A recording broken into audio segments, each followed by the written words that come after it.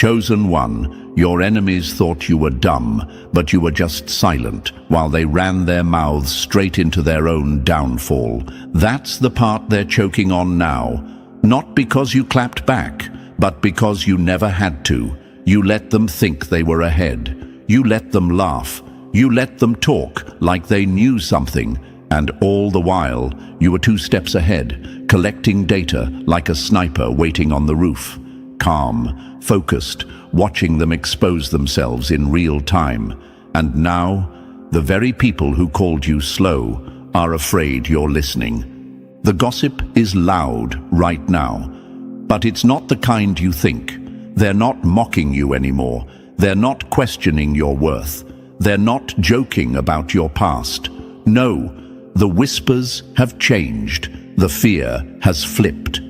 Because now they're saying this: that one's not stupid. That one's dangerous. That one sees too much. You can't fool them. Don't mess with them. And that, chosen one, is the new headline in rooms you don't even sit in anymore. Now picture this. Imagine a snake that thought you were blind, slithering around you, hissing lies, thinking you couldn't hear the venom in their tone. But you weren't blind. You were patient. You were giving them the rope to hang themselves. And now they're tied up in the very trap they thought they laid for you. Let's make one thing clear for the ones in the back. You were never naive. You were neutral. You weren't clueless. You were calculating. You weren't dumb. You were done wasting your intelligence on idiots. And here's the part that's sending them into panic mode. You never needed to destroy them. All you had to do was let time reveal what you already knew. Studies show that highly intelligent people are often misunderstood because they observe more than they speak. They don't expose things in the moment. They let the room rot and watch who survives. That's you, chosen one. Your silence was never weakness. It was a strategy. It was a power move. It was protection. And now that you've started speaking less and winning more, they're terrified. And thank you, chosen one, for still showing up here. Don't forget to press like and subscribe, because this isn't just about you. It's about every soul out there who's been underestimated for being quiet, calm, or smart enough to not react. We're exposing truth now. We're making the invisible visible, and your support helps spread that light. You're not just a part of this message, you're a part of a force. So thank you, chosen one, for carrying that strength. Now let's get back to the facts. The reason they whisper your name now, it's not jealousy, it's fear. They know you don't need a crowd, you don't need approval, you don't even need revenge. You've become the one they can't figure out, and that's why they can't rest. You were the quiet one, the overlooked one, the one they mocked for being too deep, too soft, too distant, but they didn't realize you were reading the entire situation like a surgeon reads X-rays, seeing through the lies, the ego, the masks. And now, you walk into the room and people shift, not because you yell, but because you know. You know who lied, you know who faked it, you know who was smiling while stabbing. And worst of all, you never said a word. That's why the gossip is serious now. It's not jokes anymore. It's not shade. It's warning labels. Your name rings with a new kind of electricity, not because you fought back, but because you outgrew every trap they set for you. You became smarter than their games. You mastered detachment. You moved in silence, and that silence became a scream they can't unhear. And here's another fact for the haters. Intelligence isn't just about knowing things. It's about knowing people. It's about watching body language, energy shifts, lies hidden in compliments. You've mastered that. You don't argue anymore. You vanish. You don't prove anymore. You evolve. And that's what haunts them. Because people can manipulate loud emotions, but they can't manipulate awareness. That's why you're dangerous now. They know you see right through the act. They know they can't bait you, can't provoke you, can't confuse you. So what do? They warn each other, don't play with that one. You've become the person people are afraid to lie to, because you'll catch it instantly and you won't say a thing. You'll just disappear, and the silence will eat them alive. Chosen one, this isn't about ego. This is about clarity. You've become a mirror, and mirrors are uncomfortable for people living in denial. That's why they talk. That's why they fear. That's why they suddenly remember how smart you've always been. Because now it's obvious, you don't need revenge. You are the consequence. So yes, let them whisper. Let them tell each other to stay away. Let them label you dangerous. Let them say you're too smart to fool. Because it's all true, and you earned every single word. So before we break this down step by step, chosen one, drop the number 777 in the comments if you know your intelligence isn't just rare, it's untouchable. Show the world that you've been underestimated for the last time. And if this message already feels like it's reading your soul, consider hitting the super thanks below. Every bit fuels the mission. Whether it's $1 or a dime, your energy keeps this truth echoing in rooms where fake smiles used to dominate. You're not just watching, you're activating, you're claiming your power and helping other chosen ones see theirs too. And now, let's unpack this one move at a time. Stay locked in, because if you're truly the one they're whispering about, you're gonna feel every word like it was made for you. Let's begin. Number 1. They can't compete with what you didn't even study for. You thought I was quiet because I had nothing to say. No, I was just watching you lie to yourself with confidence. That's the part they can't swallow, chosen one. That's what makes their mouths dry and their pride itch. You didn't sit at their tables. You didn't learn from their gurus. You didn't follow the playbook they swore by. And yet, somehow, you know more than they do. You say less, but your words cut deeper. You don't show off, but your presence rewrites the whole damn room. That's why they're rattled. You didn't learn this kind of intelligence. You remembered it. Your intelligence doesn't come with a degree. It doesn't dress up in academic language or name-drop dead philosophers to sound smart. No, your intelligence walks in barefoot and burns through masks with a single glance. It's raw. It's ancient. It's the kind of knowing that doesn't need to prove itself because it already knows it's right. And that's what's driving them insane. Because if they can't trace where your brilliance came from, they can't control it. And if they can't control it, they fear it. That's why they gossip now. That's why they call you too smart with a nervous laugh behind closed doors. Because they're realizing you were never taught. You were wired. While they were memorizing scripts, you were decoding the room. While they were flexing fake status, you were reading their energy like a lie detector with no off switch. And let's be clear, it wasn't luck. It wasn't a fluke. It was always inside you. They just didn't see it because you didn't need to prove it. Let's flip the script real quick. You ever notice how people only start calling you intimidating after they realize they can't manipulate you? That's not a compliment. That's a warning signal they send to each other. A red flag that says, be careful. That one doesn't fall for the usual tricks. And it's true. You don't fall. You calculate. You observe. You play dumb long enough to watch them trip over their own egos. And when the time is right, you let them drown in the silence they mistook for ignorance. They're not afraid of your intelligence because it's loud. They're afraid of it because it isn't.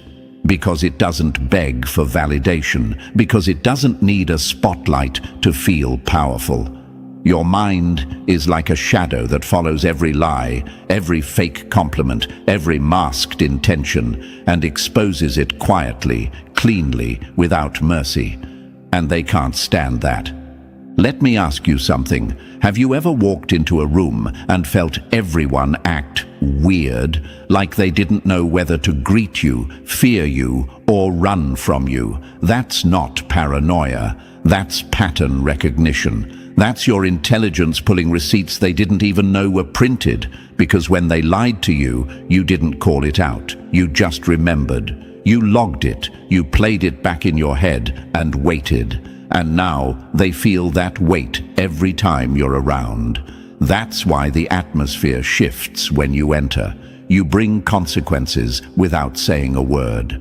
Let's get even deeper. You don't just see through people, you feel through them. You can hear a truth in silence. You can spot guilt in eye contact. You can pick up betrayal from a handshake. And that's the kind of intelligence that doesn't come from textbooks. It comes from your soul memory. You were built with it. You were born to remember what others spend lifetimes trying to learn. And that's why they fear you. They'll never admit it, of course. They'll say you're weird. They'll say you read too much into things. They'll try to reduce your awareness to paranoia, your intuition to overthinking, your intelligence to coincidence. But you know better. You've seen it too many times. You've predicted outcomes. You've warned people before disasters. You've sensed danger that no one else could explain. And then, boom, it happened. Exactly as you said. And when they look at you, they don't laugh anymore. They get quiet. They change the subject. They shrink because they know. And here's what breaks them the most. They had you. They had access to you when you were still giving people the benefit of the doubt, when you were still soft, when you still believed people had good intentions. But now, you've hardened. Not in a bitter way, but in a strategic way. You still love, but you don't unsee. You still care, but you don't forget. You've become someone they can't trick twice, and that makes you dangerous. They'll try to fake respect now. They'll pretend they always believed in you. They'll rewrite history to make it sound like they were cheering for your glow-up. But you know the truth. You know who laughed, who doubted, who rolled their eyes when you started speaking your truth. You don't need to expose them. You are the exposure. Every success you claim, every move you make, every win they didn't see coming, it's all a reminder that they were wrong. Dead wrong. Your intelligence isn't just about knowledge, it's about awareness, it's about emotional depth, it's about spiritual radar. It's the combination of every scar you hid, every secret you kept, every moment you stayed silent on purpose. That's the kind of intelligence they can't teach in school. That's the kind they can't steal. And that's why they'll always talk about you like a threat. Because you didn't just escape the system, you outsmarted it. And now they can't figure out how you keep winning. They can't trace the source of your clarity. They can't predict your next move. And most of all, they can't get under your skin anymore. So let them talk, chosen one. Let them whisper about how you're too smart, too aware, too calculated. Let them wonder how you saw it coming. Let them spin in confusion, trying to understand your mind. Because what they call scary is simply what happens when someone remembers who they really are. And you, chosen one, you didn't learn your power. You remembered it. Number 2, you've become the one. They can't manipulate, and that's why they whisper. You don't need to expose a manipulator, just outgrow their reach, and their lies collapse on their own. They didn't lose control of you. You stopped pretending not to notice. The most terrifying kind of power is quiet discernment. You don't argue, you know. Imagine trying to play chess with someone who already saw the checkmate 10 moves ago and still let you think you were winning. That's you now, chosen one. You've become the person they can't read, can't trigger, and can't toy with. The one they used to label too sensitive, too forgiving, too soft, only to realize you weren't weak. You were watching, you were documenting patterns, and the moment you stopped explaining yourself, the entire manipulation system they depended on fell apart. They're cautious around you now, not because you yell, not because you fight, but because you don't bite anymore. The bait doesn't work. The old tricks expired. They can't guilt you, gaslight you, love bomb you, or provoke you into explaining your worth. You see through all of it before it even finishes forming in their mouth, and that's what makes you dangerous. Imagine this. Someone walks up to you with a friendly smile, but their tone is just slightly off. Their eyes twitch when they talk about someone else's success. Their compliment is sugar on top, but you hear the blade hidden under the sentence. You don't call it out. You don't argue. You just file it away mentally, like noted. And the next time they try something, you're already 5 steps ahead. That's your power now. The game changed when you stopped playing. The moment you chose peace over participation, detachment over drama, intelligence over impulse, that's when they lost their grip. And here's the part that's breaking them mentally. You never made a grand announcement. You didn't scream, "I've changed." You just started moving different. You started making decisions based on patterns, not apologies. And that quiet shift, it shattered their control. People who depend on manipulation need you to be emotionally reactive. That's how they feed. They throw shade and hope you swing. They guilt trip and hope you beg. They play victim and hope you rush in to fix what they broke. But now, you don't take the bait. You don't respond the way you used to. You're calm, too calm. And that's when it hits them. You're no longer playing checkers. You're playing chess. You know what's worse than being called out by someone, being seen by someone who says nothing. That's the vibe you give now. You don't scream your truth. You radiate it. You don't expose their games. You leave the room and let the silence scream for you. That's what terrifies them. Because when they look into your eyes, they don't see naivety anymore. They see a mirror, a reflection of every lie, every manipulation, every scheme they ever tried to get away with. And mirrors don't lie. Let's answer the question they're too scared to ask you. Why don't you trust me like before? Because you paid attention, that's it. You saw the contradiction in their words. You felt the weight of their passive-aggressive comments. You tracked the cycles, the sudden love, the random distance, the guilt, the fake forgiveness. You decoded the game they were playing, and instead of clapping back, you backed away. And manipulators hate that.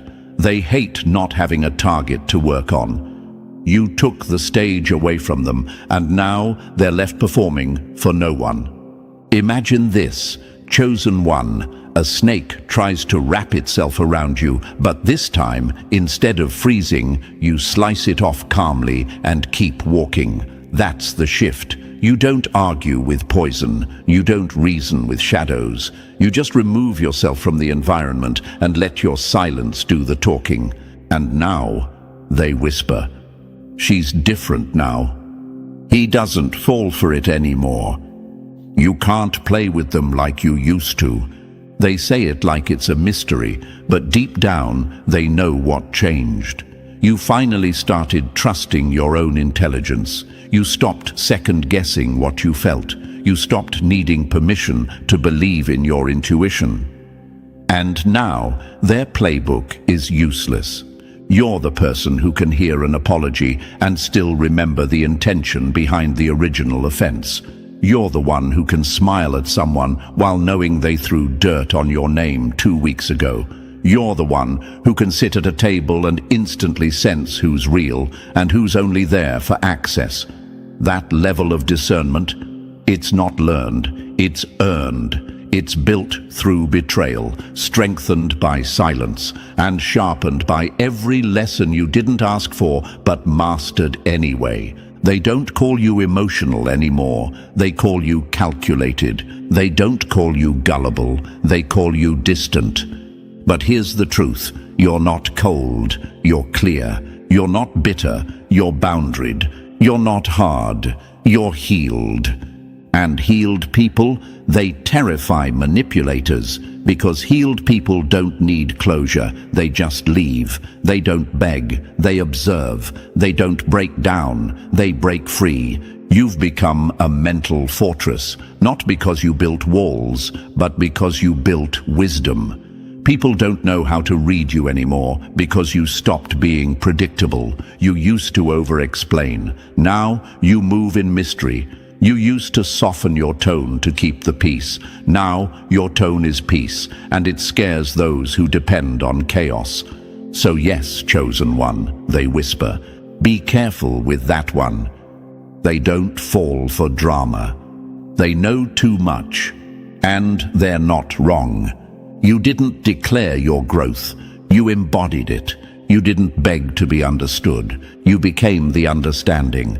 You didn't fight to prove your intelligence. You just stopped letting fools think they were winning. And now you are untouchable, emotionally, mentally, spiritually. The game has changed, and you are no longer the one being played. Let them talk. Let them warn others. Let them wonder how you knew what you knew, because the scariest part for them now is realizing they taught you how to see through them by trying to play you, and you'll never be played again. Number 3, they mistook your silence for stupidity. Now they know it was strategy. I didn't say anything because I already knew how it would end. Your downfall was on schedule. The loudest in the room isn't the smartest, it's the most desperate.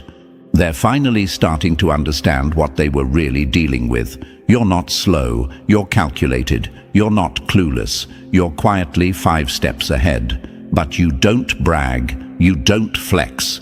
And that's exactly what drives them mad. They wanted to believe you were oblivious, but deep down, they know you saw the trap, studied the player, and let them fall in without lifting a finger.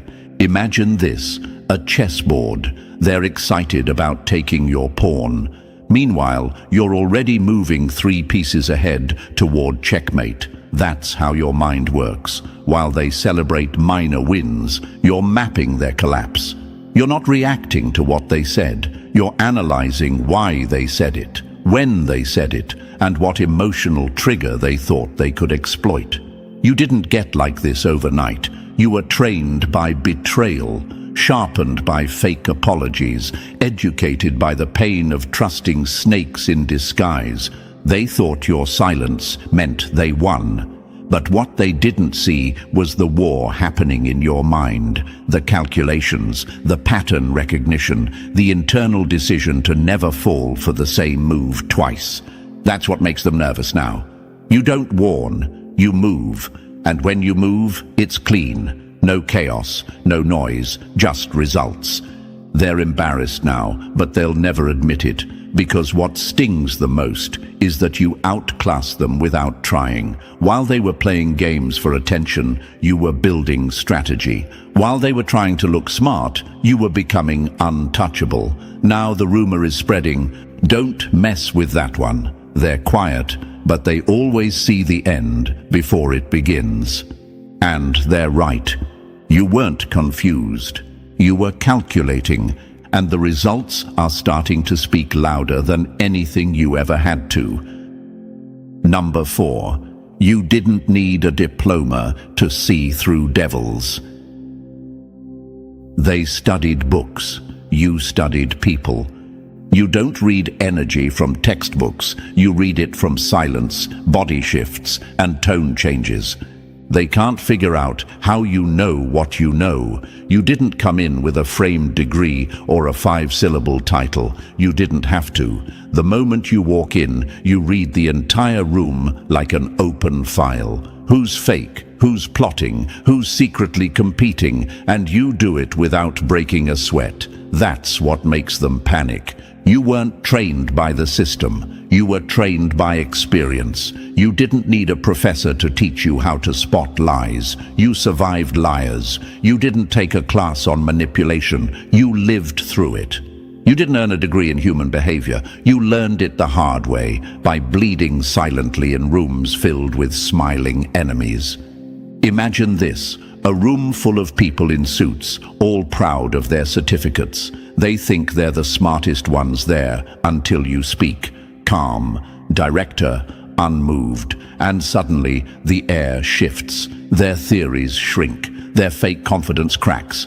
Because nothing they learned can prepare them for someone who feels truth without needing it explained. You've always known things you weren't supposed to know. It's not magic, it's memory. Your intelligence didn't come from lectures. It came from listening, watching, remembering. You remember energies. You remember betrayals. You remember how someone's energy dipped right before they turned on you. And now your brain catches it before it even happens. That's why they can't fool you. And it terrifies them. You are proof that intelligence doesn't wear labels, it wears discernment, that you don't need to be loud to be legendary, that reading rooms is more powerful than reading scripts.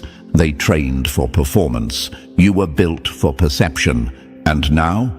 The same people who used to mock your silence are whispering warnings behind your back. Don't play with that one. They see through too much. They're right.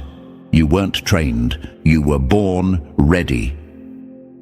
Number 5, you walk in and the whole system starts sweating. You don't destroy fake systems with noise, you destroy them by never needing them. Your existence is a walking audit. Wherever you go, the truth starts leaking. You don't even open your mouth, and the atmosphere starts trembling. People get tense, energy gets weird. Suddenly, the ones who were so comfortable playing roles don't know where to look, what to say, or how to stand. Why? Because you're not playing along. You're not laughing at the jokes meant to silence others. You're not following the script. And in a world built on illusions, authenticity is a threat. Imagine this, a dusty old theater where people have performed the same scene for years. Everyone claps at the right time. Everyone knows their line. Then you walk in, no costume, no cue, no interest in pretending, and suddenly the spotlight shifts. People fumble, scripts fall apart, because they know you see everything. You're not here to entertain their delusion. You're here to breathe truth. Your presence is a disruption, not because you're loud or confrontational, but because you see through the glue that holds their system together. Toxic families. You expose the golden child narrative by refusing to bow. Corrupt spiritual circles. You expose the lie behind the title just by refusing to fake reverence. In workplaces, friend groups, and social spaces, your stillness makes liars sweat. And here's the kicker, they can't even explain why you unsettle them. It's not what you say, it's what you don't accept. You don't go along to get along. You don't pretend wrong is right just to keep peace. You don't tolerate fake order that exists to keep real power buried. And that refusal, it threatens their illusion. That's why they whisper. That's why they twist your name, call you difficult, try to exile you. Not because you're wrong, but because your existence makes them question everything they built their false power on. You don't need their system. That's why it cracks when you walk in. Number 6. You let them think you were slow, just to watch them trip over their own ego. They thought they were shining until the light hit your silence and made their whole performance look cheap. Real intelligence doesn't rush. It waits and watches who exposes themselves under pressure. You've mastered one of the most powerful forms of intelligence, strategic patience. You never needed to prove how smart you were. You just knew how to let fools flex until their performance collapsed under its own weight. While they were throwing around buzzwords, pretending to lead and scrambling to be heard, you sat back like a quiet sniper, watching every move, catching every crack, logging every fake smile and desperate reach for validation. Imagine this, a room full of people trying to out-talk each other, trying to sound profound. And there you are, still, calm, quiet. Not because you had nothing to say, but because you were letting them write their own psychological obituary.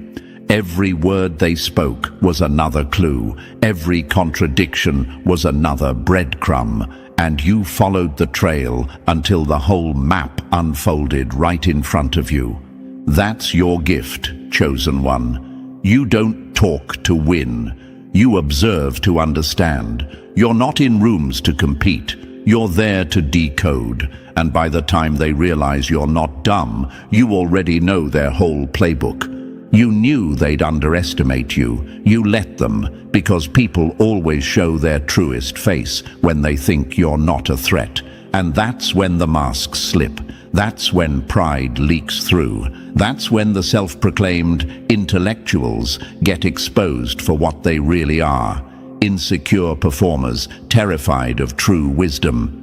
You didn't have to interrupt them. You didn't have to out-talk them. You just waited for the moment that required real clarity, and you delivered it without breaking a sweat.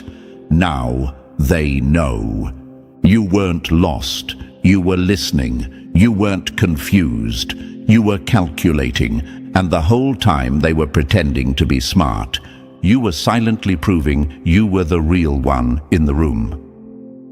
Number 7. You don't just think, you feel the truth before it arrives. They study patterns. You hear the shift in the silence.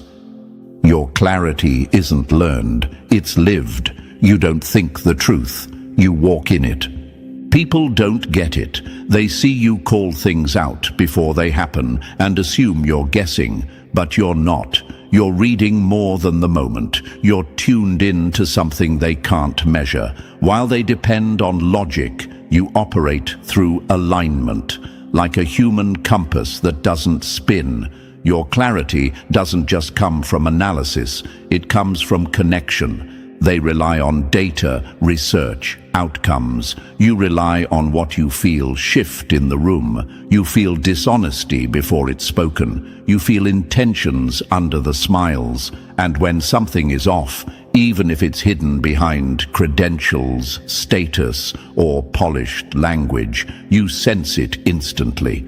That kind of inner radar, it's not taught in school. It's calibrated through spiritual alignment. Imagine walking into a room where everyone seems calm, but your chest tightens, your instincts flare, your spirit whispers, something's off. You don't have evidence yet, but you already know. That's your power. You're not logical alone, you're tuned in, and it's why your insight cuts deeper than intellect. It's truth beyond proof. You can't always explain it in the moment, but the moment always proves you right. Weeks pass, situations unfold, masks fall, and suddenly everyone's asking, how did you know? Because you're not relying on eyesight. You're walking by alignment, and that's what separates you. People try to debate you. They come with stats, quotes, credentials, but they don't realize you're not arguing ideas. You're speaking from knowing, and knowing doesn't argue, it stands. Your energy doesn't chase approval. It shifts rooms simply by being accurate without needing explanation. You're not loud, you're locked in. You're not trying to sound deep. You already are, and now they realize it. You weren't guessing. You were guided, and you never needed proof to be right. Because truth is the only language your spirit speaks. Number 8. You didn't humiliate them. The truth did when you spoke. You weren't trying to shine. They just weren't used to standing next to someone who didn't need applause to speak truth. You didn't make their smartest person look stupid. You just stopped pretending they were wise. There's always one, the golden intellect, the smart one every group bows to, the loudest voice in the room, the go-to for every answer, even when they're dead wrong. People praise them out of habit, fear, familiarity. No one questions them until you show up. And then the atmosphere shifts. You didn't roll in with arrogance. You didn't cut anyone down. But the moment they tested you, tried to flex their status or drown you in their ego, you calmly spoke from your core. No theatrics, no buzzwords, just direct truth backed by clarity. And the silence that followed, that was the sound of exposure. Imagine this: the crowned intellectual of the room throws a challenge your way, thinking you'll crumble or stutter. But you don't. You answer, low tone, surgical delivery, and in that moment, the mask slips. Everyone sees it: the insecurity, the recycled opinions, the overcompensating ego, and worst of all, the realization that they'd been following someone performing smart, not being smart.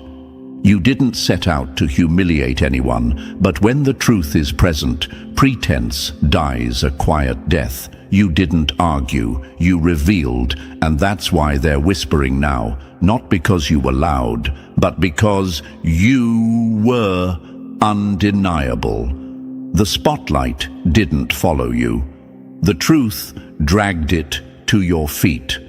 Now the gossip isn't about your background, it's about your presence, your calm, your precision. You made the untouchable look human, and you didn't even try. And that's what haunts them. Because if you could unravel their genius with one moment of honesty, what else could you see that they're hiding? They're not just whispering because of what you said. They're whispering because now they see you.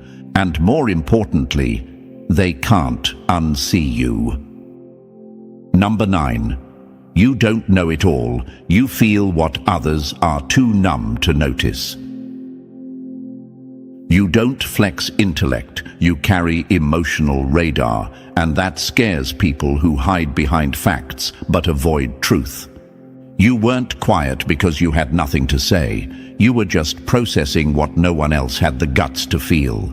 You don't walk into a room demanding attention. You don't fight for airtime. You let others talk, loud, fast, often wrong. And while they're rambling to prove how much they know, you're listening to what they're not saying. You're feeling the sadness behind the confidence, the tension hiding behind that friendly tone, the deception dressed in charm.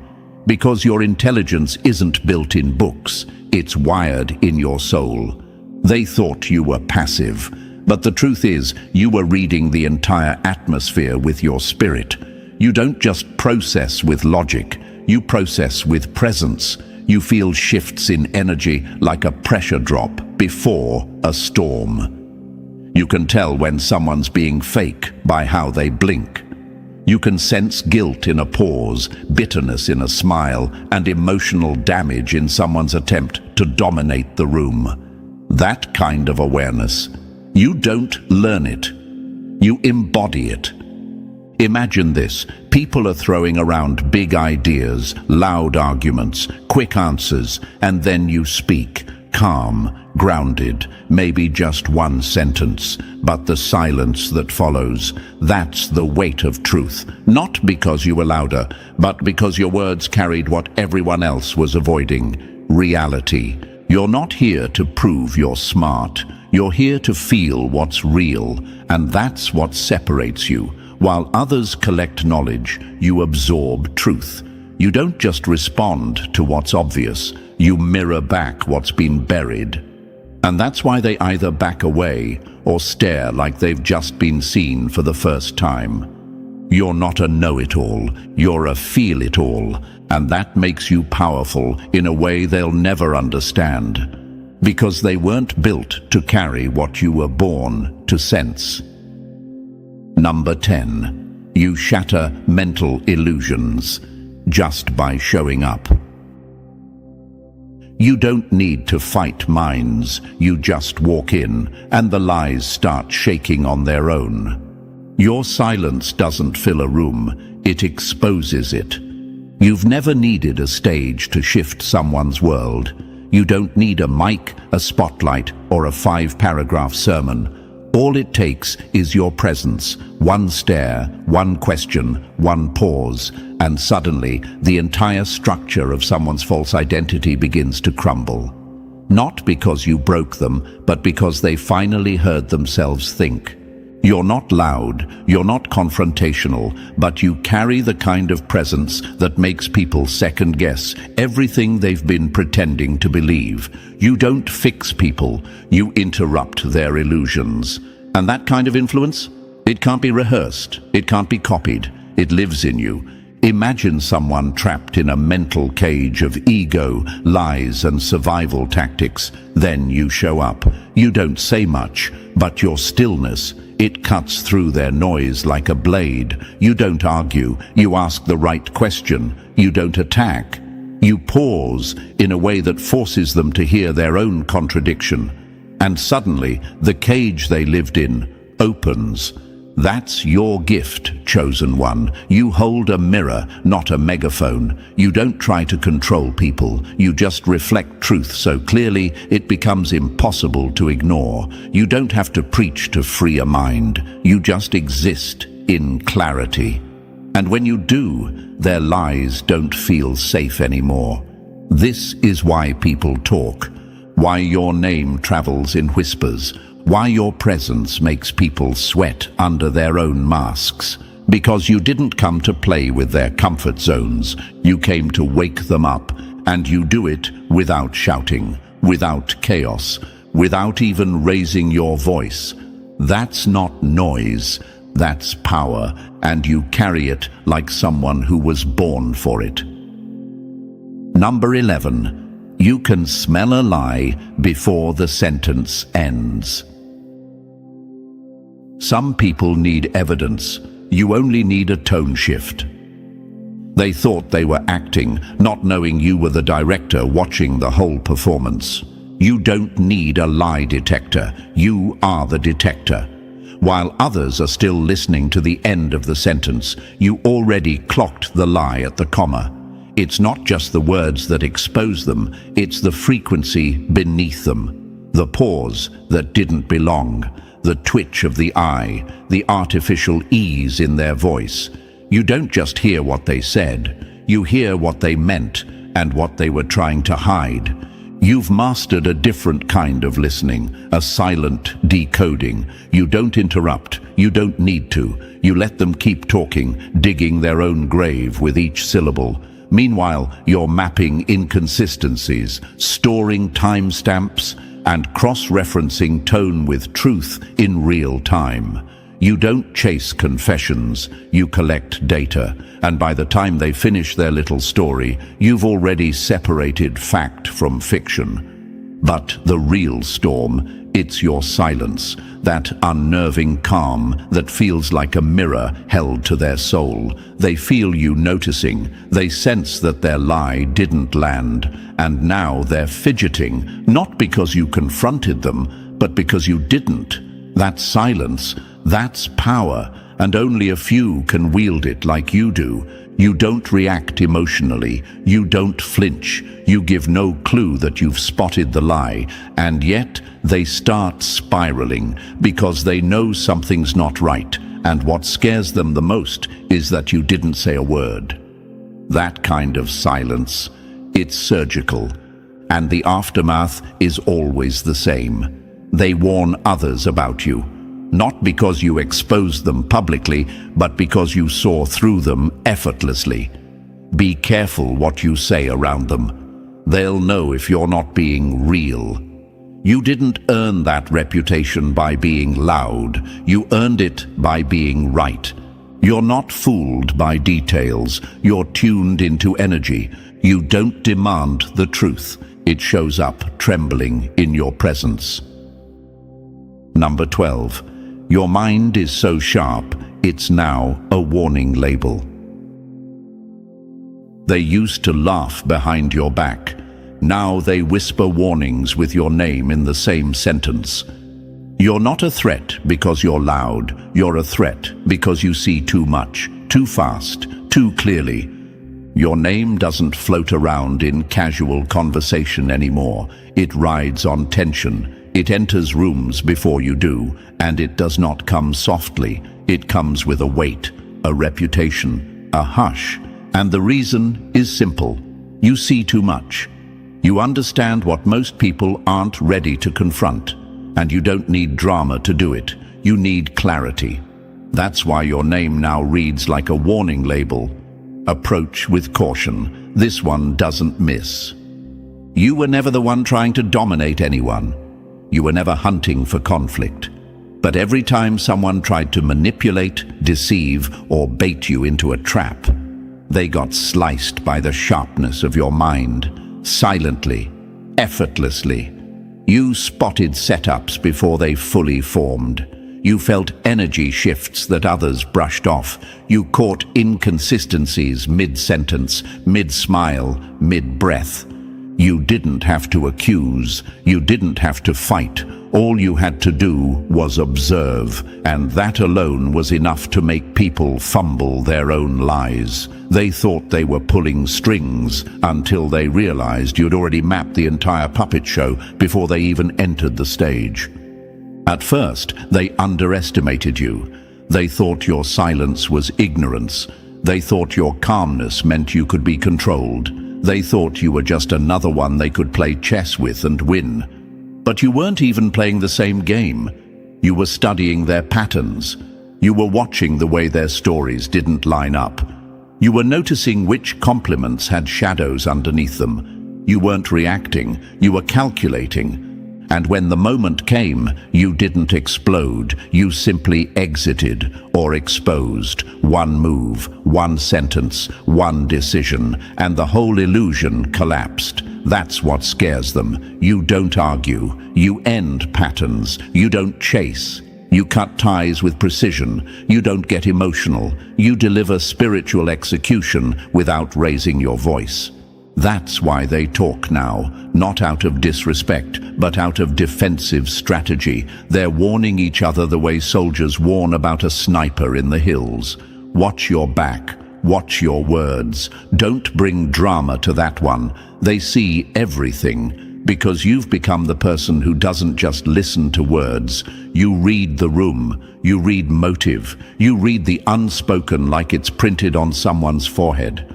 Your awareness is not normal. It's not surface level. It's spiritual. It's generational. It's been sharpened by betrayal, upgraded by silence, and fine-tuned through every time you were lied to, laughed at, overlooked, or manipulated in the past. You didn't just survive that. You trained your mind to dissect it, and now you can spot it in anyone instantly. People say you're intimidating, but what they really mean is they can't lie in your presence without feeling exposed. You don't play dumb, you play deep. And when you get quiet, people start panicking, not because you're weak, but because they know you're watching, studying, clocking every single detail they thought they could hide. Now, your name carries weight. You're no longer seen as the easy one. You're the one they tell stories about.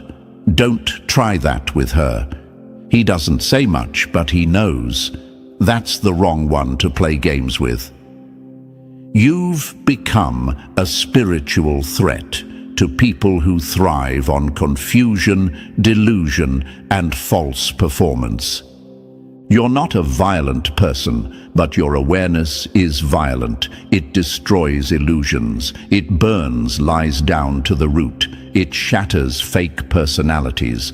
And the truth is, people fear you because they can't hide near you. Their shadows come out. Their masks slip. Their games fall apart. And it's not because you called them out. It's because your very presence is built on clarity. You didn't build this reputation by trying to be feared. You built it by being too accurate. And that's a level of power most people never expect until it's too late. You're not a soft target anymore. You're not the one they can play politics with or gaslight into silence. You're the one who sees the pattern before the plot thickens. You're the one who doesn't need receipts to recognize intention. You are the receipt. And now, they talk, they whisper, they warn, because they know your silence isn't cluelessness, your calm isn't weakness, your detachment isn't cold, it's calculated. You're not the one to test. You're the one who already saw the test coming and wrote the answer key in permanent ink. That's why your name travels the way it does. It's not hate, it's fear wrapped in respect. They finally understand. You don't miss because your vision isn't just mental. It's spiritual sniper vision, and nobody's safe if they're hiding lies around you. And so, chosen one, now you understand why your intelligence shakes rooms and why your silence triggers alarm. You were never just smart, you were spiritually precise. You don't just hear lies, you feel them. You don't need proof. You are the proof. That's why they talk. That's why they watch. And that's why your name is now a warning label. If this message struck a chord, like this video, subscribe for more power-packed truths and drop 777 in the comments if you know you carry this level of awareness. Share this with someone who needs to remember who they are.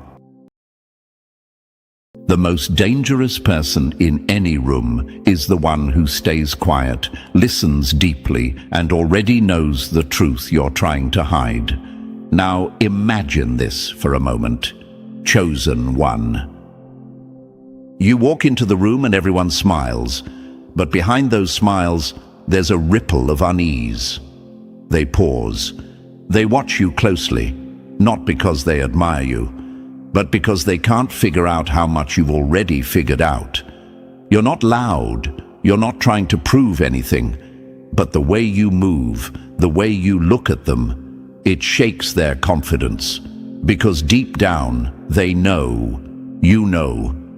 Here's a cold fact that should settle it once and for all. Research in behavioral psychology shows that people fear what they can't predict, and You've become impossible to read. While they're rehearsing lies, you're reading their body language like a book. While they're scrambling to cover up their intentions, you already saw it play out in your mind before it happened. You've been underestimated, but never uninformed. Misjudged, but never out of the loop. And the part that scares them the most? You never needed to say a word. You just knew. And thank you, chosen one. Don't forget to pay this message forward by simply pressing like and subscribe to help spread this light to more souls. It's the responsibility of all of us to keep this truth moving through the world. And thank you for being part of this mission. You're not just a viewer, you are a force. Now let's get deeper into it. Chosen one, people are scared of you because you know more than you let on. You don't need to argue. You don't need to confront. Your silence screams louder than their accusations. It's not just what you say. It's the fact that you observe everything and say nothing. That's what terrifies them. Because silence, when paired with truth, becomes a weapon more lethal than any confrontation. You've walked among people who thought they had the upper hand, people who smiled at you while they plotted behind your back. They dismissed your presence, misread your calm, and mistook your stillness for weakness. But what they didn't realize is that your silence was never ignorance. It was strategy. Every moment you chose not to speak, you were collecting data. Every time you didn't react, you were building clarity. And now, their fear is confirmation. You were never behind. You were watching from above. They're not just afraid of what you know, they're afraid of what else you might know. You've become a mirror they can't look into for too long, because it reflects back every hidden motive, every buried insecurity, every unspoken betrayal. And that mirror doesn't blink. You've made people nervous just by existing, and that's not your ego talking, that's the energetic truth. Because people who survive by manipulating others cannot stand to be around someone who sees straight through them. You see, most people live in illusion. They say things they don't mean, do things they don't believe in, and live lives built on shallow performance. But you, chosen one, you've broken that mold. You live in truth. You speak in energy. You trust your gut more than their words. And that makes you unpredictable, untouchable, and unforgettable. And the truth is, not everyone is built to stand in the presence of someone that awake. Your awareness is your power, and that's what makes you a threat to every system built on lies, control, and illusion. They can't predict you, they can't manipulate you, and worst of all, they can't teach you anything you haven't already seen in your dreams, your instincts, or your soul. You're not ahead because you studied harder. You're ahead because you remembered what others forgot, how to listen to the deeper voice within. That's a gift they can't replicate, can't explain, and definitely can't control. So the next time you notice the shift in the room when you speak, or when you don't, understand what's really happening. It's not just fear, it's exposure. Your presence is like a light in a dark room. It reveals things. It makes people uncomfortable, not because you harmed them, but because you unmasked them. You showed up with nothing but truth in your energy, and that was enough to shake their entire performance. That's why they fear you. Because you're no longer playing by their rules, you're living by your own frequency, and that frequency, it's untouchable.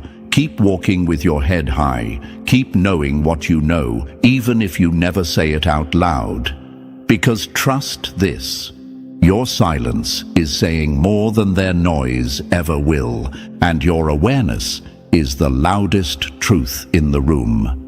Let them wonder, let them whisper, let them scramble, because the chosen one never needed a stage to be heard. The room changed the moment you walked in, so if this message is striking something deep inside you, don't just scroll past it. Drop a comment below with the words, "I see it all." Let the world know you're not blind to the games anymore. And if you feel led to support the movement behind this truth, consider tapping that super thanks, because real energy takes real effort. Whether it's $1 or a simple like, it all fuels this mission to wake up those who've been sleeping on their own power.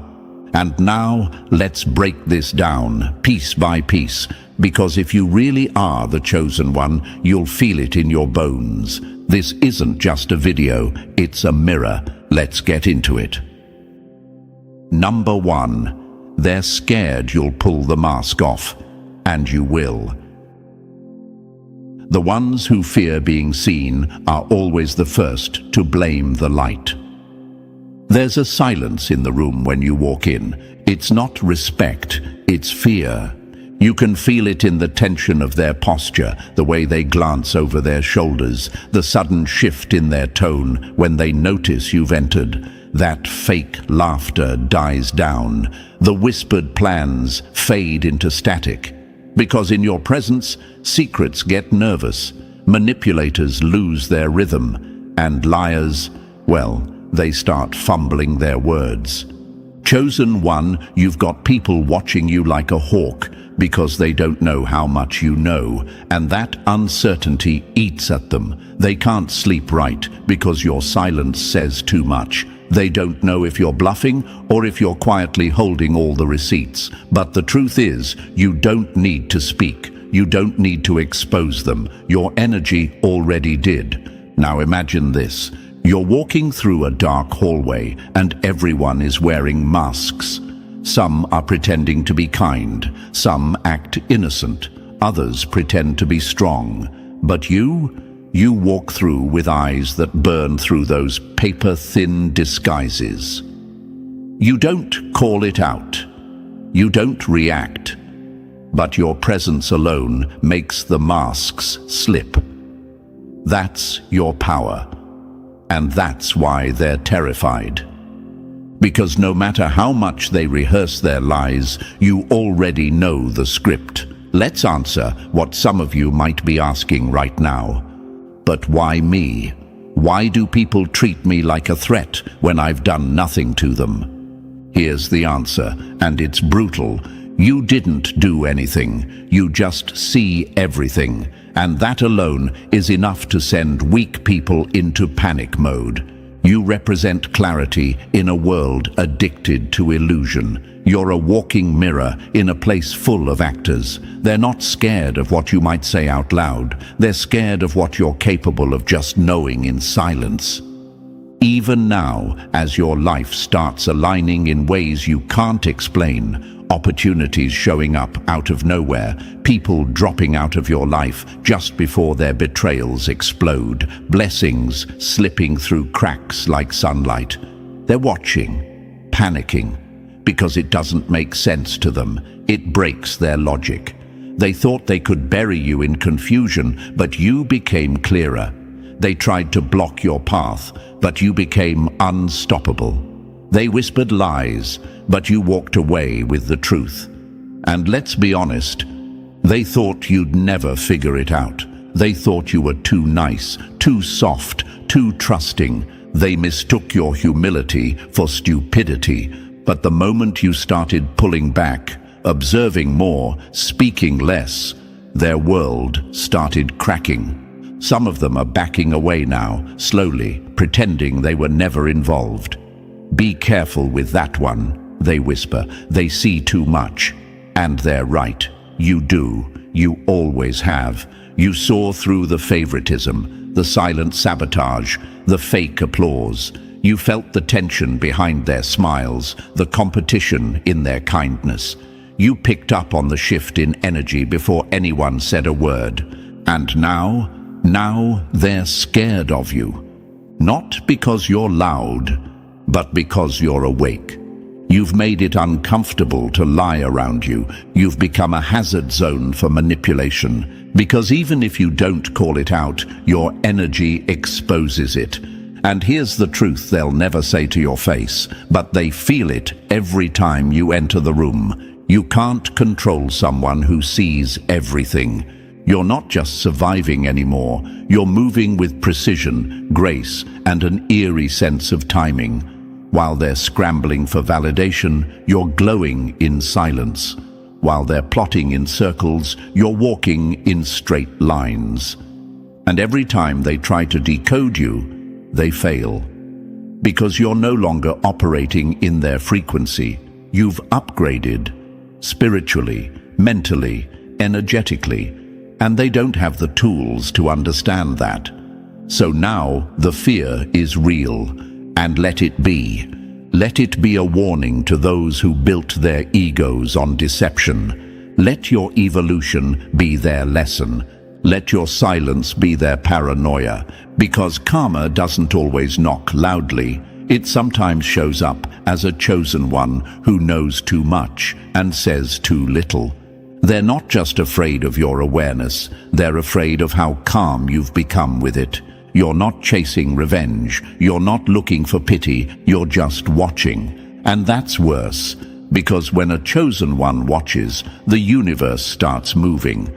So if you've been wondering why certain people are acting weird, growing distant, suddenly trying to rewrite history, just know this: they feel exposed.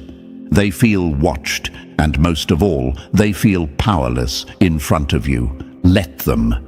Because they should have never mistaken your silence for blindness.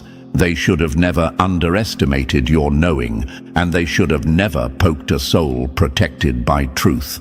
This is your confirmation. Keep walking like you know what they fear you'll find out, because the truth is, you already did, and now your very existence is shaking the lies they tried to stand on. Let them flinch, let them panic, let them hide, because they should have known better than to play games with the one who sees everything and needs to say nothing. You were never the pawn. You were always the storm they couldn't predict. And now that you're calm, that's when you're at your most dangerous. Let's keep going. You're going to love what's next. Number 2, they can't decode you, and that's driving them crazy. The ones who mock your instincts are always the ones who never saw the storm coming. You weren't guessing. You were guided.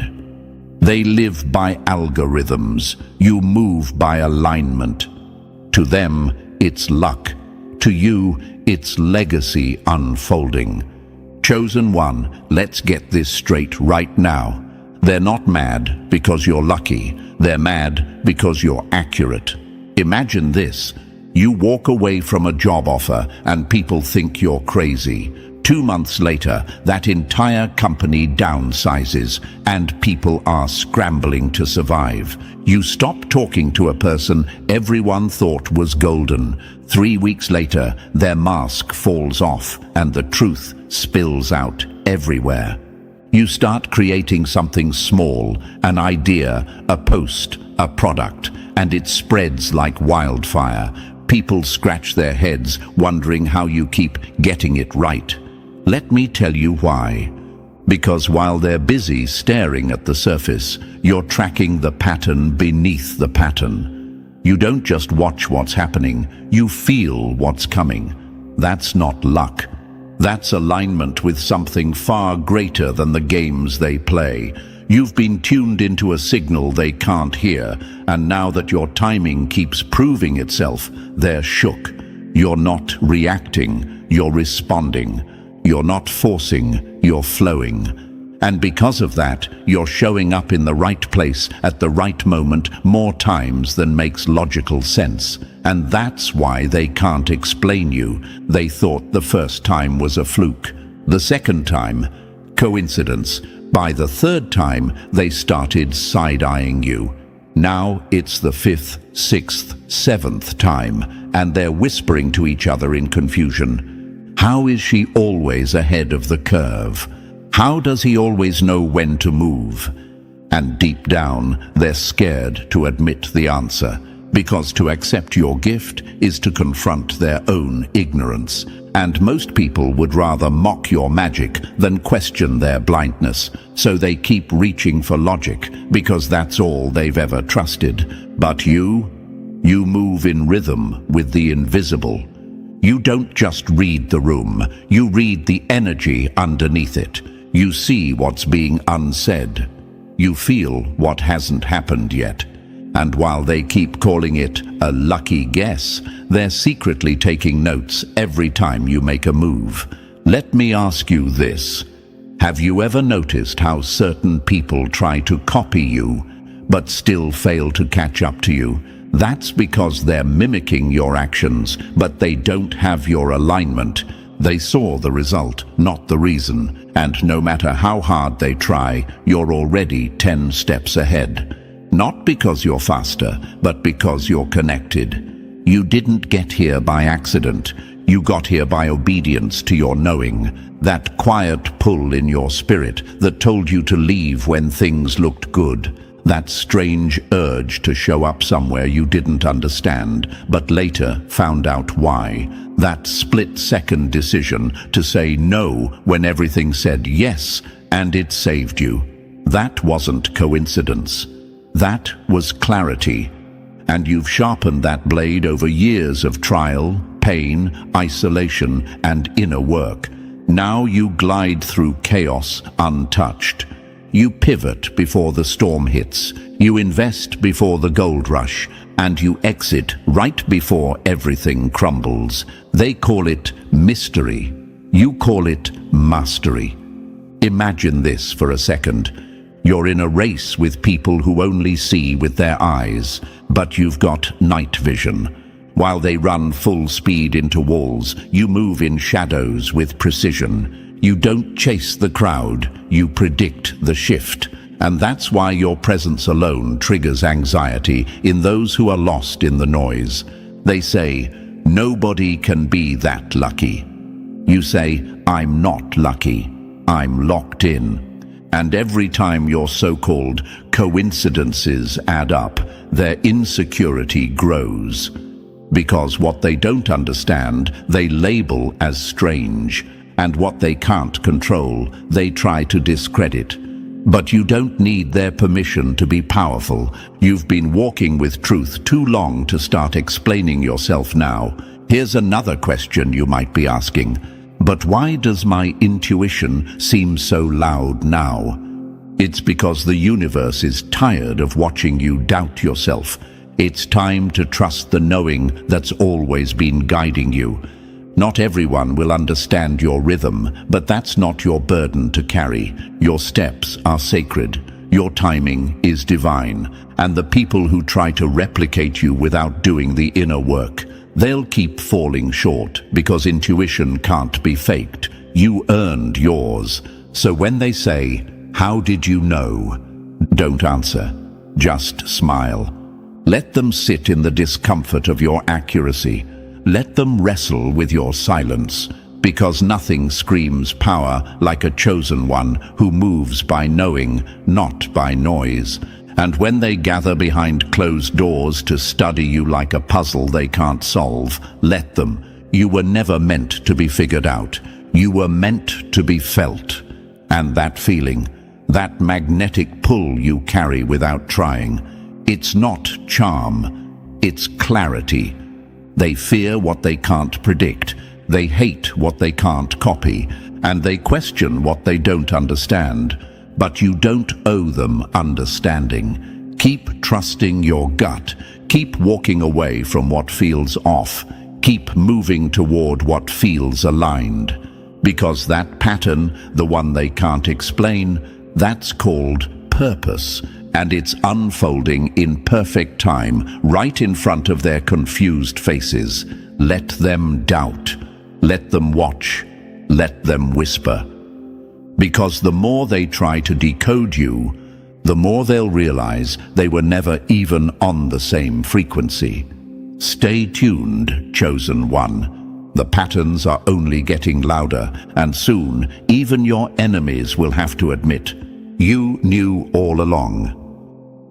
Number 3, you were never blind, they were just loud.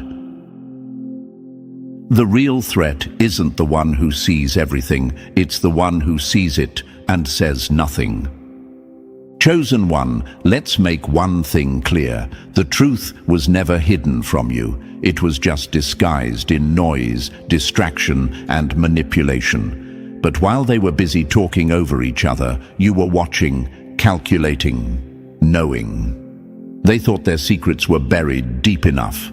They thought silence would protect them. But what they didn't know was that your vision isn't limited to eyes.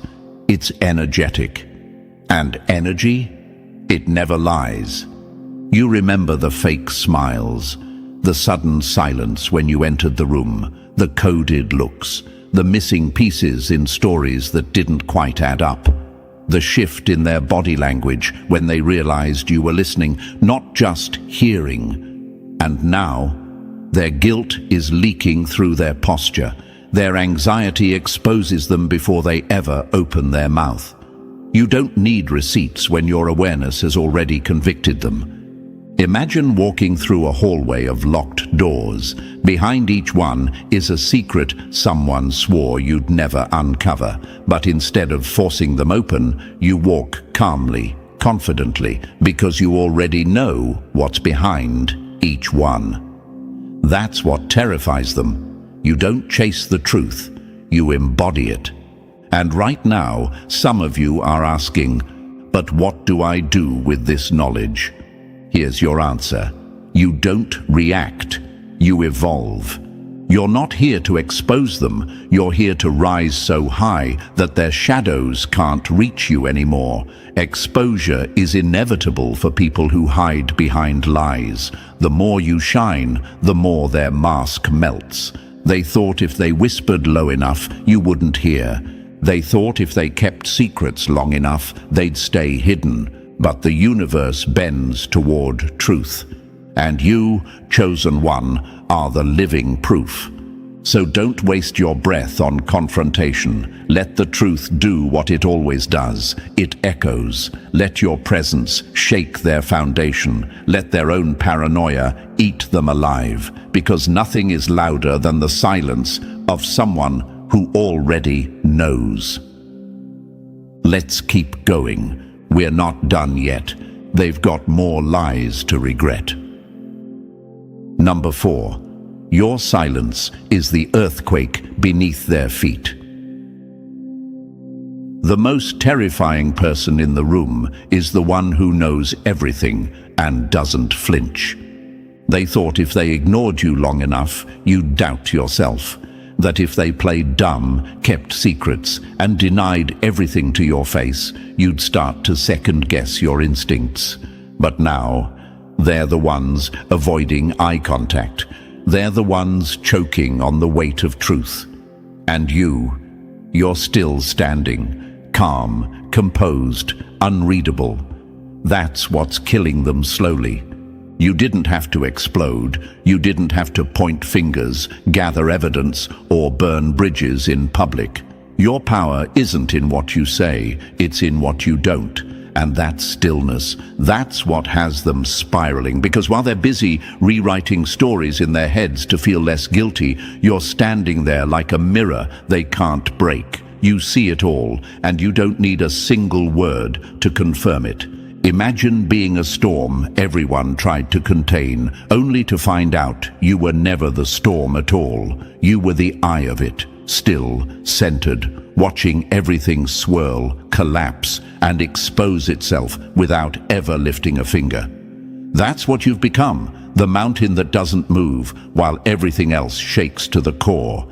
And now you might be asking, why do they act like I'm the villain when I've done nothing but stand in truth?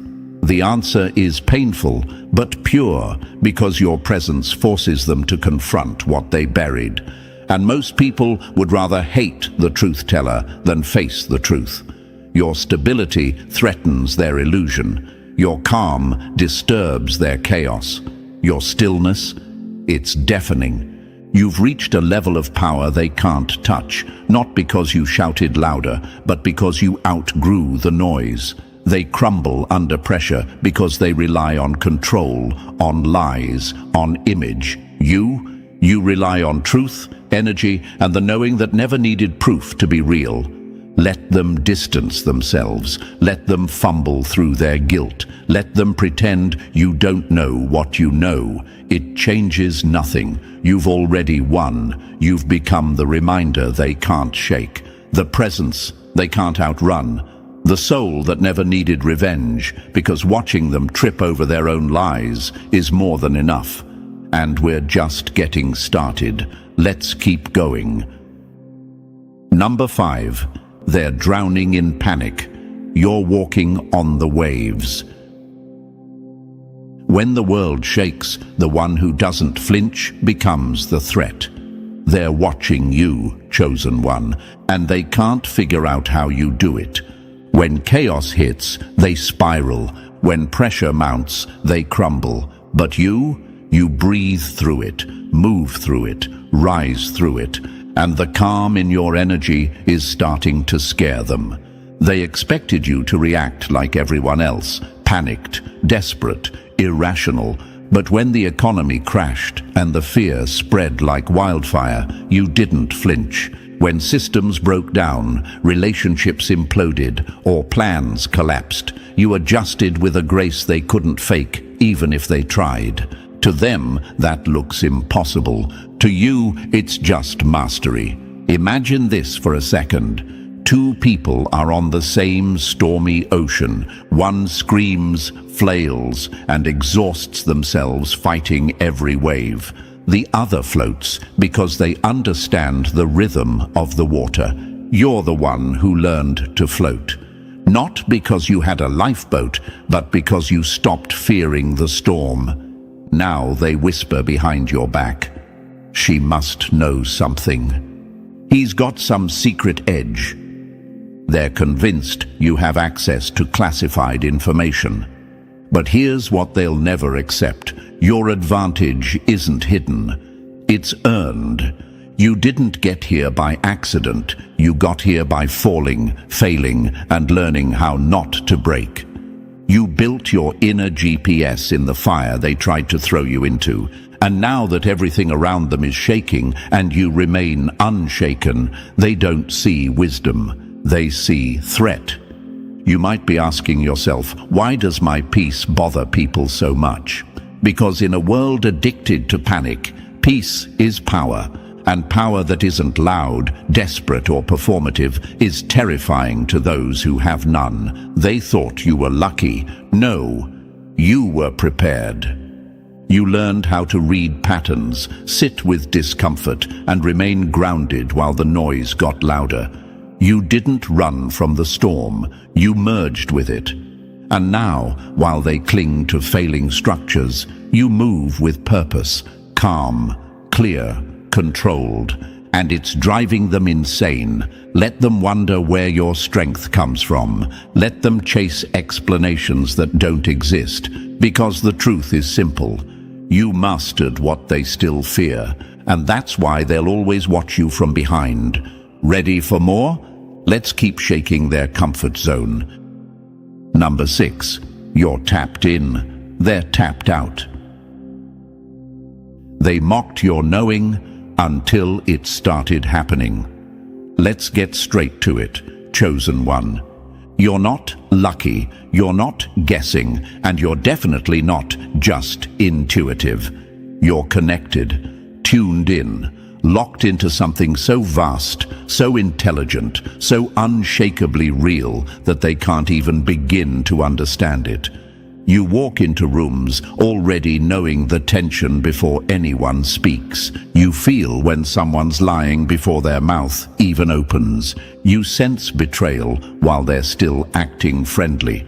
And what they call paranoia, you've come to recognize as confirmation. Imagine having an antenna inside your soul. Not one that searches for truth, but one that receives it without effort. That's what's happening inside of you. You're not figuring things out. You're remembering. You're feeling the invisible structure behind every moment. And now they're shook because your awareness is growing louder. And it's undeniable. They've started noticing the shift. The way you finish people's sentences, the way your hunches become headlines, the way you speak something in private and the world echoes it days later. It's no longer something you can dim or deny. And some of you might be thinking, but why does this feel more intense lately? Why can't I hide it anymore? Here's your answer. Because the universe is amplifying you. You're no longer meant to camouflage. You're meant to stand out because what's in you was never meant to be hidden. For years, you made yourself smaller to protect other people's egos. You downplayed your insight to avoid making them uncomfortable. You questioned your knowing because others couldn't validate it. But not anymore. That time is done. The truth is too loud. The patterns are too obvious. And your energy? It's too potent to shrink. And now they're scrambling for explanations. Did she study this somewhere? Does he have someone feeding him this info? No, you are the source. Because when you operate from a higher consciousness, you don't need confirmation. You are the confirmation. Let them be confused. Let them call it weird. Let them search for logic in a place that defies logic, because while they rely on guesswork, you've tapped into the frequency of truth. And the more you trust it, the louder it becomes. This is what scares them. Because they can't manipulate what they don't understand, and they can't control a soul that gets its answers from the universe itself. Number 7. You were the storm, sleeping in silence. Now they see the lightning.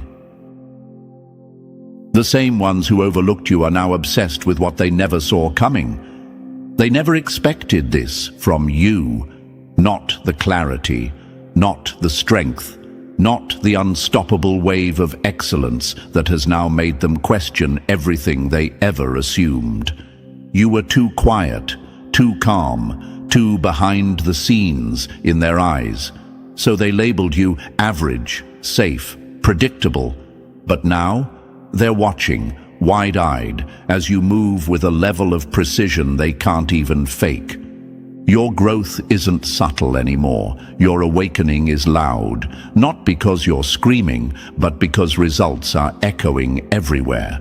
They're seeing it in the quality of your work, the way you speak, the confidence in your stride, the magnetic pull of your energy. You're doing in months what they've been struggling to do for years, and you're doing it without the need to explain or brag. That's what's driving them mad. Imagine a volcano that everyone thought was dormant, harmless, unthreatening, easy to ignore. Then one day, the ground shakes, smoke rises, and suddenly the entire landscape is changed by what was always there, just waiting to erupt. That's you. You were never asleep. You were just waiting for the right time to awaken. And now that you have, there's no going back. You might ask, why do they care so much now? Because the same people who ignored you feel challenged by your elevation. They thought they had you figured out. Now they're scrambling to understand what else you've been hiding. And the truth is, you haven't even shown them your full range yet. This is just the beginning. Some will clap, others will compete. But all of them are being forced to reevaluate who you are. And it's beautiful, isn't it, to know that you never had to beg for recognition. You just had to become undeniable. Let them ask their questions. Where did this come from? How long has this been there? What else do they know? Let them wonder, let them whisper, let them worry, because your awakening isn't just visible, it's uncontainable. And the more they try to box you in, the more you'll break every box. The old version of you they thought they understood, gone. And in its place is a force they'll never underestimate again. Let's bring it home, chosen one. Number 8. They've seen a glimpse, but they couldn't handle the depth. They fear you not because of what you've shown, but because of what you haven't. Chosen one, let's be honest. They're not scared of what you've done. They're terrified of what else you might be capable of. They saw you rise, but they know deep down that what's visible is just the beginning. You've revealed maybe 5% of what you hold inside, and even that small taste has them shook. That's why they watch in silence. That's why they stalk your every move without ever clapping in public. Because what you've shown already broke their illusion, and what you're still hiding would destroy their entire framework. Imagine standing at the edge of an ocean, waves calm and reflective. What they see is surface, beautiful, controlled, radiant, but they have no idea what's beneath. Power that spans lifetimes, depths that were forged in pain, silence, rejection, and awakening. And if they really saw it all, if you pulled back the curtain completely, they'd run, because some people don't want to witness greatness, they want to contain it. And you, chosen one, are uncontainable. You might be asking, why do they keep watching me if they act like I don't exist? Because obsession doesn't always look like applause. Sometimes it looks like silence. like anonymous views, like stolen ideas and half-hearted mimicry, like energy vampires dressed as fans. They'll pretend you're not on their mind, but they're dissecting your captions, replaying your stories, watching your following grow, and wondering, how far is this person really going to go? Answer: as far as the universe needs you to go. And that's what haunts them. They're drawn to your energy like moths to a flame, but it's not admiration. It's fear mixed with fascination. You make them question everything they thought they knew about power. Because you don't force, you attract. You don't chase, you elevate.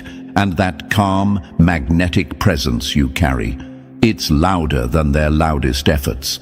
They're beginning to understand that what you've unlocked isn't strategy, it's source.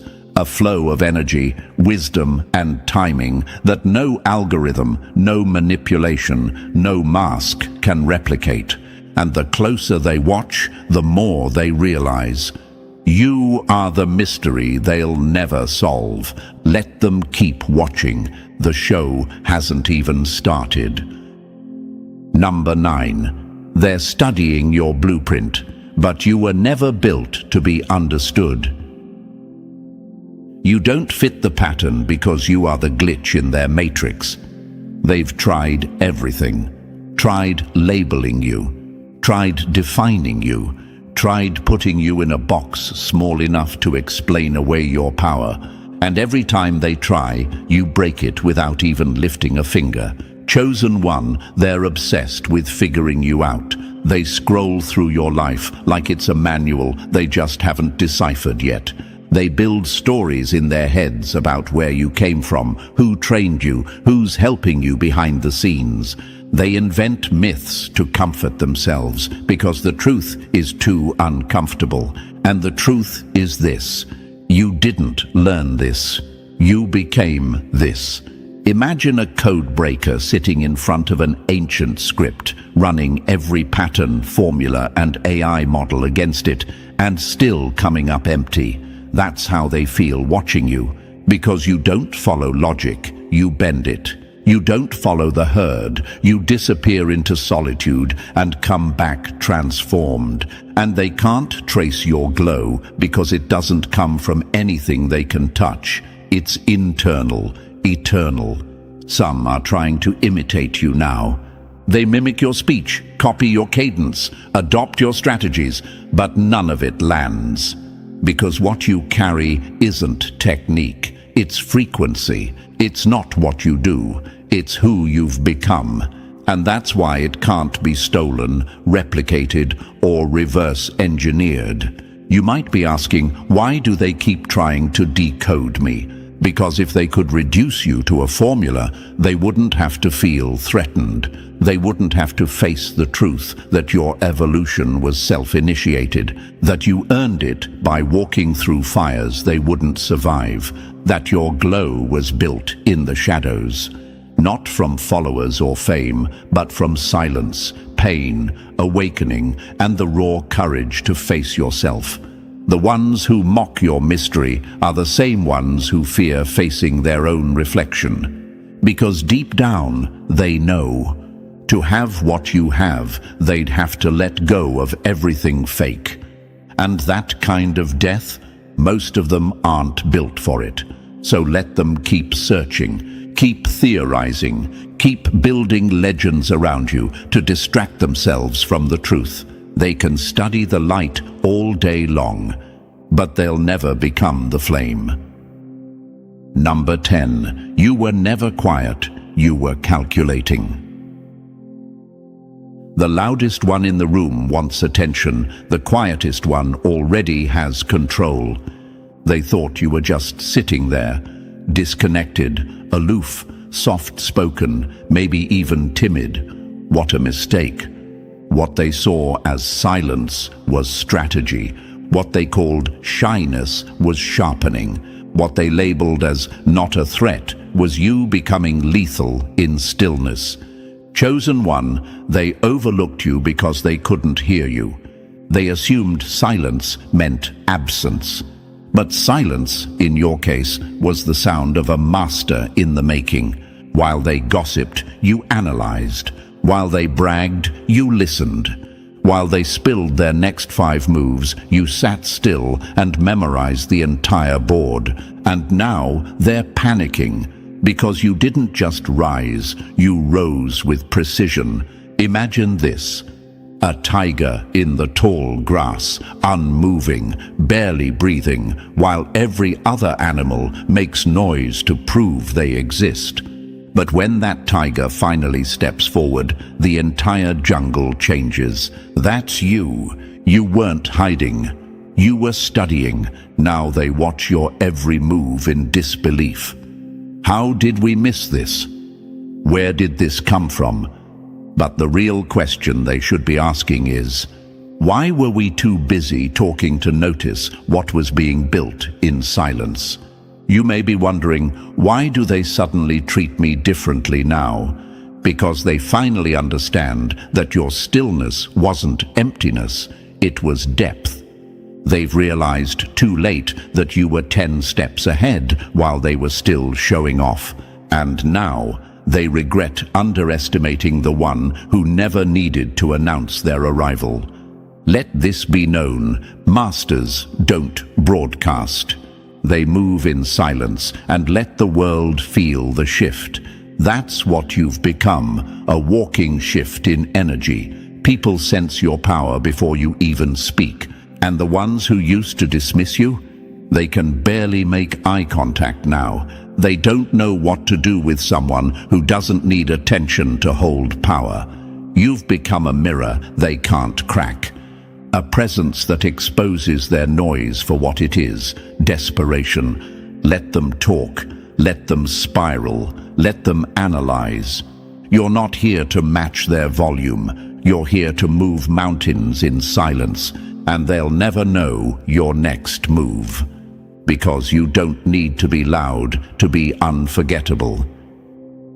Number 11, you didn't change. They just got hit with the truth. They didn't see the storm coming because they thought you were the breeze. Now it's hitting them hard. The realization they tried to avoid, the truth they refused to face. You weren't lost in the noise. You were rising above it. And now that thunderbolt of truth has struck, and it's rewiring everything they thought they knew about you. They remember every moment they dismissed you, spoke over you, underestimated your presence like it meant nothing. But now, every word they say around you is wrapped in tension, because you don't just listen, you decode. You don't just hear what's said, you read what's hidden, and it's making them sweat. Every move, every glance, every silence around you is now loaded with fear.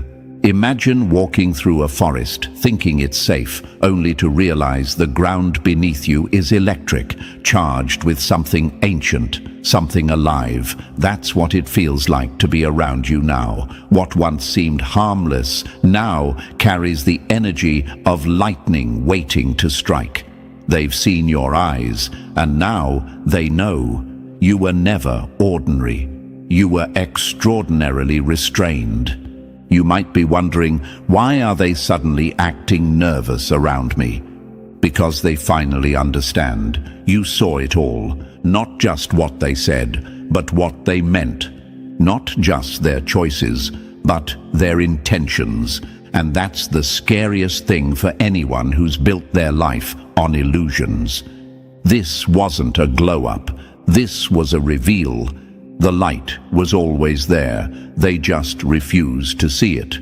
But now it's too blinding to deny. They thought they had you pegged. They thought you were predictable, controllable, forgettable. But what they've now discovered, far too late, is that your presence wasn't empty.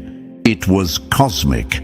And the moment they realized you'd been decoding them the entire time, their mask shattered. So let them sit with their miscalculation. Let them feel the weight of their underestimation, because the truth they're tasting now is bitter.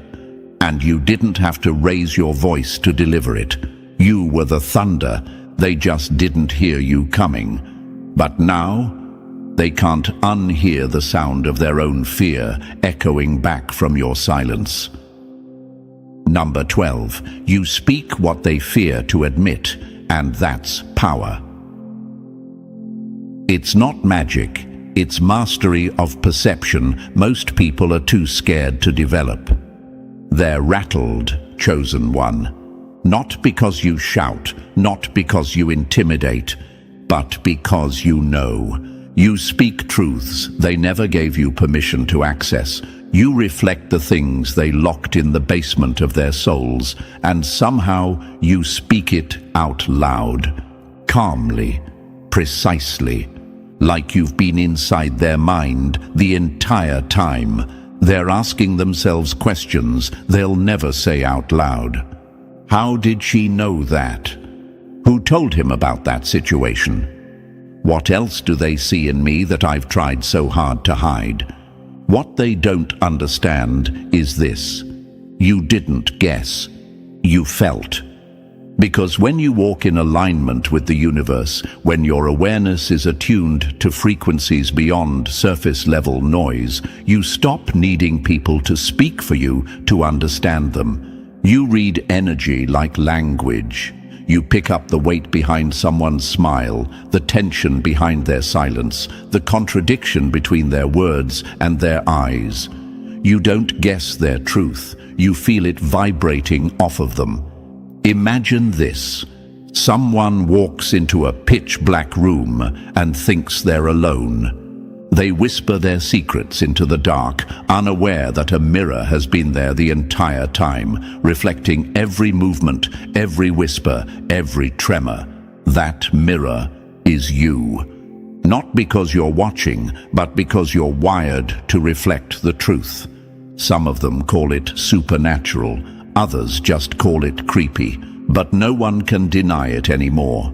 You say the thing they needed to hear right when they needed to hear it without them ever asking. And that kind of precision shakes people to their foundation. They're starting to pray you never look too closely, because if you saw that much without even trying, what would happen if you focused your full attention on them? What else would you pull from their shadows? You might be wondering, is this gift a burden? Only if you try to explain it to the wrong people. This isn't something that needs to be justified. It just needs to be owned. Your knowing is a force, a quiet, surgical force that slices through masks, walls, and defenses. And that's what they fear most. Being fully seen by someone who doesn't need permission to access the truth. Let them worry. You were never supposed to fit in. You were born to read between the lies. Number 13. You speak the language of energy, and they're still stuck on words. Those who need to speak loudly are still hoping to be understood. But you already understand everything. They think you're reading minds, chosen one, but you're not. You're reading the field, the universal field of energy that pulses through every thought, every glance, every moment of hesitation. While they obsess over words, you tune into the space between them. You feel the truth they can't speak and the tension they try to suppress. You're not listening for the story. They're too late. You already caught the pattern. You've gone far beyond mind games. Mind reading is for amateurs, for those still learning to pick up breadcrumbs. But you're watching the whole map unfold before they even take the first step. Their emotions broadcast more than their mouths ever could. Their energy gives them away every time.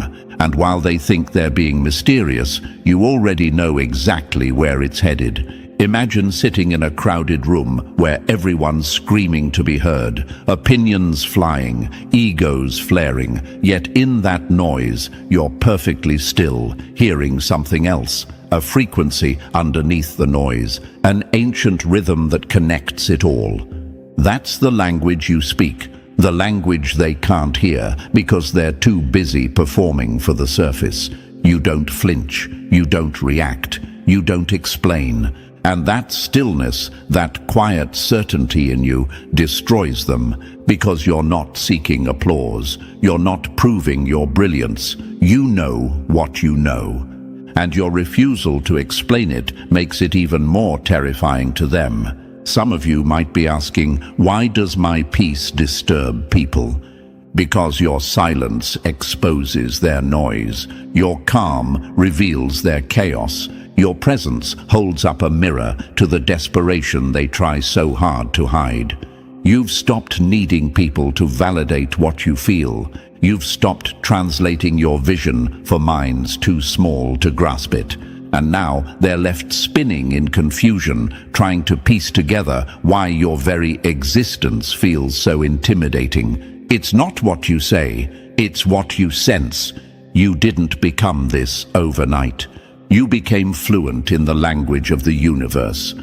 And now their words sound empty, rehearsed, artificial. Let them keep talking. You'll keep knowing. And that knowing is the quiet roar that makes the whole world uneasy.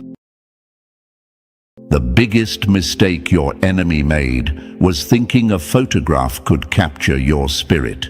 It only captured their fate. Now imagine this for a moment, chosen one. Someone, maybe a so-called friend, a jealous sibling, an old lover, or even a hidden enemy, took your picture, not to frame it with love, but to offer it to someone else, to something else. They gave your face, your energy, your name to a force so dark they thought it would curse you, hex you, haunt you into silence. But what happened next? It backfired so hard, even the devil flinched. That photo didn't bind you, it burned them. Why? Because when you're truly chosen, your image carries energy. It's not just light on paper, it's frequency. And when that frequency enters a realm, it's not meant to bow to. That realm either submits or shatters. And this time, it shattered. Their ritual failed. Their whispering didn't work. The photo turned against them. Because your spirit doesn't sit still inside a frame. It moves, it watches, it speaks. Even they weren't prepared for that. And here's a fact that will make your bones sit straighter. Ancient cultures believed that a photograph could steal the soul, but what they never considered is what happens when the soul inside that photo is too protected, too sacred, too untouchable for anyone to possess. That's you. Your enemies thought they were handing your spirit over to destruction, but all they did was invite destruction into their house. And thank you, chosen one. Don't forget to pay this message back by simply pressing the like and subscribe to help spread this message to more souls. It's the responsibility of all of us to spread the light. And thank you truly for being part of this mission. You're not just a viewer. You're part of a force, a frequency that cannot be copied, contained, or destroyed. Now, let's get into it. Because this isn't just about a photo, it's about why they gave it away in the first place, and why what happened next left them haunted. See, chosen one, when they handed over your image, they weren't just giving up a photo, they were confessing. They were admitting silently that your presence is too powerful to face alone, that your energy disrupts their shadows, that your name makes things crawl behind the veil. They tried to outsource their jealousy, hoping something darker could do what they couldn't, break you. But the thing they forgot is this: when you're marked by the universe, even your reflection is protected, even your silence is armed. You could be sleeping, laughing, minding your business, and your energy will still defend you. And that's exactly what happened. They gave your photo to something they thought would feed off your light, but your light blinded it. Your frequency overloaded its senses, and instead of binding you, it exposed them. They watched in horror as the very entity they thought would destroy you started to turn on them. Nightmares began. Voices they couldn't silence. Shadows in mirrors. It wasn't you haunting them. It was the energy they invited in, confused and enraged because it couldn't touch the one it was sent to find. And when darkness fails, it feeds on the ones who opened the door. This is why they're scared now, chosen one. Not just of you, but of what they activated. Because the photo didn't curse you. It marked them. It became a receipt. A receipt for envy. A receipt for betrayal. A receipt the universe never forgets to cash. And here's the part that'll hit the deepest. You don't even remember that moment. You don't even recall that photo being taken. But they do, because they held onto it with intention. And intention is energy. And energy always returns to sender. They didn't curse you. They signed their own spiritual eviction notice. And now, everything around them is crumbling because they tried to offer something they couldn't contain. So the next time someone says your glow is just confidence, remember this. Even devils know the difference between a photo of a person and a photo of a presence. Yours carries weight. Your eyes carry storms. Your smile carries warnings. And your silence. It's louder than their entire ritual. They gave your photo to a devil, and the devil said no, not because it was good, but because it was too powerful to be touched without consequences. And those consequences, they're unfolding right now. Every whisper they spoke behind your back, every ritual they thought you'd never notice, every dark intention they buried in silence is rising.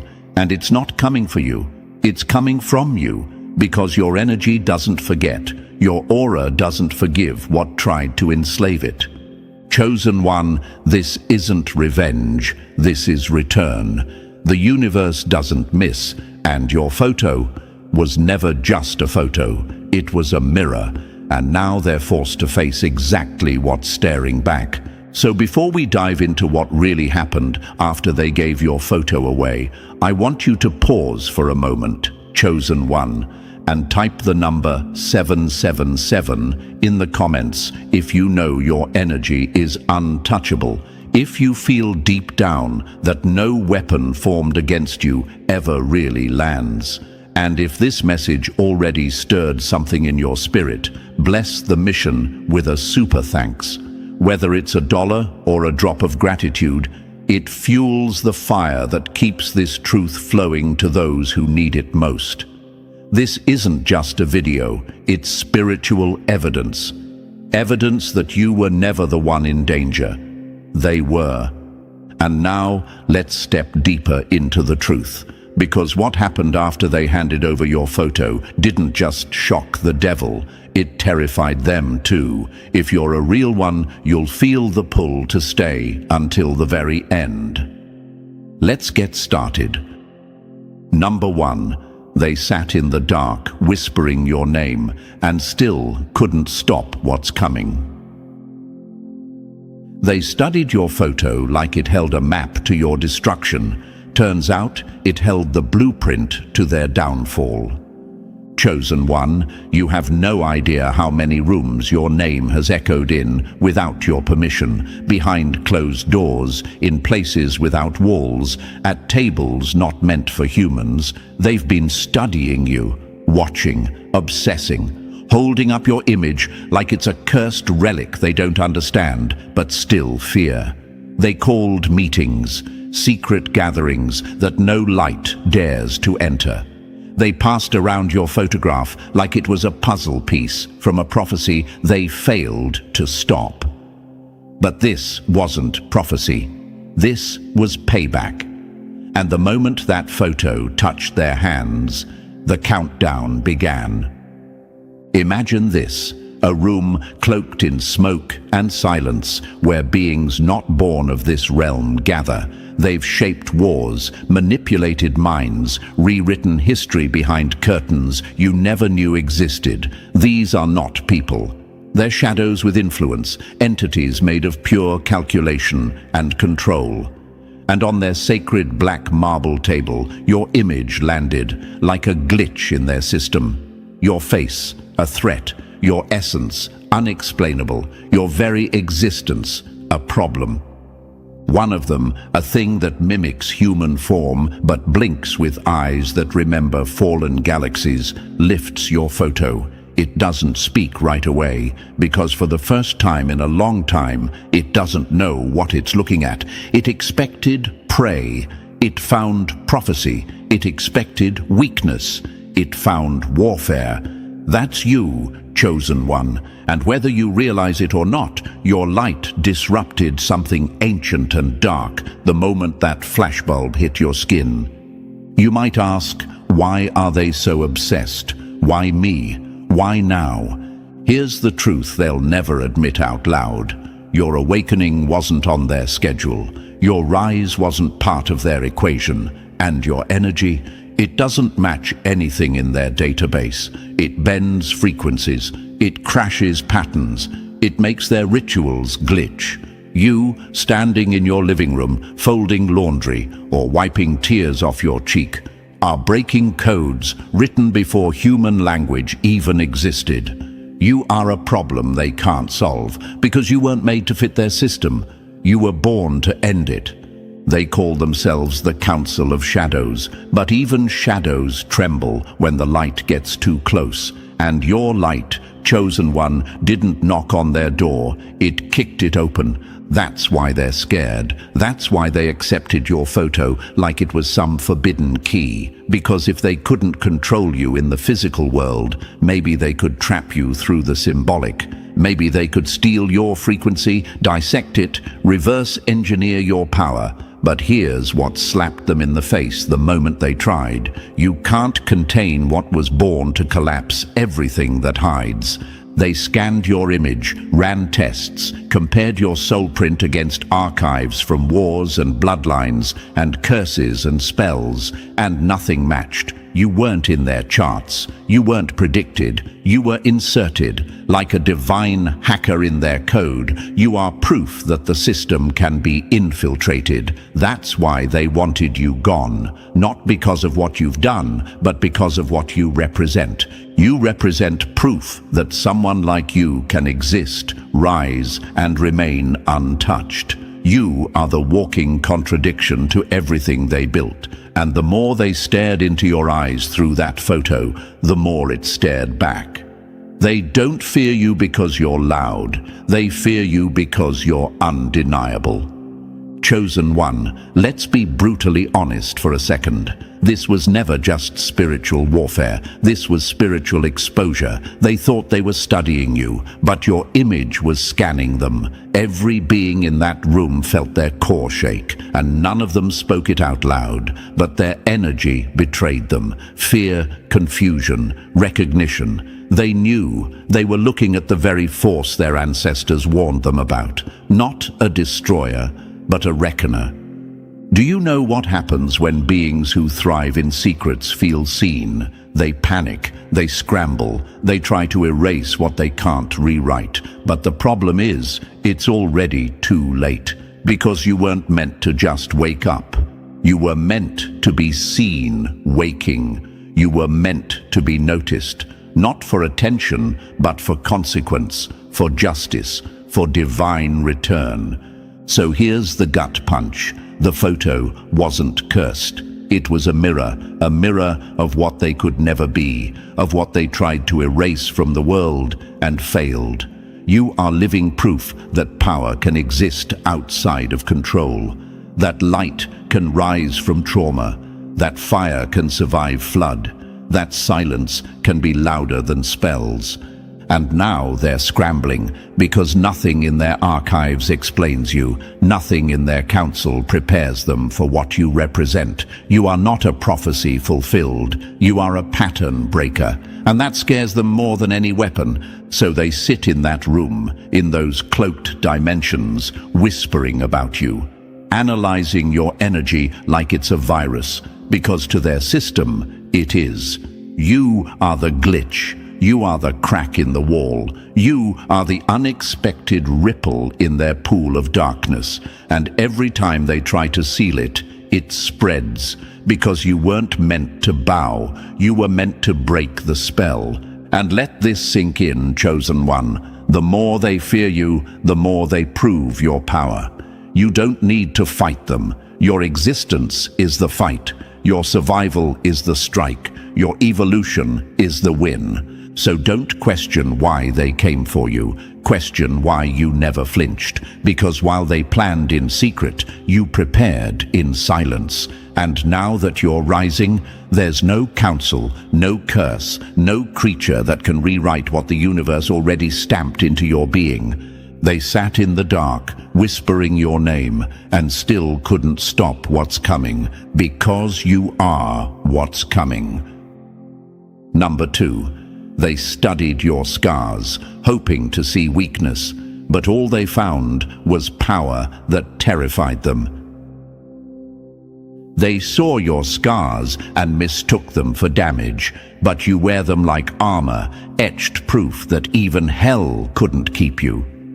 You didn't survive to feel sorry for yourself. You survived to scare the ones who bet against your healing. Scars don't whisper defeat. They scream proof that you bled and kept walking anyway. The pain you turned into power is the very force making them shake in silence. Imagine this, chosen one. A shadowed figure leans forward, their hand trembling slightly as they stare at your photo under dim, unnatural light. Not because your face is threatening, not because your smile is weaponized, but because your eyes, even frozen in time, watch them, like you knew this moment would come, like your energy anticipated this exact reckoning, and it did. That's the part they can't compute. Another member of that hidden council shifts nervously. Their eyes, black slits that once saw through human deception, start to narrow with confusion. The scars, they whisper, they're deeper than calculated. This one doesn't just survive, they transform. And that, right there, was the beginning of their panic. You want to know what they fear the most, chosen one? It's not your victories. It's your wounds, because only real warriors carry pain that didn't destroy them. Your scars tell stories of battles they tried to make you forget, of betrayals they designed to keep you broken, of storms they thought would end you, but you didn't just survive. You alchemized every ounce of that agony into power they can't measure, into frequency they can't replicate, into soul currency they can't steal. They hope to see someone weak, someone fractured, someone desperate for healing. Instead, they saw a being forged by fire, refined, not ruined, hardened, not hollowed. You weren't stitched together. You reassembled yourself like a cosmic weapon. And every scar became a rune, a marking, a seal of power that now pulses through your aura, whether you're awake or asleep. You might be asking, why are they staring so hard at the pain I've buried? Why are my scars making them so uneasy? Because, chosen one, scars are a language, and yours speak in dialects only the ancient fear. Every heartbreak you crawled through taught your spirit how to bend reality. Every betrayal taught you how to become unreadable, unshakable, unbreakable. They know you didn't walk through fire. You danced in it. You didn't fall into darkness. You mapped it. You didn't die in silence. You learned how to echo inside it. That's why they're terrified. Imagine this. Your image on their table, a magnified scan of your energetic blueprint, glowing red-hot with frequencies they've never encountered. They try to interpret the patterns, cross-referencing symbols with old tomes and failed rituals. But the results make no sense, because your scars don't match pain, they match evolution. They thought suffering would shrink you, but every trauma only mutated your light into something more lethal. One of them, trembling now, wonders aloud, why does it feel like it's watching us? And that's when they realize your energy is alive inside that photograph. Not because someone cast a spell, but because your essence refuses to be confined. Your survival burned through the ink. Your frequency warped the very light that captured you. Your scars reached through dimensions to say, I'm still here, and you failed. Here's what most won't tell you, chosen one. Your scars are not shame. They are signals, markings, spiritual tattoos of everything you've overcome. And when the enemy sees them, they don't feel pity. They feel panic. Because every mark proves they couldn't break you. And if they couldn't break you then, they sure as hell can't stop what you've become now. Think of it like this, a cracked sword that reforged itself sharper than before, a broken branch that grew into an unkillable root, a shattered mirror that reflects 10 times clearer. That's you. They tried to study your pain, to find your weakness, but all they found was a power map, etched in scars they didn't give you permission to see. And now they're asking the only question that truly haunts them. If this one survived all that, what happens if they fully awaken? Chosen one, you already know the answer. You're not here to prove anything. Your scars already testify. You're not here to seek validation. Your healing already radiates. You're not here to revisit your pain. You're here to weaponize its lessons. And that's what shakes them to the core, because they can't erase your story. They can't unwrite your journey. They can't reverse what you've endured. And worst of all, they can't stop what's coming next, because it's already moving through your aura, through your name, through the very space you walk into. Your scars turned into codes. Codes that unlock strength most beings will never comprehend. They handed your photo to a devil, thinking your pain was still raw. But even the devil looked at it and saw something else. A warrior cloaked in human skin, a survivor with unfinished business, a soul that doesn't beg for peace. It demands it, and demands it with interest. So here's your reminder, in case the world tried to make you forget. You are not damaged. You are documented. You are not broken. You are branded. And you are not here to explain your scars. You're here to use them. The council is afraid not just of who you are, but of what your scars mean for their future. They're signs that the systems they built don't work on everyone. That trauma doesn't always produce obedience. That some people heal and become ungovernable. Chosen one, they didn't realize your scars were sacred, but now they know, and they wish they'd never looked that close, because when the devil stared into your photo, the devil didn't see a victim. The devil saw revenge wrapped in silence. Number 3, they knew you'd come. They just prayed you'd never remember who you are. The biggest threat isn't someone who fights the system. It's someone who makes the system irrelevant. They don't fear your fists. They fear your awakening, because once you see clearly, you can never be controlled again. In the deepest corner of that room, where even the shadows seem to obey, one figure speaks. Its voice doesn't echo. It drags. It sounds like dust falling through time. The eldest, the one they all look to when things slip beyond calculation, and it speaks not with anger, but with warning. If this one reaches full awakening before we act, it hisses, the cascade could destabilize everything. That's you, chosen one, the wild card, the variable they couldn't suppress.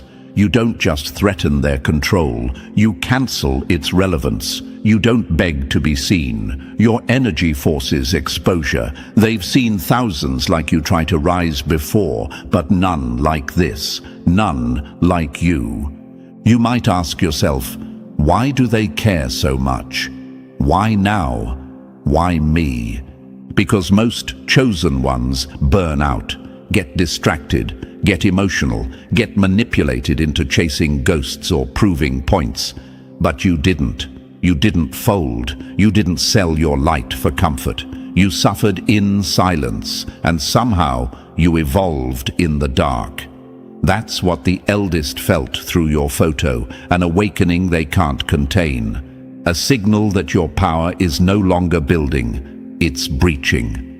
Imagine a dam designed to hold spiritual silence, centuries old, reinforced by fear, manipulation, and energetic control. And now imagine a single crack appearing in it, with your name etched inside. That's what your awakening is to them. A collapse protocol, the kind that doesn't ask permission, the kind that rewrites balance. They've always ruled through illusions, but you, chosen one, you don't fight illusions, you see through them, and once one soul sees clearly, others follow. That's the real fear, not your strength, but your influence. You are the tipping point. So the eldest warned them, not because they could stop it, but because they knew it was already too late. You're not just remembering who you are, you're reminding the world what it forgot. And now, the ones who built the Matrix are praying you don't tear it apart just by existing fully awake. Number 4, even their strongest weapon is starting to doubt the war. The moment the weapon starts asking questions, the war is already lost. When the one trained to break souls starts wondering if he's serving the right side, that's when empires fall. They thought they had one last move, one guaranteed strike, the soul breaker, their prized shadow, the one who dismantled thousands with a whisper, made kings collapse without bloodshed, and smiled while doing it. He was their masterpiece, an assassin of belief, a killer of inner fire. He didn't use chains or blades, he used doubt. And doubt always did the job, until now. He enters just as they expect, impeccably dressed, radiating charm, carrying that calm darkness that once made even the heavens second-guess themselves. His presence alone shifts the room, but this time, something's different. There's a hesitation in his aura, a pause behind his polished words, a fracture in his programming. "Another chosen one causing trouble?" he asks, casual. But they hear it. Beneath the smirk, there's hope. Hope that this chosen one is different. That maybe, just maybe, this time he won't be the one to win. You might wonder, chosen one, why would the enemy's greatest weapon hesitate now? Why doubt after breaking so many before? Because when he looked at your image, he didn't see fear. He didn't see confusion. He didn't see someone waiting to be rescued. He saw clarity, power that didn't need a crown, light that wasn't seeking approval. He saw someone who knew, and that knowing shook something loose in him. Because deep down, even weapons get tired of being used.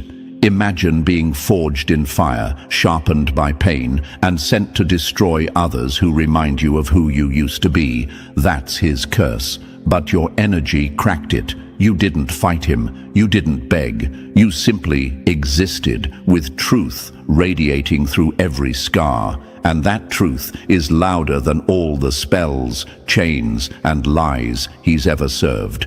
He was built to break souls, but yours didn't flinch, and in that stillness he saw his own reflection, not as a weapon, but as a prisoner. They sent him to end you, chosen one, but now he wonders if crossing you is the moment he finally sets himself free. Number 5. They sent him to study you, but instead he found himself. The devil was told to break you, but he looked into your scars and saw the mirror he's been running from his whole existence. They told him you were the problem, but the moment he held your photo, he realized you might be the cure. They handed him your image like a weapon. With cold precision, the council delivered their command. Study this one. Find the breaking point. Neutralize them before full potential. They spoke with urgency, the kind that tastes like fear, because they knew they were running out of time. You were rising too fast, thinking too clearly, healing too completely, and if they didn't stop you now, they never would. So he took the photo, the soul breaker, the charmer, the executioner of destinies, the one they trust when all else fails. His hand didn't shake, his face didn't flinch, but deep inside, the moment his eyes met yours, everything shifted. Because what stared back from that photograph wasn't prey, it wasn't weakness, it wasn't another easy target. It was truth, raw, brutal, unkillable. You weren't radiating light like a saint, you were glowing like a survivor. And that kind of glow doesn't come from peace. It comes from war. He stared longer than usual. Something about your eyes pulled at him, not as a threat, but as a memory of himself, of who he used to be before they turned him into what he is now. You reminded him of the version of himself they buried long ago. And for a moment, just a flicker, he hesitated, not because he couldn't find your weakness, but because he didn't want to. You might ask, why would the one sent to destroy me suddenly feel something? Because, chosen one, your energy doesn't beg to be understood. It forces recognition. It activates the truth in anyone who still has even a flicker of a soul. And this devil, deep down, he's tired of serving darkness that devours him too. He's tired of destroying those who mirror his own pain. And now, holding your photo, he doesn't see a mission. He sees a reckoning, his own. They sent him to study you, to break you, but instead you exposed him, without a word, without a weapon, just your existence, reminding him that some people don't die in fire, they rise from it. Number 6, they couldn't break you, because you already broke and came back indestructible. They didn't realize you'd already died in private, so there's nothing left for them to kill in public. The strongest souls aren't untouched. They're shattered, reforged, and sharpened with memory. You can't curse what's already risen from its own ashes. You can only watch it burn brighter. For the first time, even the devil hesitated. Not because he lacked power, but because yours didn't crumble like it was supposed to. He's seen fear. He's seen denial. He's seen spirits fold at the sound of their own name, whispered in darkness. But yours didn't fold. Yours watched him back, not with arrogance, but with memory. The kind that says, I've already died before, and I chose to return. He looked at your image and saw something that doesn't exist in his realm. A soul already broken and rebuilt without instruction. Betrayal didn't destroy you, it taught you discernment. Loss didn't end you, it redirected you. Heartbreak didn't make you hollow, it forged a weapon inside your chest. Every failure you endured became part of your structure. You didn't just survive, you transformed. And now, you're not emotional rubble, you're reinforced steel. Imagine a glass that once shattered, but every piece was melted and reshaped into a blade. That's your soul. It doesn't reflect like it used to, but it cuts through lies, through illusion, through curses. That's what the devil saw. Not a victim, but a weapon with a heartbeat. You might wonder, why didn't they see this before? Why come for me now? Because they assumed your quiet meant you were dormant. They assumed your scars made you weak. They thought your past was still holding you down. What they didn't know is that you already faced your past alone. You already met your demons in silence. And when you emerged, you weren't looking for revenge. You were walking proof that pain has a second phase, rebirth. They sent the devil, and for once, even he couldn't compute what he was up against. Because how do you defeat something that's already been through hell and walked out carrying the flames? You, chosen one, aren't just unbreakable. You're unreachable, because what lives in you now, they can't curse what already survived the fire. Number 7. They couldn't break you, because you already broke and came back indestructible. They didn't realize you'd already died in private, so there's nothing left for them to kill in public. The strongest souls aren't untouched. They're shattered, reforged, and sharpened with memory. You can't curse what's already risen from its own ashes. You can only watch it burn brighter. For the first time, even the devil hesitated. Not because he lacked power, but because yours didn't crumble like it was supposed to. He's seen fear. He's seen denial. He's seen spirits fold at the sound of their own name, whispered in darkness. But yours didn't fold. Yours watched him back, not with arrogance, but with memory. The kind that says, I've already died before, and I chose to return. He looked at your image and saw something that doesn't exist in his realm, a soul already broken and rebuilt without instruction.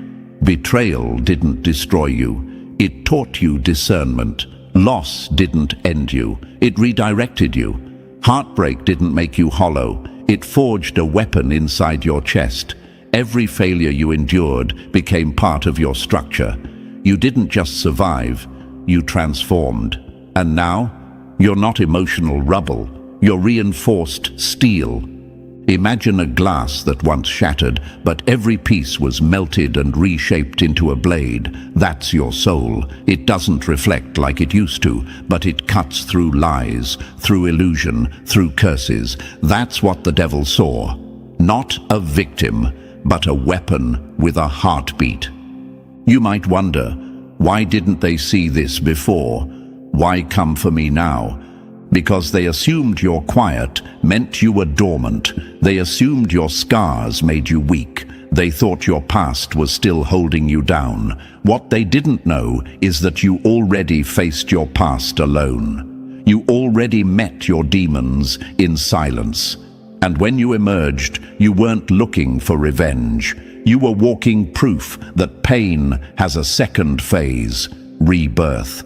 They sent the devil, and for once, even he couldn't compute what he was up against, because how do you defeat something that's already been through hell and walked out carrying the flames? You, chosen one, aren't just unbreakable, you're unreachable, because what lives in you now? They can't curse what already survived the fire. Number 8. They thought you were alone, but you're the signal calling a whole army out of hiding. One awakened soul is dangerous. A connected one is unstoppable. You weren't sent here to fit in. You were sent here to light a flare that would wake the others.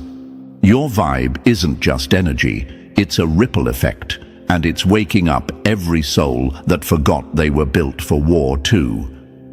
When they stared into your photo, they expected to see isolation, a single figure, a target, a soul outnumbered and vulnerable. But what they saw instead was connection, a pulse, a growing signal. They saw others, awakened souls scattered across this dimension, each carrying their own scarred truth, but all silently drawn to you.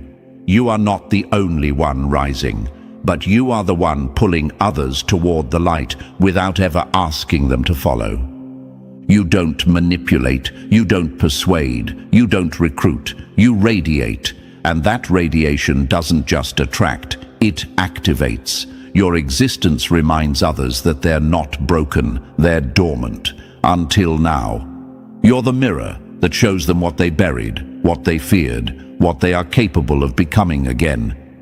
You might wonder, why is that dangerous? Why would my alignment with others shake the enemy? Because a single awakened soul is a glitch, but a network. That's a collapse protocol. That's how systems fail. That's how shadows scatter. You're not building a movement. They are being magnetized to your frequency without even understanding why. And when they arrive, they're not followers. They're allies. Each one armed with memory, fire, and a silent vow to never sleep again. And here's the wild twist they never expected. Even the one sent to destroy you feels it. The soul breaker, the charm, the one they trusted to finish the job. When he looked at your photo, he didn't just see your energy. He saw his own reflection beside you, not as enemy, as ally, not as destroyer, as redeemed. And that single vision, the idea that even he could choose light, shook the entire room. You are not converting souls, you're reminding them. You're not building armies, you're igniting them. This is no longer about survival, this is activation, and the network is online.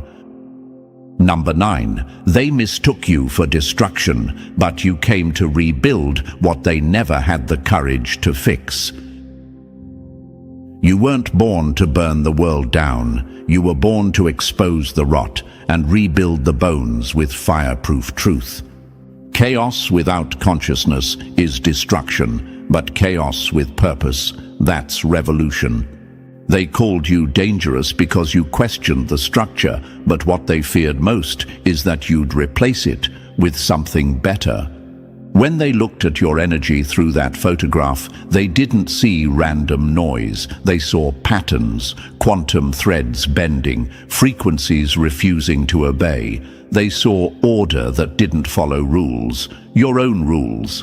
And that's what shook them the most. You're not just a force, chosen one. You are conscious chaos, not the kind that destroys everything blindly, but the kind that chooses what must fall and what must rise in its place. You're not here to tear systems apart just to watch them collapse. You're here to dismantle with precision, because you know the difference between power and corruption, between structure and control. You were never meant to be contained in their glass cages of obedience. You were meant to expand, to reshape, to show others that the limits they've lived under were always illusions. Imagine this: a wildfire doesn't apologize for burning, but when it's done, the soil is richer, the roots stronger, the old dead wood is gone. That's you. You move through broken systems not to shatter everything, but to purge the poison. You don't scream for destruction, you whisper designs for something better. And those who feel your presence know it's not the end you bring, it's the beginning after the lie dies. You might ask, why would they try so hard to label me as chaos? Why push that fear? Because if people ever realized that your energy isn't destructive, it's reconstructive, they'd stop fearing you and start following you. They'd start questioning what's been sold as truth. They'd start seeing the cracks in the system you refuse to obey. And that's revolution on a quantum level. They wanted your chaos to look reckless, but the universe knows better. Your power is precise, timed, divine in its disruption. And when you move through a system, you don't just break it, you recode it. Number 10, they can feel it now. Your awakening isn't coming. It's already here, and it's changing everything. The most unstoppable force isn't someone who takes power. It's someone who realizes they already had it. You won't need to raise your voice. Your energy will raise the room. Awakening doesn't scream. It doesn't chase. It arrives, and everything built on illusion starts to tremble. The photograph doesn't just sit still anymore. It pulses, alive, defiant, uncontainable, because your full awakening isn't some far-off prophecy. It's happening now, and the council, so sure they had time, so arrogant in their planning, can already feel the edges of reality bending around the truth. You're becoming something they can't predict, control, or survive.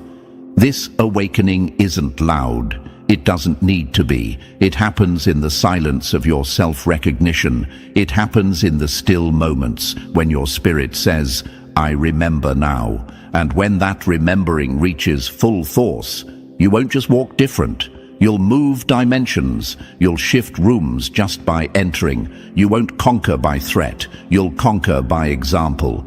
Because true power, chosen one, doesn't dominate. It liberates. You're not awakening to command others. You're awakening to show them they can command themselves. And that's the shift. That's the quake that's coming. When people stop following fear and start following frequency, yours. You might wonder, what exactly will change? How will this affect the world around me? Everything. The people who once ignored you will feel drawn to you without knowing why. Those who doubted you will begin to question everything they believe. And those still asleep, some will wake, some will flee, but none will remain untouched. Because your awakening is a mirror. It forces every soul you meet to face what they've denied, buried, or abandoned. Imagine being a walking activation code, not needing to preach, post, or prove. Just being becomes the message. Your healed energy makes others uncomfortable, not because you're aggressive, but because you're real. And in a world built on pretending, authenticity is the loudest revolution. So now the council watches your photograph ripple like water struck by lightning. They know what's next. You won't beg. You won't break. You'll be. And being fully awake will be enough to turn their whole world to dust. Number 11. They sat at a cosmic table to plot your end, but you already knew the meeting was coming. Confidence is the quietest sound in the universe and the loudest threat to anyone who fears the truth. You weren't surprised by the war. You were built for it, and every step they planned behind your back, you already walked through in your spirit. The council is restless now. Their patience is cracking, the room thick with tension. The devil, once calm, once confident, now watches your future unfold like a film he's not directing. He sees it, scene by scene. You rising, you leading, you changing everything, and no matter how many times he rewinds the vision, the ending never changes. You win. They thought you were stumbling blindly through this life, unaware of the plots circling your name. But here's the twist they never expected. You already knew. You felt this meeting long before it happened. In your sleep, in your solitude, in that quiet fire burning behind your eyes. You didn't just survive to make it here, you arrived prepared. You build bridges where others only see burned ground. You see through division like it's glass. Where they see chaos, you see a pattern waiting to be decoded. Where they see a threat, you see an opportunity to create what's never been done. That's what terrifies them now, your confidence, not arrogance, not ego, just pure, earned, cosmic certainty. You might ask, how could I possibly know what they're planning? Because your spirit already walked this battlefield. Your higher self sat at that table long before they summoned it. You saw the chessboard before they moved their first pawn. And that's why you stay calm. That's why your silence cuts louder than their threats. You don't need to rush. You don't need to convince. You've seen the outcome already. Imagine this. You walk into a war room where your enemies whisper strategy, and instead of flinching, you smile because the script they're following. You wrote the rewrite. Your power isn't reaction, it's alignment, and alignment makes you untouchable. Now the devil leans forward, eyes narrowed, not with hate, but with awe. He sees it clearly now. You're not a glitch. You're the inevitable conclusion, and every step they take to stop you only gets you closer to your win. Number 12. The movement is spreading, and they're finally afraid, for real this time. It started with one awakened soul. Now it's a wildfire, and every attempt to stop it just feeds the flame. When people move from survival to purpose, no council, no devil, no empire can control what comes next. The greatest terror to the powerful isn't rebellion, it's unity without greed. The devil stares into the photo now, but it's no longer just your image. It's become a window into something bigger than you, something alive, a movement, a force, a rising tide of awakened souls, all drawn to each other not by manipulation or fear, but by resonance.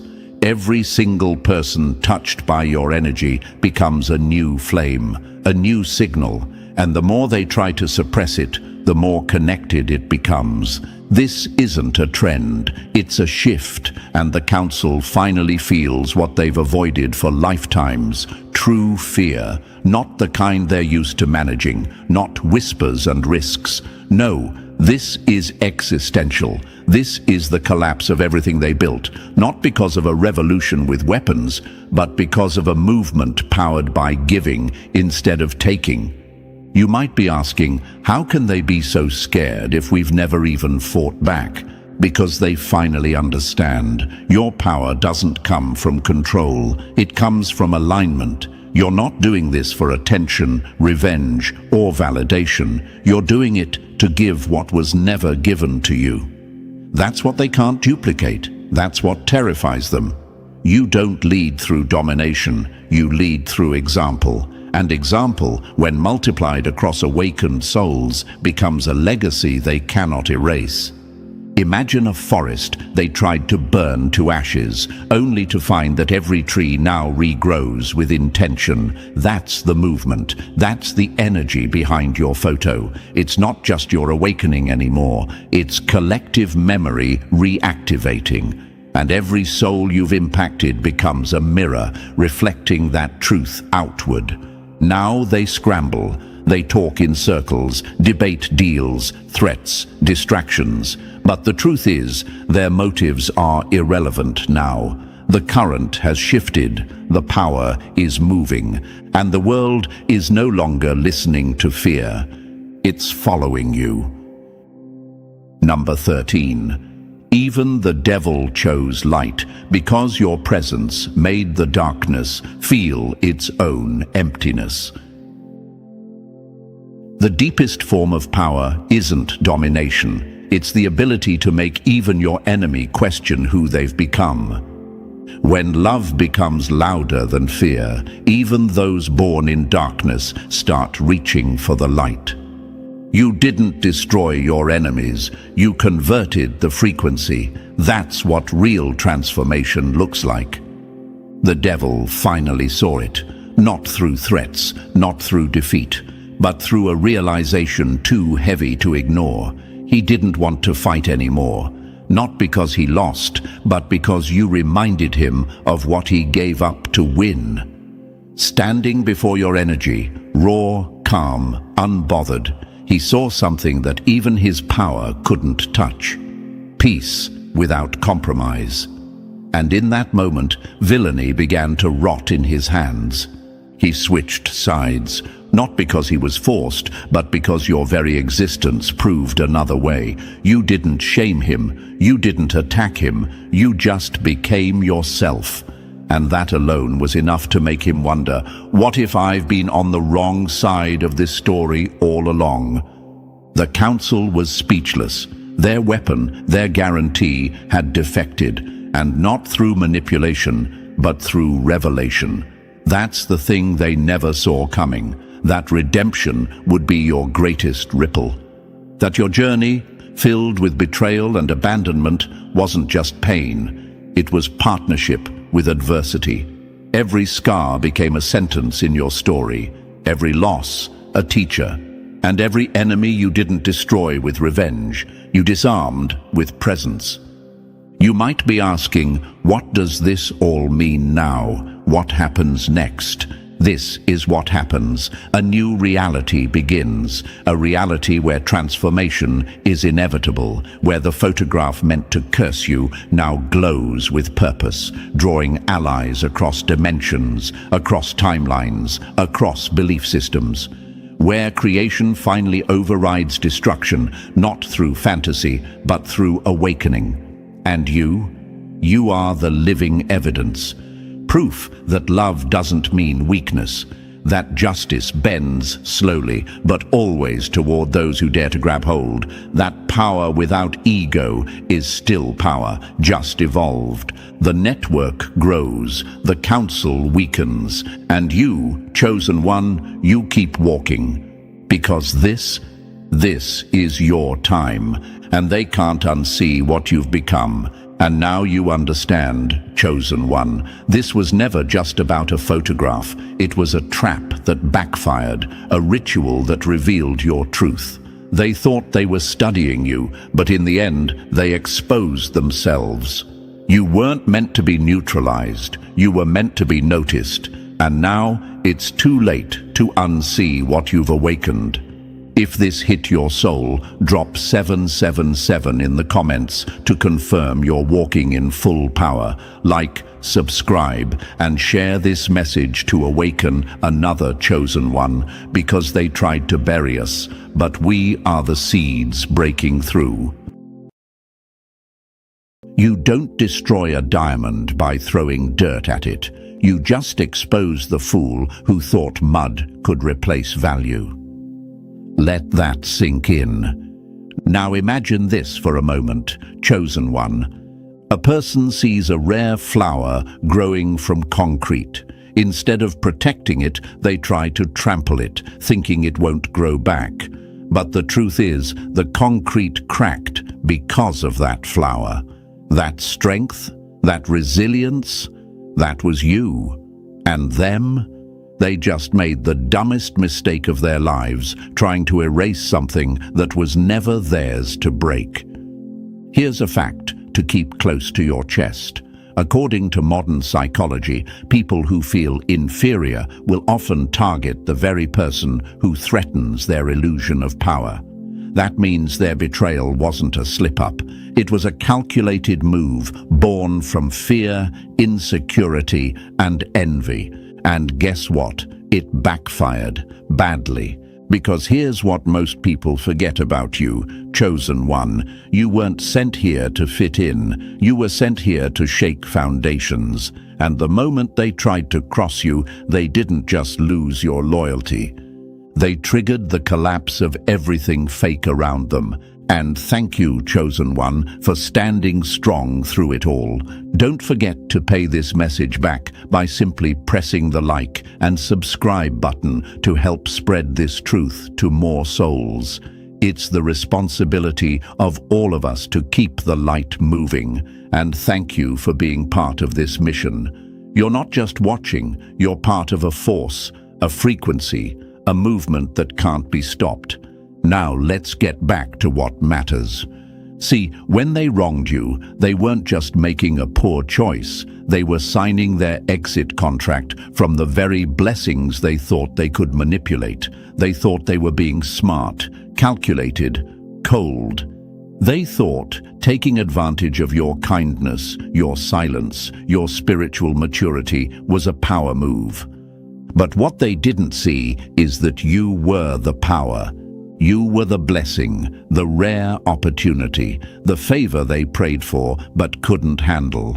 And let's be real, some people don't want a partner, a friend, or a soul connection. They want a puppet, a mirror, a weak version of themselves they can control. So when you showed up, real, raw, divine energy in human form, it exposed just how small they really were. And in their panic, they made the dumbest move ever. They discarded the one person who had the ability to help them evolve. They laughed at the very soul that was carrying their breakthrough. They slandered the only one who saw them clearly and still tried to love them. And now they're haunted by that decision every single day. They scroll in silence. They replay old memories. They sit with fake smiles in public and silent screams at night. Because the truth always comes back around. And you, chosen one, are the proof of it. You don't need revenge. You don't need to explain. Your elevation is already making noise. Your absence is louder than any message you could ever send. Because when a chosen one walks away, the light they brought with them goes too. And that's what they're really panicking about. They thought they could replace you. But you're not replaceable. You're not copyable. You're a once-in-a-lifetime soul wrapped in quiet power, and now they're stuck watching you win from a distance they created. So sit back, chosen one. Let their consequences unfold. Let the silence teach them what your words never had to.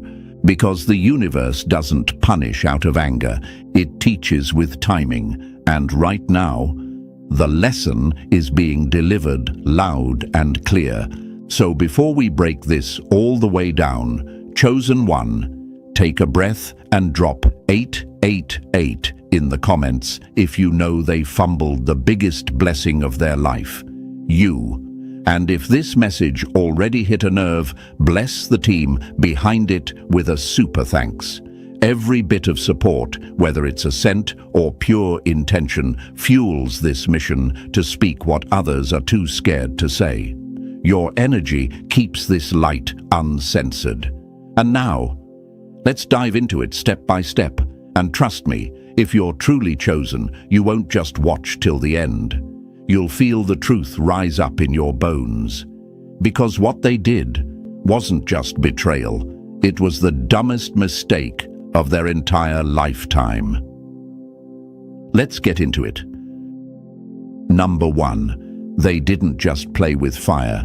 They kicked down the door of a burning house and thought they'd walk out clean. You don't suffer when you play with darkness. You suffer when you aim it at the wrong damn light. Let that marinate, because someone just discovered that truth the hard way. They thought it was a game, a little shade here, a sneaky comment there, some backdoor manipulation behind closed doors, maybe a ritual, a smear campaign, a fake smile with a poisonous heart underneath it. But what they didn't understand, what their arrogance made them blind to, is that you were never ordinary. You weren't just another good person they could walk over and walk away from. You were a loaded spiritual weapon sealed in silence. Now imagine this, chosen one. A person stomps their foot into what they think is soft dirt, only to realize they stepped directly onto sacred ground with barbed wire just beneath the surface. They bleed out slowly, not because someone attacked them, but because they trespassed where they were never allowed to walk.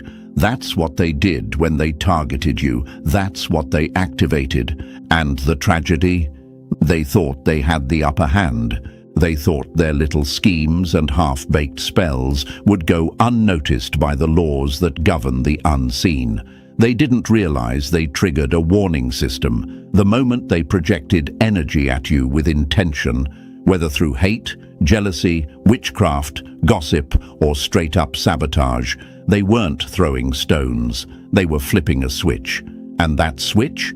It activated something they could never undo. See, chosen one, you may not have seen it happen, but the universe did. And what most people don't know is that energy is currency in the unseen world. The second someone tries to spiritually bankrupt you, the ledger updates, and the universe starts collecting its debt. They thought you were soft. They mistook your patience for weakness. They saw your silence and thought it meant submission. But that silence, that stillness, it wasn't surrender. It was permission for the universe to act. And now they're facing the bill.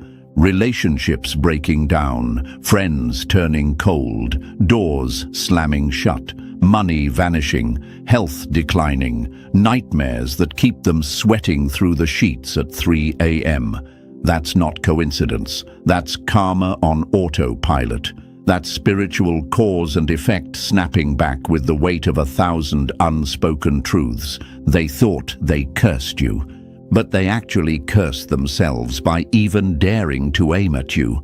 And some of them still don't understand why everything they touch is turning to dust, why their fake smiles can't cover up the decay underneath, why they feel watched, exposed, vulnerable in rooms where they used to feel powerful.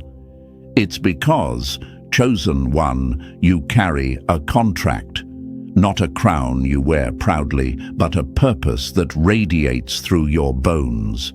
They didn't mess with a victim, they interfered with a vessel, and the system you're tied into, it's self-correcting. That's why you never had to stoop to their level. That's why your hands stayed clean while theirs burned. You don't need candles, you don't need revenge, you don't even need words, because your silence has become a siren, and every echo of that silence is now haunting them. Here's a hard truth most people can't swallow. Not every punishment is loud. Some of the most brutal consequences show up quietly, through isolation, through insomnia, through the crushing weight of guilt, through failed opportunities and shattered masks.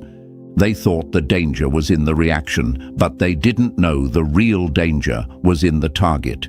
You were the danger. Your glow, your calling, your frequency. You were the one thing they should have never touched. And chosen one, here's what you need to understand. You are not here to blend in. You're not here to explain yourself to people committed to misunderstanding you. You were placed here as a mirror to expose illusions, and sometimes that exposure causes people to lash out, to project, to attack.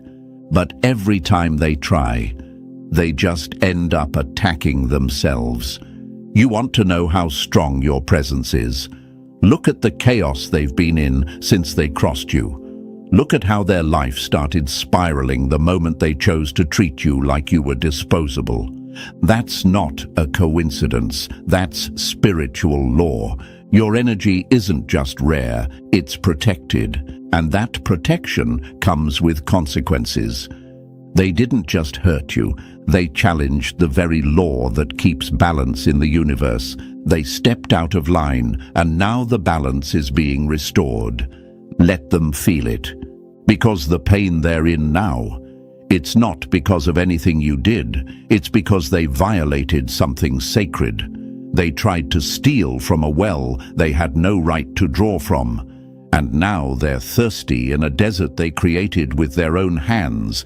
You don't need to post about it. You don't need to argue or defend your name. Let the universe do what it does best, correct what was crooked without you ever lifting a finger.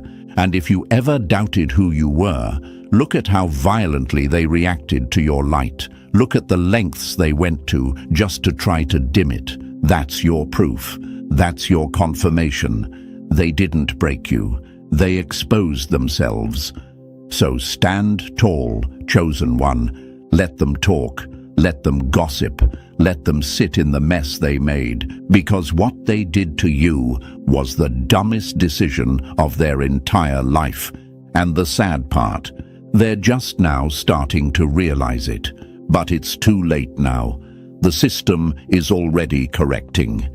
And you're already rising, unbothered, unshaken, unmatched. Let that burn. Number 2, they didn't just fail, they got hit with their own bullet in broad daylight and still can't admit it. When you throw darkness at the sun, don't be surprised if it blinds you instead.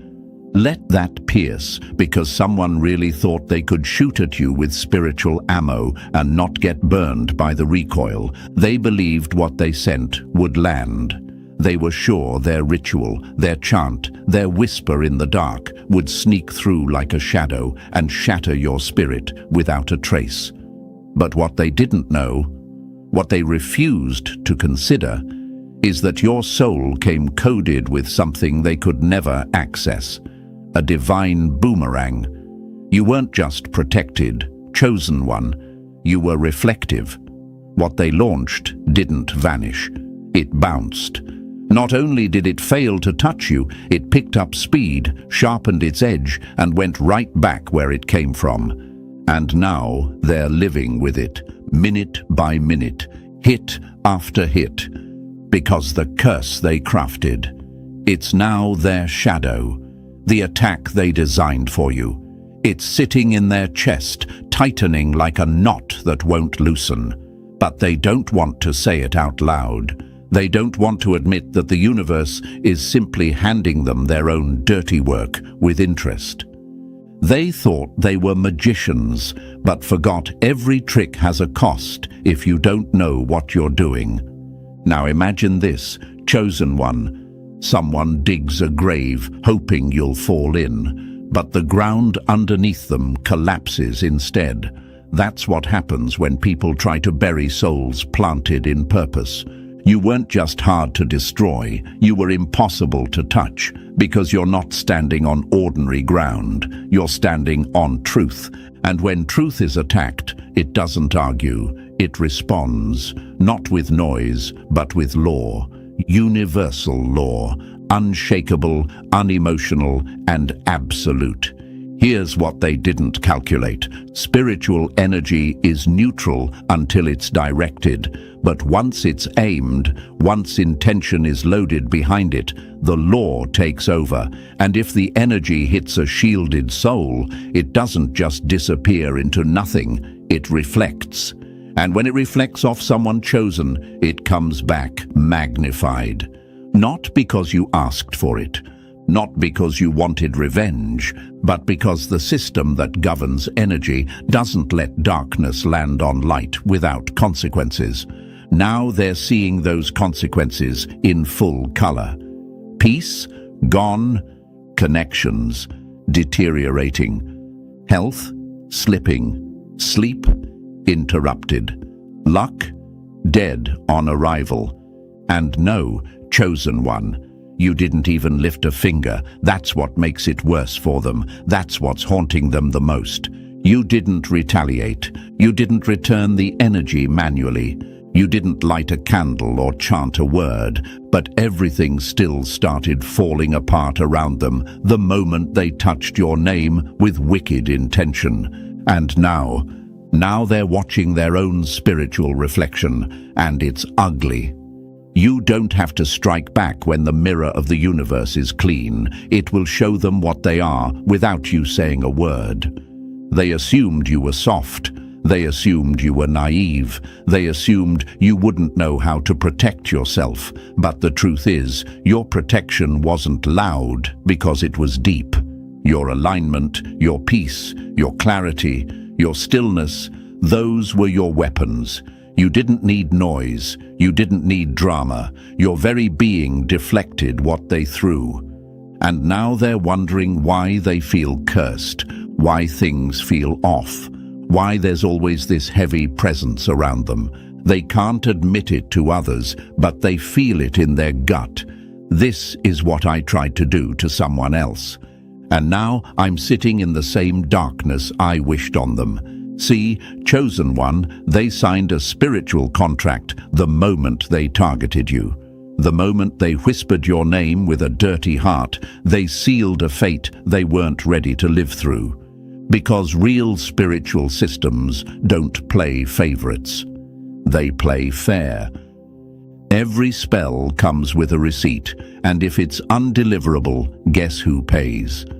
You didn't ask for justice, but it came anyway. You didn't seek karma, but it arrived right on time. That's the beauty of staying in alignment.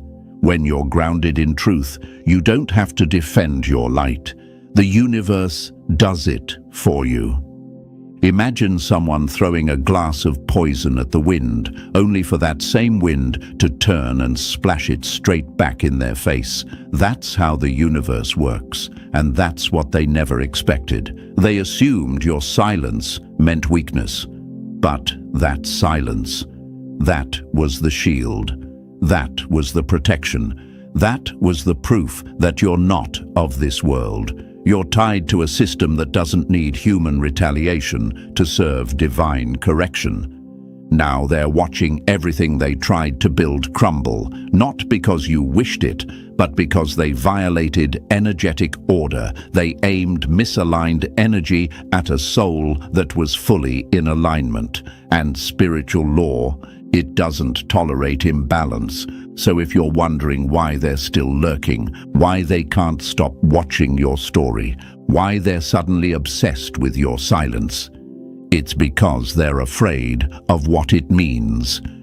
Your lack of reaction is a louder prophecy than their loudest curses. They feel it now. Every room feels colder. Every plan meets delay. Every relationship turns strange. And they know deep down it started with you. They didn't just miss. They miscalculated. They didn't know who you were. They didn't know what your presence activated. They didn't know that your alignment made their attack invalid on arrival. And now they're the ones walking through the very ruins they tried to send you into. Let them. Let them wrestle with the reflection of their own energy. Let them sit with the weight of their own rituals, because that's not your karma. That's theirs. You didn't boomerang it. You didn't block it. You just existed. And that was enough. So don't explain yourself. Don't dim your light. Don't wonder if you imagined it all. They know. They feel it. They live it. And as you rise, they will fall. Not because you pushed them down, but because the truth always stands taller than the lie. Let that be your closure. Let that be your proof. You didn't just survive the attack, you reflected it. And now the mirror is doing all the talking. Number 3. They were already sentenced before you even knew there was a trial. The universe doesn't wait for apologies to deliver consequences. It moves the moment the line is crossed. Let that settle deep, chosen one. Because while you were sitting in confusion, asking yourself why they did it, the unseen realm had already slammed the gavel. They think it all started when you found out, when the truth came to light, when their betrayal leaked through the cracks. But no, judgment didn't wait for you to catch up. The very moment they moved against you, the system registered the violation. The clock started ticking. The tribunal was summoned, not by your tears, but by the imbalance they created. And once that spiritual courtroom opens, it doesn't ask for witnesses. It doesn't need your voice. It already knows. Imagine this, chosen one. You're walking through your life unaware someone's planting traps in your path. You don't see it, but the ground beneath them begins to crack instead. That's what it's like to be chosen. Your soul is wired to a system that acts on your behalf before you even realize the attack happened. You weren't late to justice. Justice was just ahead of you. They didn't just wrong you. They submitted evidence against themselves in front of the highest authority. Every word they spoke in secret, every intention behind their fake smile, every spiritual tool they used, thinking you'd never know, it was all recorded, immediately. No delays, no gaps, no denials. And now, they're not going through a rough patch, they're serving a sentence. Their life isn't falling apart randomly, it's a calculated breakdown, one decision at a time, one consequence after another. Because what they did wasn't petty, it was spiritual fraud. They tried to rewrite your destiny with their mouth.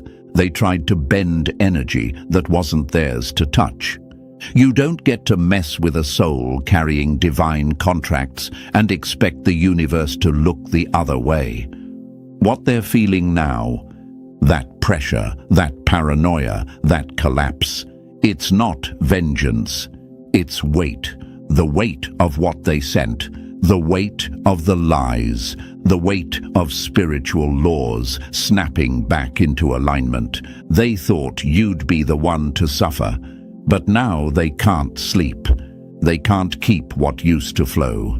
They can't control what's breaking, and they don't even realize this is just phase one. The sentencing isn't over.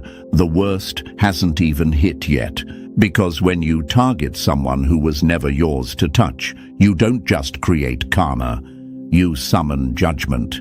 And once it begins, nothing can stop it. Number 4. What they buried in silence is now eating them alive. You can't outrun a truth that lives in your bloodstream. They were bold when they did it. Confident, cold, silent. They thought their ritual would disappear like smoke.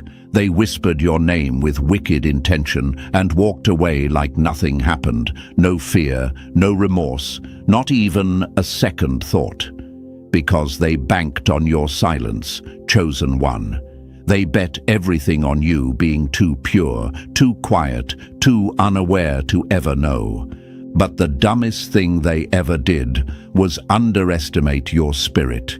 You didn't need proof. You didn't need a message from anyone else. The second your energy shifted, the truth arrived. Not in words, but in vibration, in stillness, in the tightening of your gut, in the quiet pull from the universe saying, it was them. And the moment you remembered, even if you said nothing, something inside of them began to decay. Guilt is a parasite. It doesn't kill fast, but it never stops feeding. Now imagine this. They buried a secret in the ground, thinking it would stay hidden forever. But that soil, it's cursed, and now the roots of that lie are rising like weeds in every part of their life. Their body is aching, but the doctors find nothing. Their spirit is restless, but they can't explain why. They flinch when you walk by, choke up when you speak, avoid eye contact like it burns their skin. Because it does. You didn't say a word, but your energy? It started screaming the moment you healed. They're falling apart from the inside out. Nervous breakdowns, fake smiles, emotional outbursts they can't explain. The people who once cheered them on are starting to walk away. Because guilt spreads, it leaks, it infects everything it touches. And now their lies are unraveling faster than they can patch them. The conscience is not a jail, it's a grave, and every lie is a shovel. And chosen one, here's the twisted irony. They fear you now, not because you hurt them, not because you threatened them, but because your peace is unbearable. Your glow reflects their guilt. Your joy exposes their torment. Your healing turns up the volume on everything they tried to suppress. They thought they cursed you, but in trying to stain your soul, they infected their own. And now the sickness isn't external, it's internal. And there is no cure for a conscience drenched in cowardice. Number 5. They tried to steal your light and passed down a curse their bloodline can't escape. When you rob a soul protected by the universe, you don't just curse your name, you poison your future. They didn't just envy you, chosen one. They wanted to be you. They wanted your glow without your growth, your gifts without your grind, your destiny without your discipline. And when admiration turned into obsession, they crossed into something darker. They tried to hijack what was never theirs. This wasn't petty hate. This was calculated, ritualistic, intentional. They tried to copy your essence, bind your blessings, mute your intuition. thinking they could perform some late-night spell, whisper your name, light a candle, and steal your spiritual identity like it was merchandise. But what they touched wasn't ordinary energy. What they tampered with was sacred, sealed, heavily guarded by unseen law. And here's what they never saw coming. Touching a chosen one's inheritance is like trespassing in a temple wired with traps. You don't just fall, you activate ancestral consequences. They thought they'd walk away with your glow. But what they actually walked into was a generational curse. Now imagine this. Someone tries to break into a vault they don't own, hoping to snatch gold. But the vault wasn't empty. It was rigged, and when they cracked it open, they didn't just trigger an alarm. They triggered a lockdown, not just for them, but for every descendant tied to their name. That's what happened the moment they tried to siphon your light. Because spiritual inheritance doesn't just protect the person, it protects the legacy. And when someone tries to violate that, they don't just get cut off, they get contained. Now their bloodline is infected. Their children and grandchildren will battle unseen blockages, identity confusion, deep soul fatigue. Not because they did anything wrong, but because someone before them thought they could steal from a soul that was born sealed. You don't curse a chosen one without placing a target on your own lineage. That's why their life feels strange. That's why things keep slipping through their fingers. That's why what they touch turns sour. They're living under a shadow they created. And now those they love most are paying for their spiritual theft. They thought they were binding your destiny, but they bound their own bloodline. And the most haunting part? They know something's wrong.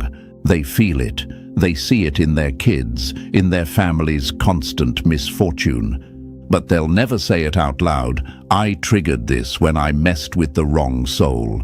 You didn't just survive their attack. You exposed the cost of envy. And now their legacy carries a debt their rituals can't erase. Number 6. You're not just silent anymore. You're untouchable, and it's killing them. Silence doesn't mean you lost your voice. It means they lost access to it. At first, your quiet worked in their favor. They thrived in your stillness. It gave them cover, made them bold, let them move in the shadows unchecked. They mistook your calm for confusion, your stillness for submission. They thought your silence meant they won. But what they didn't know is your silence was the setup. And now, you're not silent anymore. You're surgical, selective, unreachable. You didn't need a loud exit. Your energy made the announcement. You stopped engaging, stopped trying to explain the truth to people committed to lying. You pulled back your light, and it was like someone pulled the plug on their whole illusion. People don't panic when you go loud. They panic when you go ghost. Now imagine this. A parasite feeding on a host it assumes will never leave. One day the host wakes up, shifts slightly, and suddenly the parasite can't find a pulse, no reaction, no emotion, no vulnerability to drink from. That's what's happening to them right now. They used to know your energy like a map. Push this button, get that response, say these words, and you'd fold, cry, apologize, explain yourself, doubt yourself. But now, they can't find you, not emotionally, not energetically, not spiritually, and it's driving them insane. Because when a chosen one detaches, truly detaches, the world they built around control collapses. Your withdrawal wasn't petty, it was power, and now your absence has become a sentence, a life sentence. They're not haunted by what you said. They're haunted by what you didn't say. No closure, no confrontation, just space. and that space is swallowing them. The scariest goodbye is the one that doesn't announce itself. It just never comes back. Now they're unraveling, acting out, talking too much, looking wild, desperate, because people like this need your emotional frequency to survive. They need your empathy, your light, your forgiveness to fuel their false self. You stopped feeding them, and that's why they're starving. They thought they were in control of your narrative, but now they realize they never even had a seat at the table. You weren't weak. You were watching, and now that your eyes are open, your presence alone delivers a verdict their soul can't appeal. You didn't need revenge. You became the consequence. Number 7. They tried to kill your vision and accidentally awakened the power that sees through everything. The curse they cast didn't end you, it crowned you. They thought they were clever, that their whispers, candles, herbs and shadows would silence your soul, that the energy they sent would shut down your gifts like flipping a switch. They thought you'd spiral, collapse, forget who you are, that your clarity would fog over, that your strength would dissolve. But they made the dumbest move of their lives, because in trying to bury you, they cracked open something ancient. Instead of destroying you, their witchcraft acted like a spiritual defibrillator. It jolted your memory, not the kind you access with logic, but the kind that lives deep in your bones, in your dreams, in your pulse. They tried to send confusion, but all it did was burn off the illusions. They tried to bind your power, but all they did was hit a tripwire. You didn't shut down, you lit up. They didn't curse you, they activated the part of you they never wanted to meet. Now imagine this. Someone trying to sink a ship by adding pressure, but instead of cracking the hull, the pressure awakens the engine. That's what happened to you. They pressed. And in pressing you, they opened something they can't unsee. Your third eye didn't just open, it recognized. You started feeling everything before it happened. You didn't need proof. You knew. You saw behind the masks, heard what they didn't say, felt the spirits they carried before they ever entered the room. That's what terrifies them now. You're not angry. You're calm. You're not shaken, you're surgical, you're not reactive, you're aligned, because now you don't guess. You know, and this knowing isn't arrogance, it's not ego, it's not even learned. It was unlocked by their own hand. They didn't realize the ritual was a key, and the key opened the version of you they prayed would never rise. You walk different now. You don't explain, you don't chase, you don't fold. Your presence speaks, your stillness confirms, your decisions prophesy.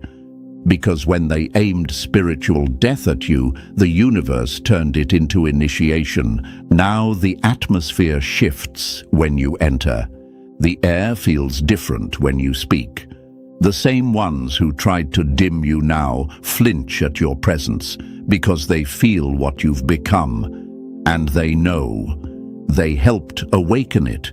You weren't just spared, you were activated. Now you don't just survive. You see, you don't just speak, you reveal.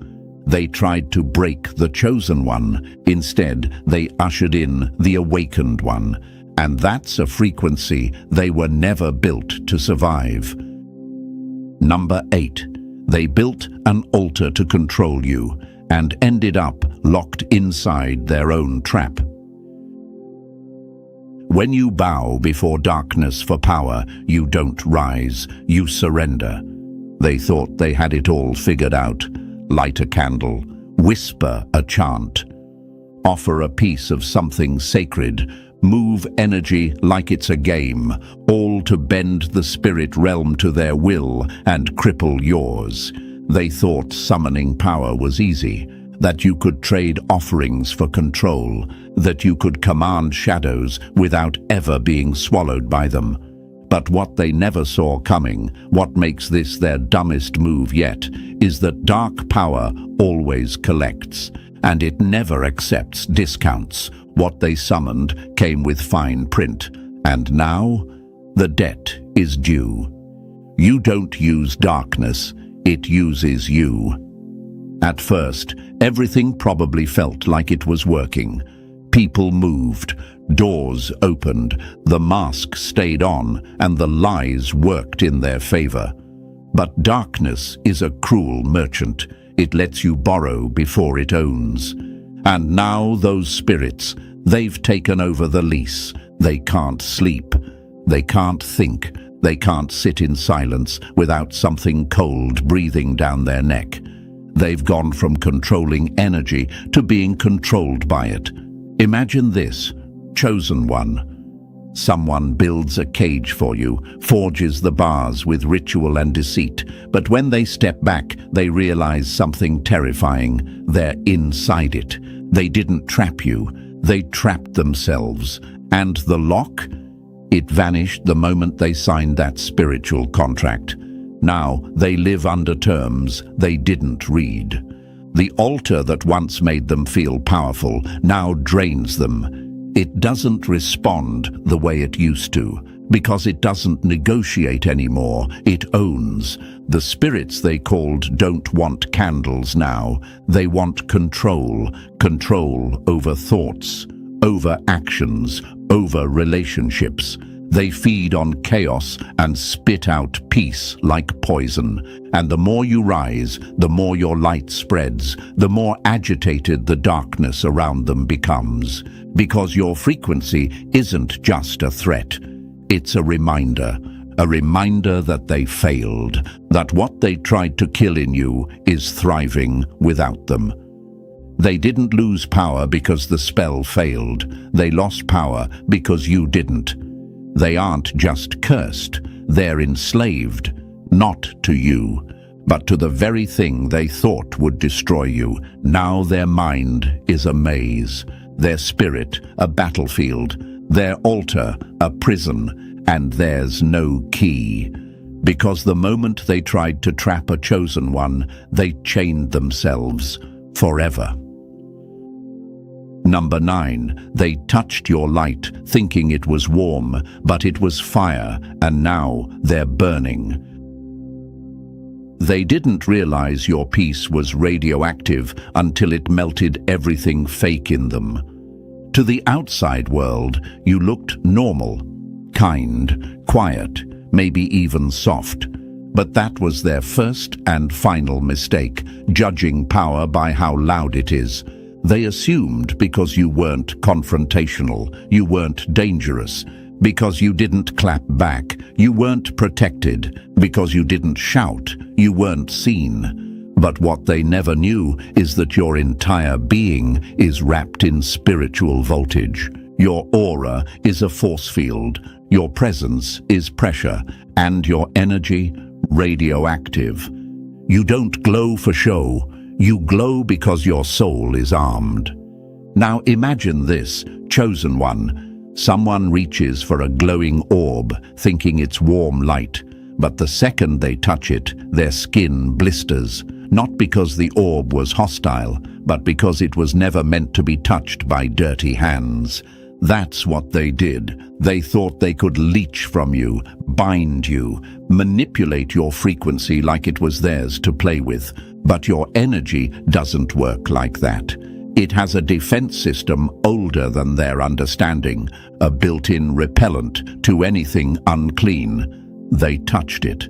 And now they're unraveling. It didn't just block them, it broke them. It scanned them, found them out of alignment, and activated a spiritual lockdown. Now they're glitching, mentally unstable, emotionally explosive, physically deteriorating. And the scariest part, they don't know how to stop it. They're running to rituals, throwing money at fake healers, trying to erase the echo of a mistake that's already sealed in their energy. But this isn't karma, it's fallout. You weren't cursed, they were contaminated. You didn't scream, you didn't fight, you didn't even speak. Your field did the work. Because when you carry the type of light that purifies everything around it, people either rise or they burn. And they burned. You were never the target. You were the test. And they failed it the moment they tried to use darkness on something wired for divine order. Now they're deteriorating from the inside out, because not all light is soft. Some light is radiation, and your glow was never for decoration. It was for protection, and now they're paying the price. Number 10. The more they fight it, the deeper they sink. Now they're drowning in their own disaster. You don't get to undo what you did to someone who outgrew the timeline you cursed them in. They thought it would be simple: cast a spell, send some energy, tip the scales in their favor. A shortcut, a secret weapon, something they could control without consequences. At first, it felt like power. They felt invincible, like they finally found a way to manipulate fate without paying the price. But now they're in full-blown panic. Because nothing is working, everything they touch turns to dust, and what once felt like control now feels like a trap. So what do? They go back to the very forces that got them here. Same altars, same chants, same darkness. But this time, they're not standing in power. They're begging for mercy, crying, offering more, sacrificing deeper, bleeding spiritually, trying to reverse what was never meant to be reversed. But they don't realize you're gone. You're not the same version they targeted. That version was vulnerable, still healing, still unaware. Now, you've ascended. You shifted timelines. You outgrew the cage before they ever found the key. They cast a spell on a caterpillar, never knowing it would become a butterfly and fly out of reach. Every time they try to undo what they did, they reactivate what was already judged. And judgment, once sealed, cannot be bargained with. They're not untangling the curse, they're tightening the knot. Because the energy they released already made contact with the system. It was seen, measured, returned. Now, each attempt to fix it is spiritual tampering, and the more they push, the harder the blowback hits. They're not experiencing karma, they're living inside a courtroom replay, and they keep screaming, "Reverse it," to a universe that already stamped "case closed." But here's the twist. They're not sorry. Not truly. They're not grieving the harm. They're grieving the consequences. They regret being caught, not being cruel. And the universe knows the difference. That's why the curse is evolving, stretching, folding itself into every corner of their life, not to destroy, but to teach. Some lessons don't end when the tears start. They begin. They started this. They kept going, and now they're locked in a cycle that only gets louder with every ritual, every bribe, every desperate act of spiritual manipulation. You didn't have to curse them. You didn't have to respond. You just rose, and in doing so, you made sure their energy would never touch you again. But them? They're still swinging in a ring you left behind, and every punch they throw hits themselves. That's not revenge. That's what happens when someone tries to undo a spiritual sentence that's already been delivered. They can't stop it because they won't stop. And now they've become the prisoner of their own persistence. Number 11. You weren't just protected. You were the divine trigger they should have never touched. They didn't just violate you, they set off a spiritual alarm that called judgment down on their entire life. They thought you were just another soul they could poke at, hex, or quietly sabotage without consequence. Someone who'd break, cry, fade into the background while they played puppeteer with unseen forces. But what they never knew, what their ego blinded them from seeing, is that you weren't just protected. You were the trigger. You weren't someone the universe overlooks.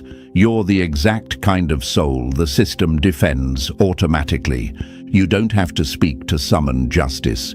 You don't have to lift a hand for balance to be restored, because you carry a frequency that doesn't just bounce back attacks, it activates judgment. They didn't feel the shift at first, but the moment they crossed the line, it wasn't you they were fighting. It was the force behind you, not karma, not coincidence. Law. There are people the universe doesn't allow you to touch without paying full price. You are one of them. When they tried to curse you, all they did was set off a consequence that can't be undone, because your energy isn't just light, it's coded with spiritual assignment, coded with protection protocols that move without permission. You don't just glow, you warn, and they ignored every sign.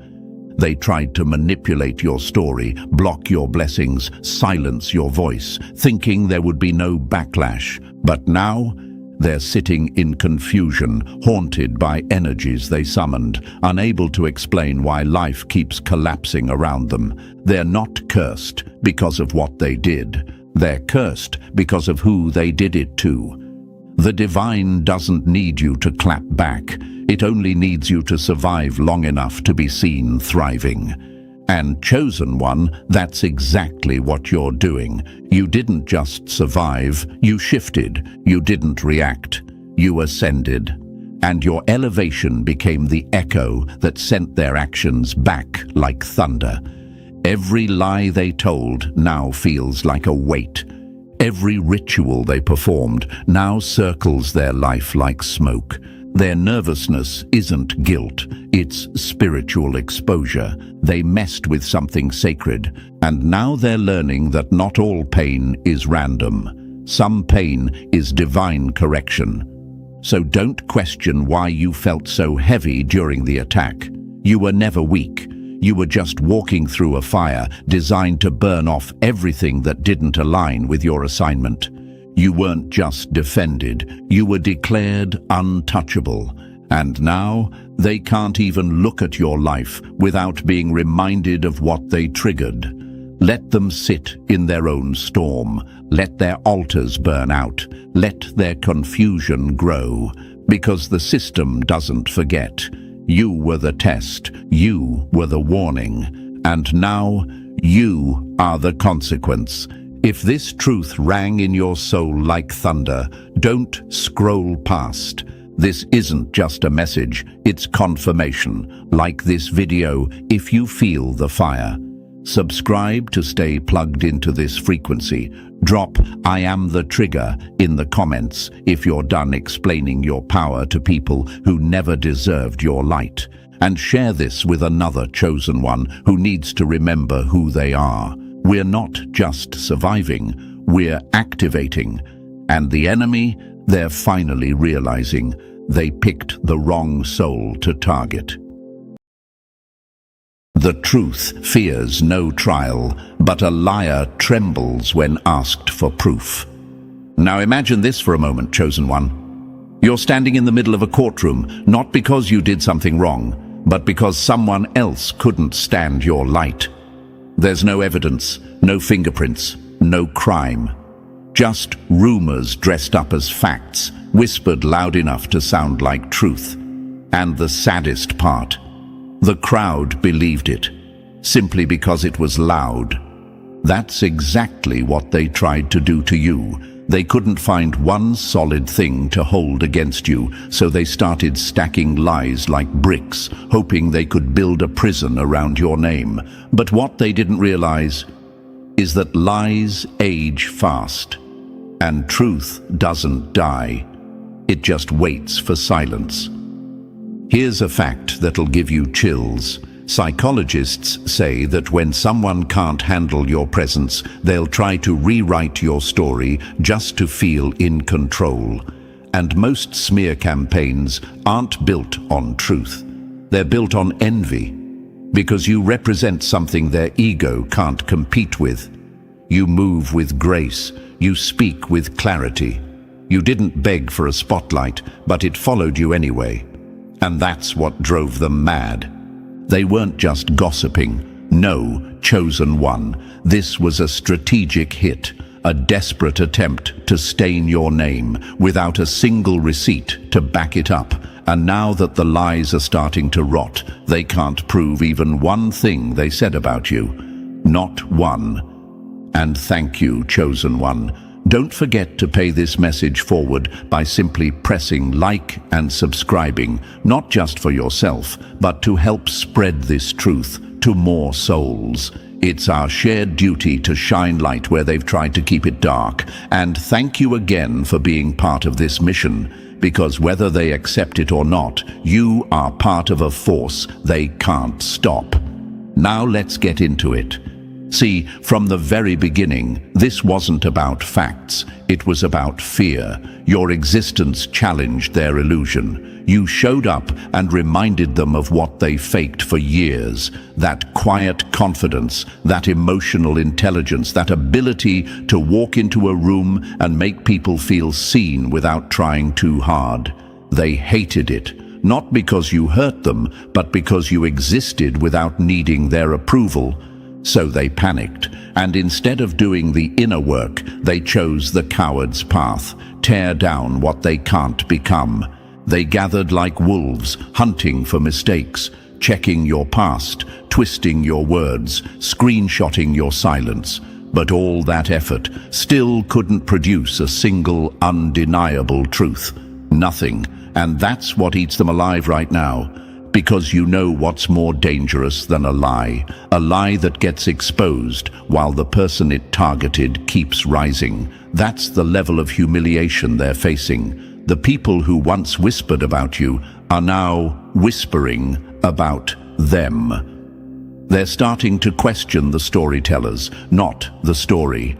Because even gossip needs proof, and these enemies came to the war with empty hands. And chosen one, this isn't just about survival. This is about reclaiming the narrative. Because when you're falsely accused and still stand tall, you don't just clear your name, you elevate your essence. You prove something they never expected, that your silence was never weakness. It was strategy. It was strength. You weren't defending yourself because you were guilty. You were letting their lies destroy themselves. And now, that silence is louder than every accusation they screamed. The universe saw everything. The false witness, the staged drama, the hidden jealousy behind every concern. And now that the dust has settled, not one of them can step forward and show the world a single thing that backs up what they said. Not a screenshot, not a message, not a moment, because it never existed. It was all fiction. A performance that failed its final act. So if you're listening to this right now and wondering why people flipped on you so fast, why they believed strangers over your soul, remember this: people don't need proof to judge you. They just need permission. And your enemies gave it to them, hoping they'd never get caught. But they did, because the same mouths that lied about you are now silent. And that silence is screaming guilt. So stay grounded, chosen one. Don't lower your energy to throw stones back at people who threw dirt. Let the truth do what it does best. Outlive the lies. Because today we're putting the spotlight back where it belongs. Not on their noise, but on your name. Not because you're perfect, but because you're proven. And the truth? It just won.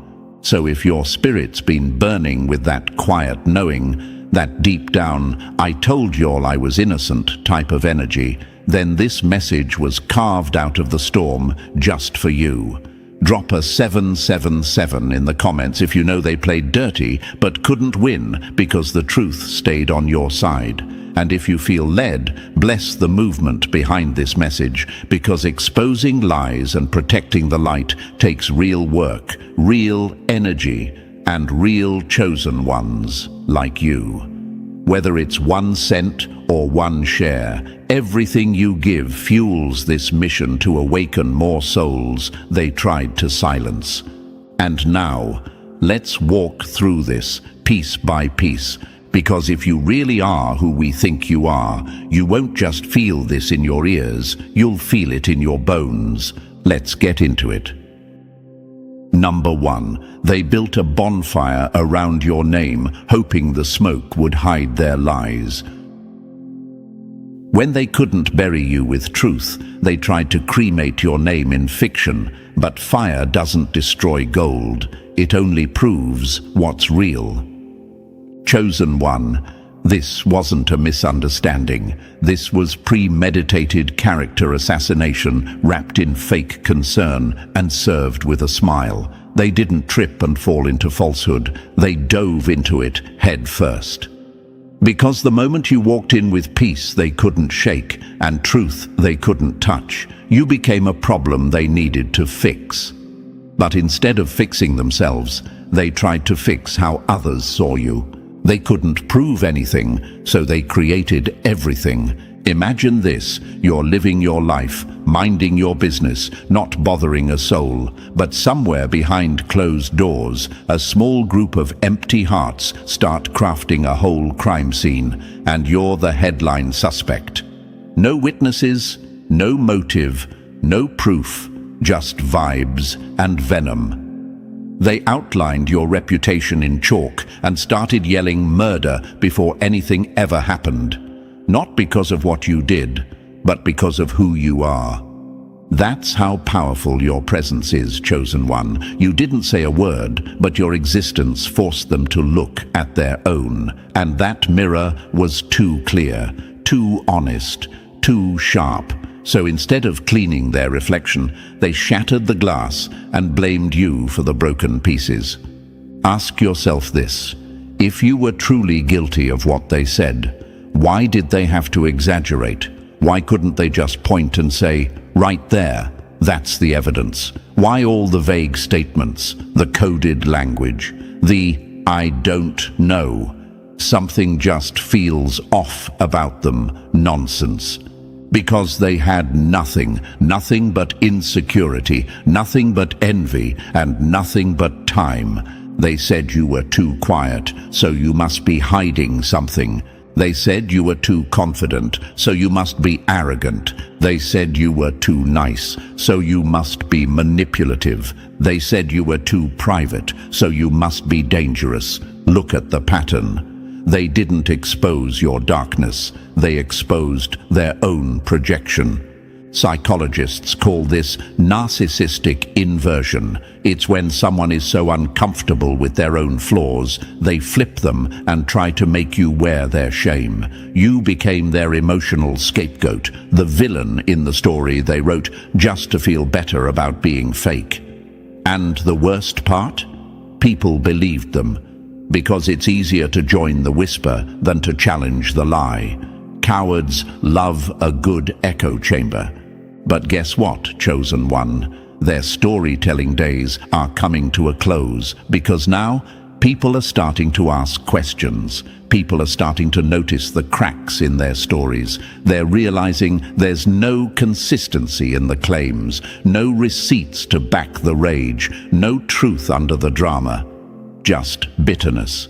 The universe doesn't play with the innocent, and you, being who you are, patient, calm, quiet, observant, you didn't need to fight back. You knew your silence would speak louder than their circus. And now it is. Loud enough that even their allies are side-eyeing them. The reason they can't prove even one thing they said about you is because every accusation was built like a house of cards, shaky, unstable, and destined to fall at the first breath of truth. And now that truth is breathing down their neck. They built a fake crime scene around your life, hoping people would focus on the yellow tape and ignore the lack of evidence. But time exposes everything, and when the smoke clears, the only thing left will be your unshakable truth and their exposed lies. Let's go even deeper. Have you ever noticed how people never lie about nobodies? They only attack what threatens them. You were never the villain. You were the mirror. You were the reminder of what they could never fake: authenticity. They could mimic your style, your lingo, your habits, but they could never replicate your energy. So instead, they tried to destroy it. They launched a silent war, weaponized doubt, used suggestion as a spell. Watch out for them. I don't know. I just get weird vibes. That's not how I remember it. They didn't accuse you with facts. They assassinated you with tone, with hesitation, with dramatized pauses and worried looks. But no one ever brought the actual proof, did they? Because none existed. And you might wonder, why didn't I fight back harder? Because you were never meant to lower yourself to their level. Your silence wasn't submission, it was strategy. Let the enemy scream, let them throw dirt. You knew that mud doesn't stick to gold. It only exposes the fools trying to bury treasure. And now, they're exposed. They're the ones explaining, clarifying, over-talking, because lies need defense. Truth just stands. So let them watch now. Let them sit in the audience while you rise. Let them stutter when people ask, wait, what exactly did they do again? Let them sweat under the pressure of their own fiction falling apart. They created a crime scene, but forgot one thing. You're not the criminal. You're the proof. Proof that resilience can't be smeared, that peace can't be faked, that when the smoke clears, only one name stays clean, and it's yours. Let this fuel you, chosen one. Let their hate sharpen your clarity. Let their lies remind you just how untouchable you truly are. Because when someone can't destroy your truth, they will always try to destroy your image. And the only reason they did all of this is because you're not who they said you were. You're more silent, more sharp, more powerful, more real than they'll ever be. So next time someone tries to bring up what they heard about you, look them straight in the eye and say, then show me the proof. I'll wait. And watch how quiet the room gets. Number 2. They used feelings like fingerprints, but never had a crime. When emotion becomes the evidence, the innocent become the target, and the loudest liar becomes the judge.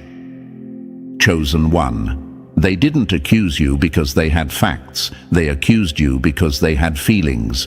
Ugly ones, buried ones, rotten ones, the kind that fester when someone can't stand your calm, your power, your presence. The kind that twist into jealousy when you walk into a room and make people feel safe without saying a word. This wasn't logic. This was insecurity cosplaying as truth. They didn't bring receipts. They brought resentment. They didn't bring evidence. They brought envy. They didn't bring facts. They brought feelings. Let that sink in. These people didn't even know why they were so triggered by you. They just were. And instead of doing the emotional work, they created a narrative that felt real enough to get away with. And that's the danger of emotion when it's left unhealed. It becomes a weapon, not a warning. They didn't expose your flaws. They revealed their fears. That's the real story. You were calm, composed, quiet, and they read that as threat because people who are ruled by chaos can't stand stillness. It's like silence to a liar. It burns. Now imagine this. You walk into a space with no agenda. You don't need to be seen. You're not performing. You're just you. But the moment you sit down, someone starts shifting in their seat. They feel your energy, and instead of being inspired, they feel invaded. Why? Because confidence that isn't loud terrifies people who perform to feel important. They looked at you and felt small, not because you made them feel that way, but because they were already shrinking. You were the contrast, the reflection. And instead of rising, they projected. I don't trust them. Something about them feels off. They think they're better than everyone. But ask them one simple thing. What did this person actually do to you? Watch them stumble. Watch them deflect. Watch them change the subject. Because when the emotions settle, there's nothing underneath. Just feelings they didn't know how to hold, so they threw them at you and called it truth. People don't destroy you with facts. They destroy you with fear, then decorate it with drama. You didn't play the game. That's what made you dangerous. You didn't gossip back. You didn't clap back. You just moved like someone who didn't need external validation to feel valuable. And that kind of self-assurance, it breaks the egos of people who get high on attention. They mistook your boundaries for arrogance. They mistook your healing for aloofness. They mistook your peace for plotting. And that's when the whispers started. They weren't reacting to what you did. They were reacting to what they couldn't understand. You. Because people fear what they can't control. And you, chosen one, were uncontrollable.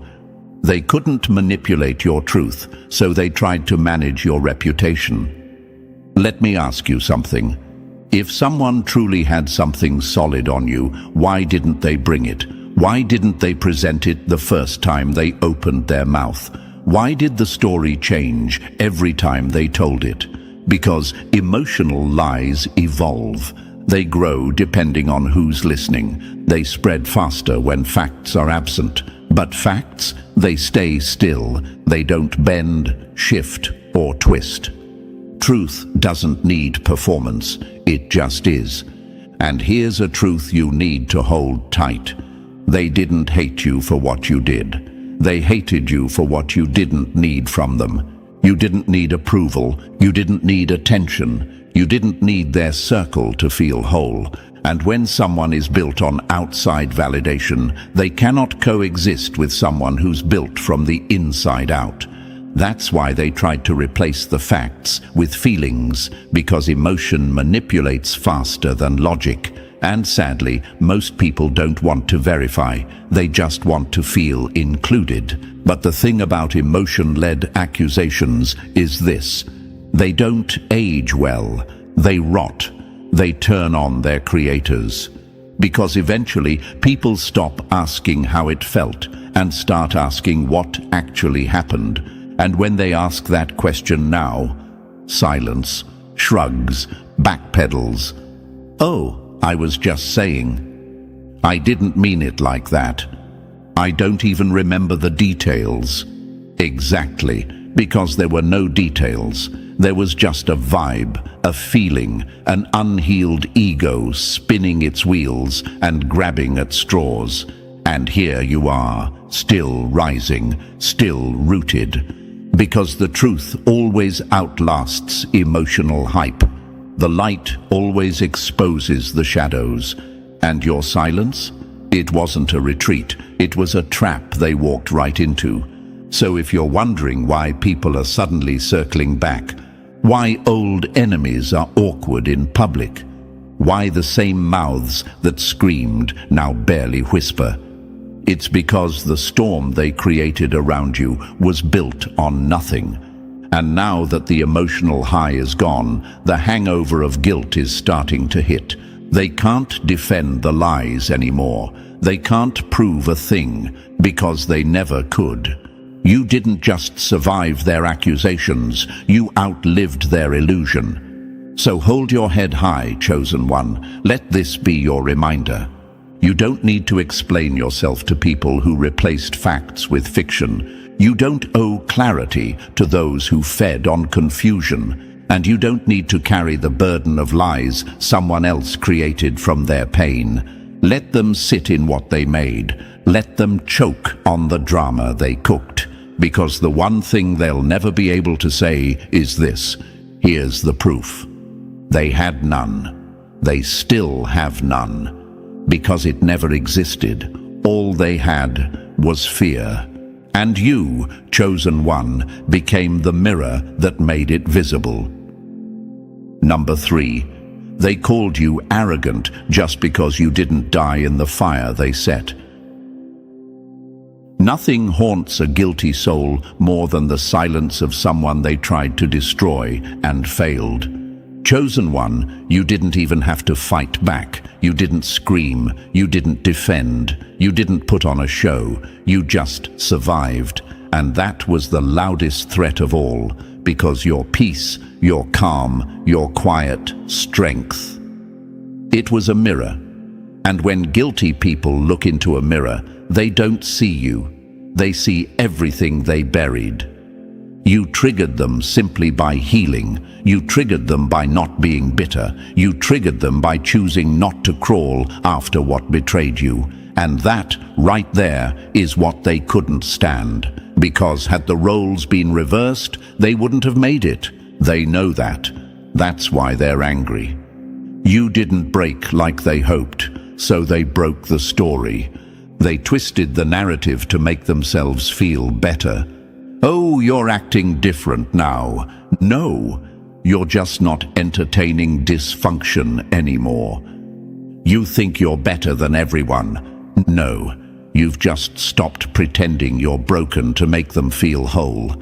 Imagine this: someone stabs you in the back, then gets mad when you stop bleeding in front of them. That's what this was. They expected you to fall apart, to beg, to lose your mind.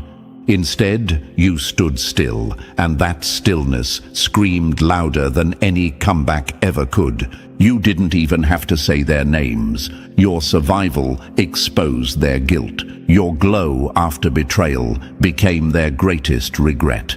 You didn't need revenge. You became the proof. Some people hate your healing because it reminds them of the healing they ran from. And when you rise quietly, when you smile after the fire, when you find joy again, it shakes them. Not because you hurt them, but because they realize they couldn't kill what they never understood.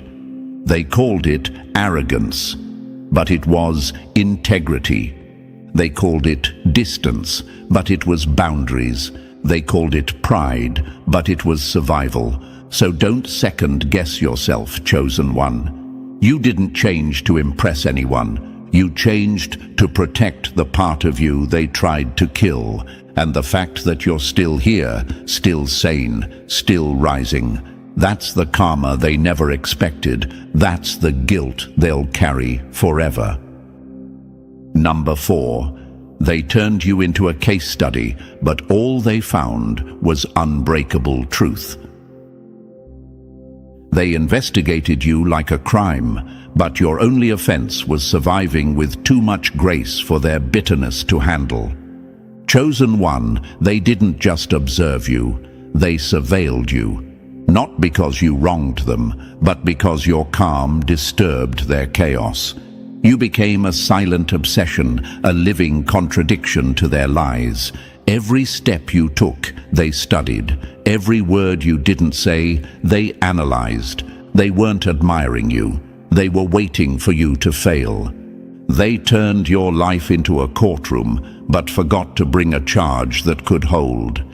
You were the case they opened with no evidence, hoping the pressure alone would make you crumble. But every time they expected the mask to fall, they realized you weren't wearing one. You weren't pretending, you were just real. And that is what kept them up at night. Imagine this: someone watches you like a hawk for weeks, months, even years, zooming in on every silence, waiting for you to explode, waiting for you to snap, stumble, sin. And every time they sharpened their lens, all they saw was consistency. It made them feel powerless. How are they still composed after all that? Why haven't they cracked? How can they still walk with peace after being dragged? The answer: because you've been through worse. They were late to the war. You already survived the battlefield. That's the part they couldn't grasp. They were trying to break someone who had already been tempered by fire. They assumed silence meant weakness, but it was your sharpest weapon. And when the storm came, you didn't flinch. You didn't clap back. You didn't even blink. So when they found no dirt, they invented it. She's too calm. Something's off. He's too put together. Must be fake. They're too private, probably hiding something. But what they were really saying was, I can't relate to that kind of strength, and it scares me. Because realness exposes fake without even speaking. You were the mirror they never wanted to look into, not because of what you showed, but because of what they lacked. So next time someone watches you too closely, remember, it's not curiosity. It's fear in disguise, and fear always studies what it can't destroy. Number 5, they built a hype train on lies, then got run over by the truth. They didn't want the truth. They wanted a story that would silence yours. Chosen one, they didn't build a case. They built a circus. And you were the main event. Not because you volunteered, but because your existence made too much noise for people who only feel comfortable in chaos. They didn't want to investigate you. They wanted to erase you. But with what? Not facts, not proof. Just whispers, side eyes, and one emotionally charged rumor that grew legs and sprinted through rooms like it paid rent. They didn't build a case. They built a crowd. And the crowd didn't ask for truth, they asked for blood. They took one person's grudge and turned it into a gospel. One misquote became a headline. One "I heard" became a full-blown conspiracy. They turned gossip into groupthink. Why? Because truth wasn't their mission. Comfort was. They needed to believe you were guilty. Because if you were innocent, then they'd have to face something much scarier than the rumor: your growth, your peace, your success. Imagine this: a person you barely spoke to is now walking around like your biographer, telling stories you never lived. Another one's repeating what they heard from someone who wasn't even there. And by the time it makes its way back to you, you're starring in a fiction film you didn't audition for. They weren't building evidence, they were building emotion, loud enough to drown out the truth, and people fell for it. Because when someone's hurting, the easiest lie to believe is the one that justifies your jealousy. People don't always need facts to cancel you, they just need the lie to feel good. But here's the twist: lies don't age well. They lose oxygen over time. And you kept breathing, you kept rising, you kept showing up with grace, you kept living a life that silently screamed, I'm still here and I'm still clean. Now the cracks are showing. People are asking, wait, what did they actually do again? And no one has an answer, because there never was one. Their entire campaign was built on air. And truth doesn't shake when the wind blows. It stands, just like you did. Number 6. They feared the blueprint, not the building. You were a threat before you even stepped into power. Some people try to destroy you early, not because of what you've done, but because of what you're about to become. Chosen one, they didn't come for your history. They came for your potential. Your presence whispered of a future that scared them speechless, not because you boasted about it, but because you carried it silently, naturally, powerfully, and that was the threat. They sensed it before you even saw it in yourself. Your aura shifted rooms. Your silence demanded attention. People leaned in when you spoke, even when you weren't trying to lead. And they couldn't stand it, because deep down they knew, if we don't stop this now, we'll never be able to compete later. That's why they tried to clip your wings before you ever flew. Because even at rest, you made noise. Even in hiding, you stood out. Even in your lowest season, you radiated promise. Imagine this. You're a seed still underground, barely breaking through the dirt. But already, people are trying to block the sunlight. Why? Because they've seen what happens when someone like you blooms. They weren't responding to what you did. They were pre-panicking about what you'd become. It wasn't your power that scared them. It was your potential. And here's the cold truth. They had no problem with your struggle. They applauded it even. As long as you stayed small, quiet, unsure, they clapped for you. But the moment you showed signs of rising, of outgrowing, of stepping into purpose, that's when the sabotage started. They whispered, "They're getting too confident. They're changing. They think they're special." But they weren't exposing you. They were exposing their fear. Fear that your evolution would expose their stagnation. Fear that your future would outshine their facade. They tried to shrink you because your glow reminded them they never grew. So remember this, chosen one. They didn't fight the old you. They fought the future you, the version you're still becoming. And their fear was the prophecy they didn't mean to speak out loud. You didn't need a crown to be royalty. You didn't need a stage to be seen. You just had to exist. And that alone was too much for them to handle. Number 7. They cut you, then called your blood the problem. Pain was the setup, not the proof. They wounded you in private, then mocked your limp in public. Chosen one, they didn't just hurt you, they turned your healing into a weapon. They threw stones, then pointed at your bruises like you were the one to blame. When you cried, they said you were crazy. When you went quiet, they said you were hiding something. And when you finally got back up, they called it a performance. They didn't want the truth. They wanted ammunition. And your pain? That was the closest thing they could get to evidence. Not because it proved anything real, but because it was convenient. They stabbed you emotionally, then used your survival scars as a character flaw. Imagine this. You're walking through fire someone else lit. You come out coughing, limping, carrying the weight of smoke and betrayal. And instead of asking, "Who did this to you?" they go, "See? Look at them. They're not stable." They don't question the cause. They condemn the consequence. That's how sick it got. They needed you to break just enough to justify the lies. They didn't care how you got there. They didn't care what they did. They just wanted a moment they could screenshot, a reaction they could twist, a struggle they could parade around like a red flag. And the worst part, you still weren't the villain.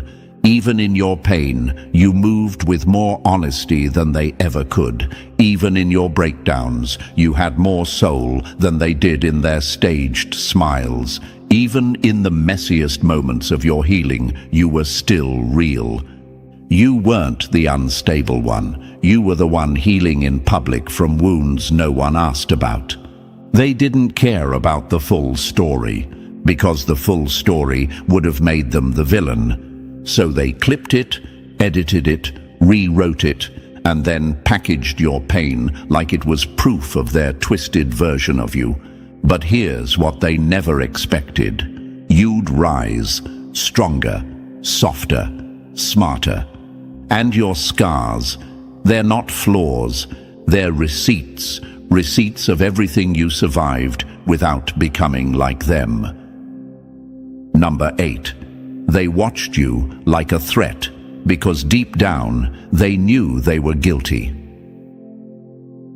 When someone can't stop watching you, they're not a victim. They're haunted by the lie they told about you. Chosen one, obsession doesn't come from peace, it comes from guilt.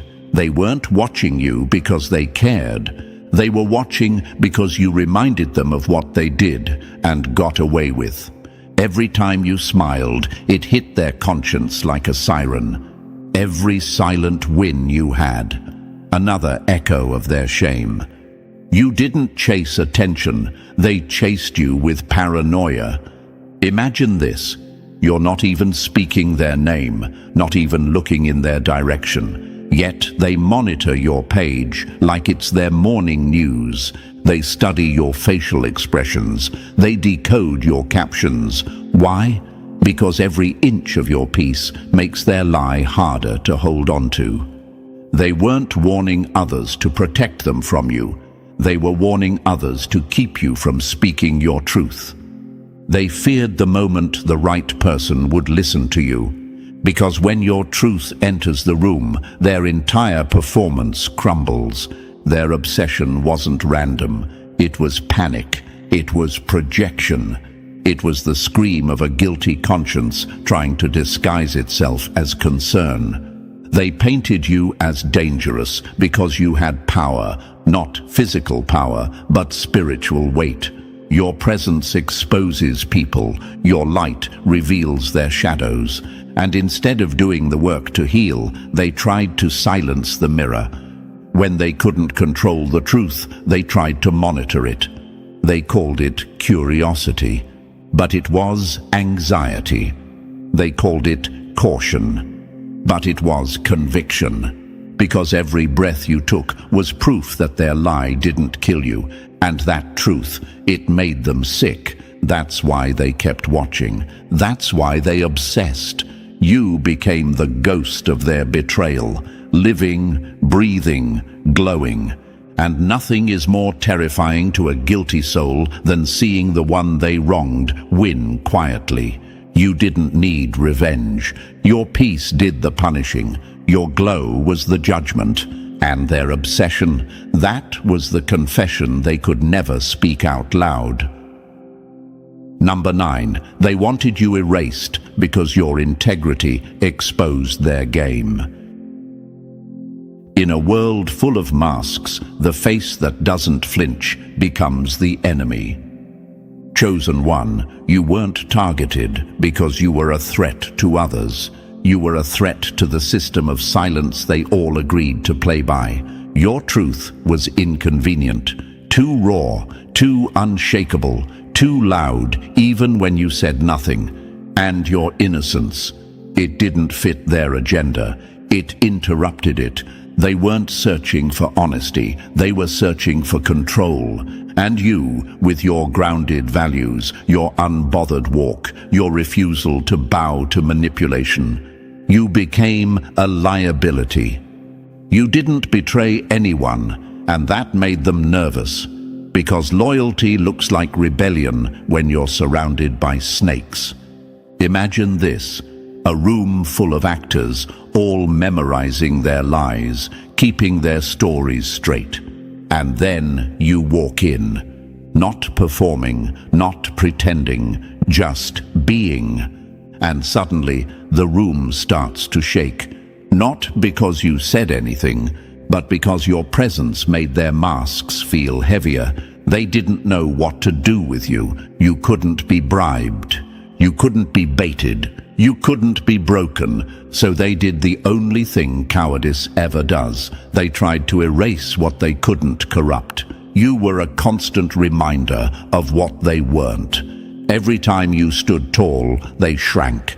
Every time you chose the high road, they felt the weight of their shortcuts. You didn't attack them. You just didn't join them. Your silence was a protest. Your peace was resistance. Your integrity, it was revolution. And here's the thing they'll never admit. It wasn't your perfection that bothered them. It was your consistency. You didn't flip. You didn't fold. You didn't fake it. You were too real in a place built on illusion, too solid in a space made for the hollow, too bright in a room that survived on shadows. So they tried to exile you, cast you out, call you too much, too intense, too honest. But innocence doesn't explain itself. It doesn't argue with liars. It doesn't beg for a seat at a table made of manipulation. It just stands. And chosen one, you stood. And now, the very thing they tried to erase is the only thing people remember. Number 10. They rushed to bury you because the truth was about to rise with you. People don't panic over lies. They panic over the truth finally being seen for what it is. Chosen one, they weren't just trying to ruin your name, they were trying to beat the clock.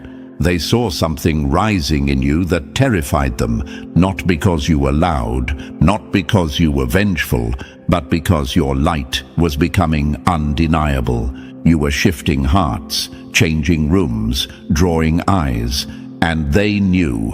Once people saw you clearly, their lies wouldn't just fall apart. They'd be exposed as the architects. They didn't attack you out of hate, they attacked you out of urgency. It was a race. You were glowing up too fast, getting too aligned, too respected, too seen. So they did what scared people do when truth starts breaking through. They tried to bury it under chaos. The rumors flew. The group chats lit up. The character assassinations began. Not because they had proof, but because they had panic. Imagine this, a house of cards trembling in the wind, and your presence alone is the gust. You didn't even push it, you just showed up.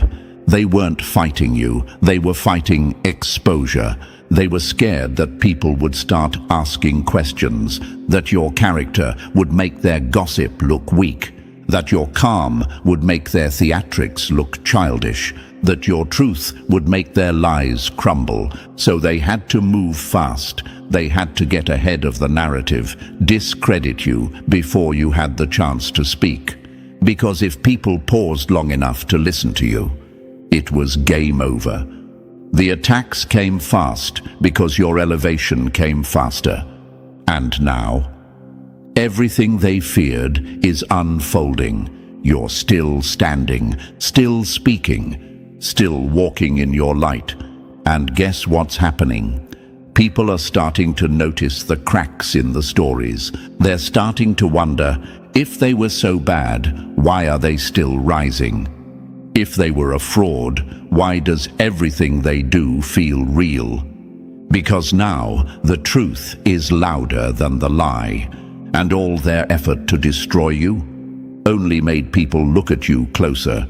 And what they see now, it's everything they were never ready to face. Number 11. You shook their world just by breathing different, and that's why they tried to silence you. You don't have to lift a finger to intimidate people who fear what they'll never become. Chosen one, you didn't walk in trying to take anything. No spotlight, no credit, no crown. You weren't competing, you were existing. But that alone was enough to make them unravel, because your presence didn't just stand out. It exposed everything that was fake in them. You didn't need applause to feel worthy. You didn't need attention to feel alive. You didn't need their approval to validate your spirit. And to people who build their identity on noise, that kind of inner peace is dangerous. Confidence that doesn't need an audience becomes a threat to those who only perform. You weren't playing their game. You weren't following the rules of manipulation. You weren't laughing at jokes you didn't find funny just to fit in. And that made you unpredictable, untouchable, unshakable. Imagine this, a world of cardboard cutouts, all smiling, nodding, blending in. And then you show up made of stone and soul, unmoved, rooted, breathing differently, and suddenly they're nervous, not because you did anything wrong, but because you refused to dim your light for their comfort. They couldn't label you, couldn't box you in, couldn't figure out how you remained so real without permission. So they did what scared people always do when they can't control something powerful. They tried to destroy it, erase it, mute it, mock it. But here's what they didn't count on. You weren't built for their approval. You were built to withstand storms they couldn't even name, and presence like yours, it doesn't fade, it expands. You were never the problem. You were just the reminder that they couldn't fake forever. They thought if they ignored you, you'd go away. They thought if they slandered you, you'd shrink. They thought if they froze you out, you'd break. But instead, you grew louder in silence. You glowed deeper in isolation. You became the thing they swore you weren't. A threat, not because of what you do, but because of who you are when no one's watching. And that, chosen one, is the kind of power they'll never understand, because it can't be faked. Number 12, their lies were just diary entries in disguise. They confessed while trying to condemn you. When someone lies about you with passion, it's not exposure, it's projection leaking through the cracks. Chosen one, what they called warnings, were really confessions. Every rumor they spread, every whisper they passed around, was never really about you. It was a coded message about themselves. Your name was just the mask they wore to hide their shame. They weren't exposing your sins, they were describing their own in your image.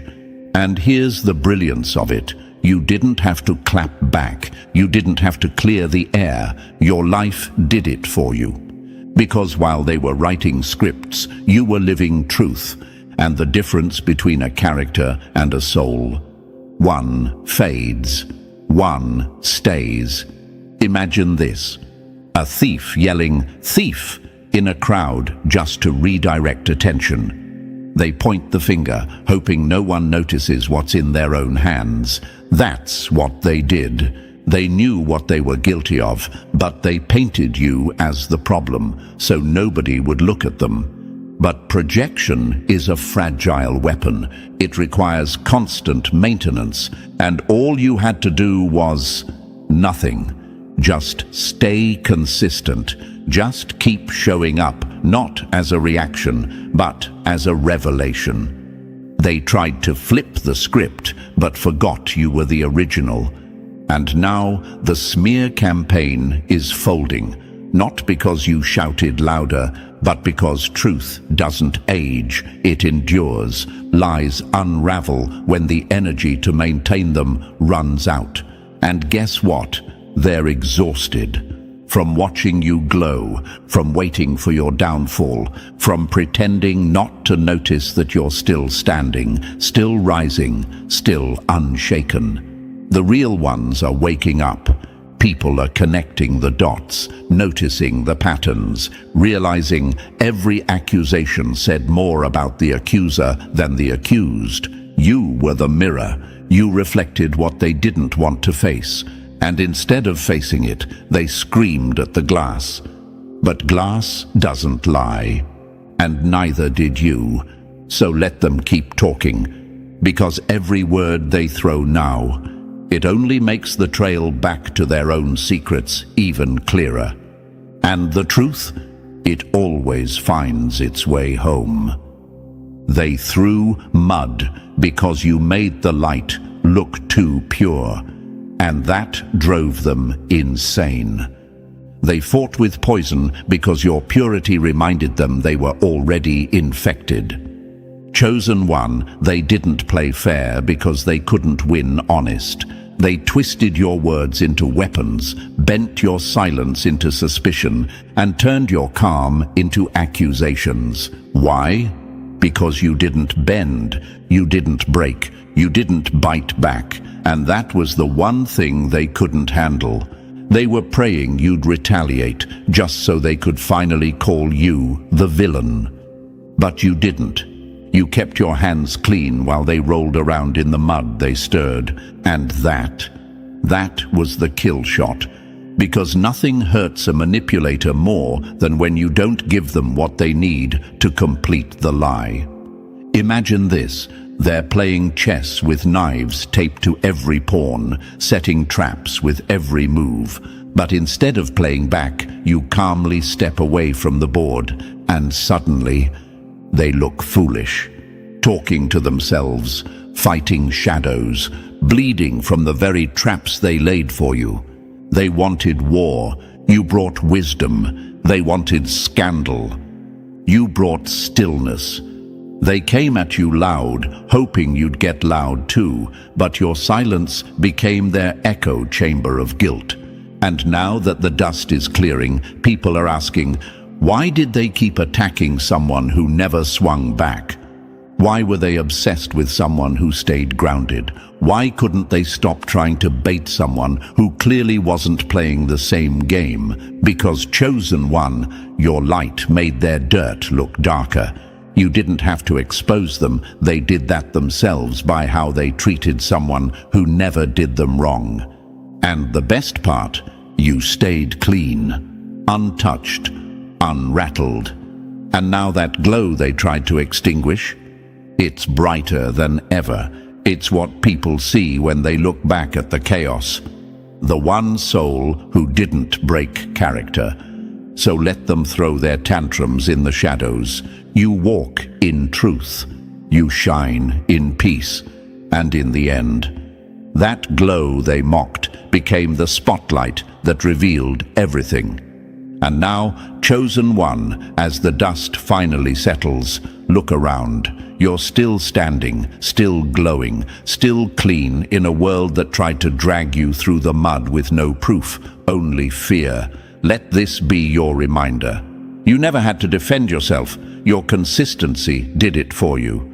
The truth always outlasts the lie. If this message hit home, drop the number 777 in the comments to claim your power back. Don't forget to like, subscribe, and share this with another soul they tried to erase. We rise by reflecting truth, and you, chosen one, are the living proof. Anyone who tries to break what the universe has chosen will end up breaking themselves first. Now imagine this for a moment. Chosen one, somewhere, right now, a silent force moves like a shadow behind you, alert, ready, and fierce. This force is not distracted by the noise of the world. It sees clearly who dares to threaten you and stands prepared to put hands on anyone foolish enough to get in your way. You might not hear it or see it, but it is there, watching, waiting. This isn't just loyalty, it's a promise forged in the depths of necessity. Because protecting you is more than duty, it's survival. Here's a fact for you. Those who underestimate the power guarding a chosen one rarely get a second chance. History is full of those who thought they could disrupt the destined path, only to find their efforts shattered by unseen forces. The universe never wastes energy on empty threats. It empowers protectors who make sure your mission cannot be derailed, no matter what. And thank you, chosen one, for being here. Don't forget to pay this message back by simply pressing like and subscribe. It's our shared responsibility to spread this light to more souls. You are part of a force, silent but unstoppable, that keeps the balance intact. Together, we're stronger, and this mission is far from over. Let's get back to what really matters. You, chosen one, are not walking this path alone. Behind the scenes, there is someone whose entire existence revolves around one thing: defending you. Not casually, not when it's convenient, but always.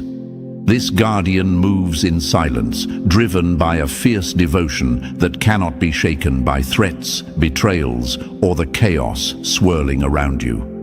This protector doesn't just stand by, they act. They confront danger head-on, intercept harm before it touches you, and send a clear message to anyone who thinks you are vulnerable, because you're not.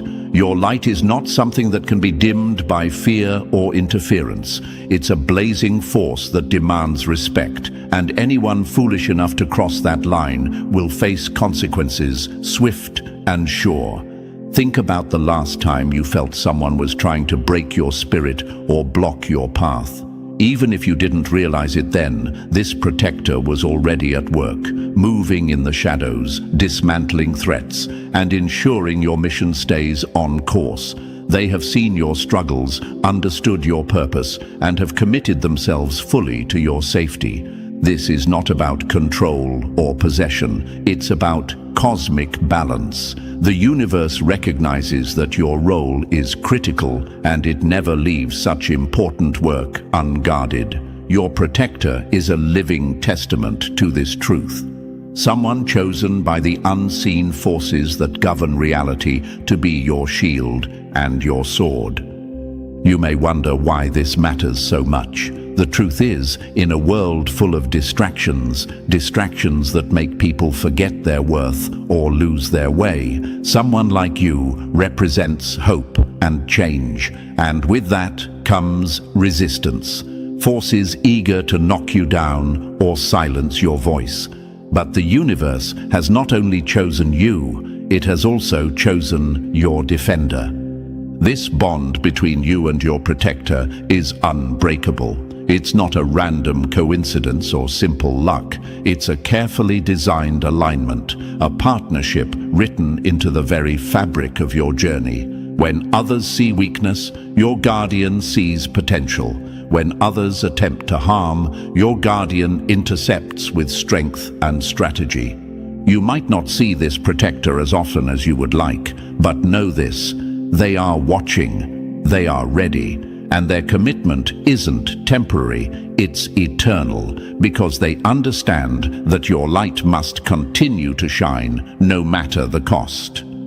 So when you feel alone, when the weight of your path threatens to overwhelm you, remember that someone stands ready to defend you fiercely and without hesitation. This protector is your unseen warrior, your loyal guardian in the shadows, the force that ensures no one puts hands on you without facing consequences that shake their world.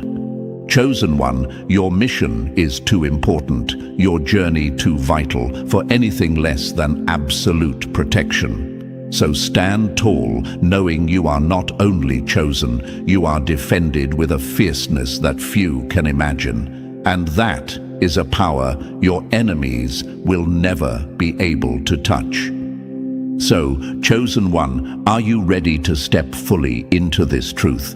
This isn't just another message, it's a call to recognize the force standing behind you, ready to defend you against anything or anyone who dares to cross the line. If you feel that fire inside, drop 777 in the comments below.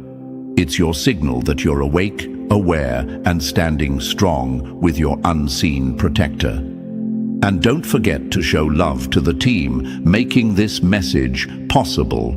Your support, no matter how big or small, fuels this movement and helps protect more chosen ones like you. Every like, every share, every bit of energy you send out strengthens the shield around us all. And now, let's get into the heart of this, step by step. Trust me, if you're truly a chosen one, you'll feel the pull to stay until the very end. This is your moment. Let's begin.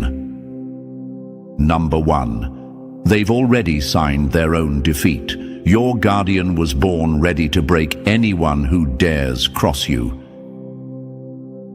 Anyone who tries to break what the universe has chosen will only shatter themselves. Before your first breath, before even your name was whispered into existence, before the very essence of your mission was etched into the fabric of the cosmos, something was already set in motion. This wasn't luck. It wasn't coincidence. It wasn't some fairy tale fate. It was a binding force, an unbreakable contract sealed in the depths of the universe's blueprint. You were marked, and so was the one who vowed to guard you with a ferocity that defies human logic. Think this is just loyalty? Loyalty is cheap, a word tossed around by the weak. This is something primal, etched into the bones and spirit of your protector like a sacred war cry that echoes beyond time. They were chosen to be your shield before they even understood why. Their soul flares with the fire of your battles, burning with every scar you carry. Their pain is linked to yours. If you suffer, they suffer. If you falter, their very existence trembles. You might wonder, why? Why would someone be so devoted? What makes this bond unshakable? Look to history and ask yourself, was Jonathan's protection of David mere friendship? No. It was a pact beyond human understanding, a celestial code written in the stars. Even when arrows darkened the skies and kings roared with fury, Jonathan stood like a mountain, unyielding, immovable, because the universe demanded it. That's not loyalty. That's cosmic law. Your guardian lives by the same unspoken decree. They don't always know the full story. They don't question the why or the how. Their spirit only knows one truth: stand between you and harm. To fail is unthinkable. To hesitate is betrayal to themselves and to the order that chose them for this role. It's a covenant forged beyond the reach of conscious thought, deeper than promise or oath. Something embedded in their very being, encoded into their spiritual DNA. This is not a choice, it's a destiny accepted with every fiber of their existence. Ask yourself, when someone steps to you, threatening your light, your purpose, your very essence, do you think they're just facing a person? No. They're facing the storm incarnate. They're facing the shadow that haunts their every move. They're facing a force so ancient and relentless it's been waiting in the wings, ready to snap down on any fool who tries to touch you. Imagine the enemy's shock when they realize the weakness they thought they had is actually the blueprint to their own destruction. The moment they try to step into your world, they're walking into a trap set long ago, an unbreakable net woven by your guardian's unwavering devotion. They don't just defend your body, they dismantle the threats to your soul, your mission, your very existence. What happens when someone dares to break the sacred balance? What happens when they underestimate the power behind your unseen protector? They get broken, shattered, crushed by a force they never even saw coming, because it doesn't fight like ordinary defense. It fights like divine retribution, wrapped in silence, swift and merciless. Your protector's commitment isn't about flashy battles or loud declarations. It's a relentless, quiet storm that makes the ground shake beneath those who think they can walk all over you. They don't ask for permission. They don't seek validation. When protection is needed, they move decisively and without hesitation. Maybe you ask, how can someone be that dedicated without even knowing the reason? Because some things go beyond reason, beyond logic, beyond human understanding. They operate in the frequencies of the soul, where every thought, every feeling, every pulse binds protector and protected in a dance as old as time. This bond doesn't bend, it doesn't weaken with time, it only grows stronger, fiercer, more absolute. When your enemies whisper lies, plot betrayals, and try to chip away at your light, your guardian is there, watching from the shadows, ready to strike before you even feel the danger. To the enemy, this is a nightmare. To you, it's your greatest strength. So remember this. Anyone foolish enough to try and break you will have to face a force far bigger than you, one that was born for this moment long before you were. Your guardian carries a fire inside that can't be extinguished. A promise made in the universe's deepest chambers that no harm will touch you without consequence. This isn't loyalty, this isn't duty, this is cosmic justice, personalized and sharpened into a weapon so fierce it shreds anyone who dares to threaten your path. And when the enemy finally learns this truth, it will be too late, because by then you won't just have survived, you will have already won. Number 2. When your guardian awoke, the universe shifted. A force stirred beyond time, ready to crush anyone who threatens you. Some bonds aren't born, they're awakened, and once stirred, nothing can silence their roar. Imagine for a moment the instant your guardian first crossed your path, not in a casual meeting or a simple coincidence, but in a moment charged with cosmic electricity. In that split second, something ancient inside them stirred awake, like a slumbering volcano roaring to life beneath the surface of their soul. This was no ordinary recognition. It was a force that tore through the limits of logic and reason, a knowing that bypassed the mind and pierced straight to the core of their being. Their spirit screamed in clarity, "This is my purpose. This is the mission that shadows every step I take." Before their brain could even wrap around the meaning of what they were witnessing, before understanding caught up with instinct, a primal fire ignited. A fire that refuses to die until every threat against you is crushed underfoot. This isn't loyalty you can explain to others. To the outside world, it looks like madness, unreasonable, excessive, almost obsessive care and dedication. But this is not mere loyalty, it's cosmic alignment, a sacred bond carved into the very fabric of existence, expressed in human form to wage war on your enemies. Ask yourself, how can someone care so fiercely without hesitation? How can a stranger's devotion defy all logic, all expectation? Because they aren't a stranger, they are your counterpart in a divine dance choreographed across lifetimes. The cosmic ledger, the ledger of all souls and destinies, doesn't lie. Your names were written together before either of you ever drew a breath in this world. Picture the ancient threads that weave the tapestry of existence, a web so vast, so intricate that every soul destined to protect or be protected is linked across time and space. Your guardian soul sees yours through the veil that separates worlds, through the shadows that separate lifetimes. This bond isn't a coincidence. It's an echo of promises made long before this life, in realms beyond mortal understanding.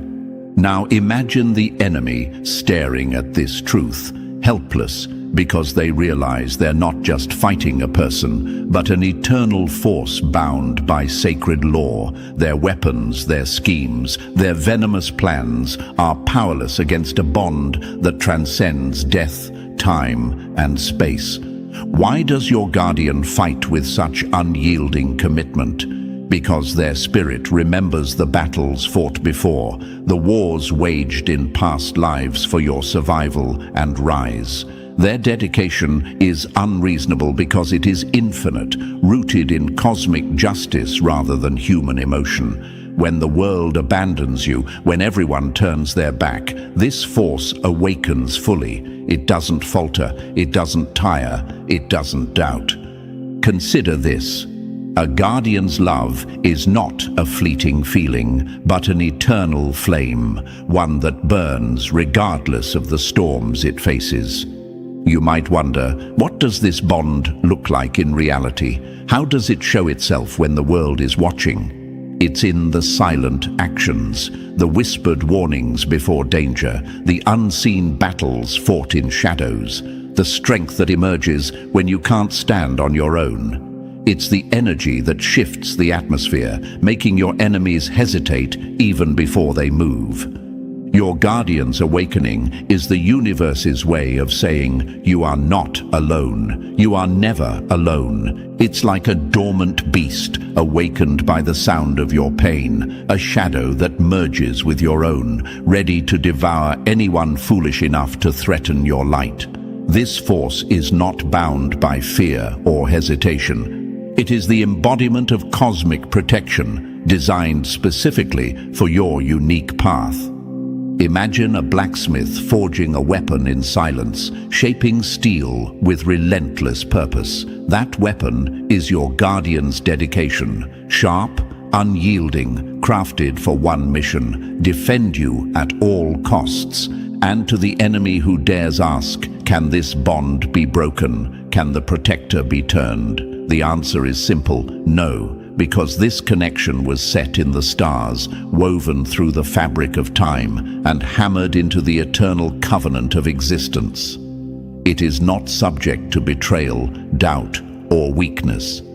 The universe does not waste such power on trivial connections. This bond was created to endure all tests, to survive all storms, and to break any force that tries to come between you and your destiny.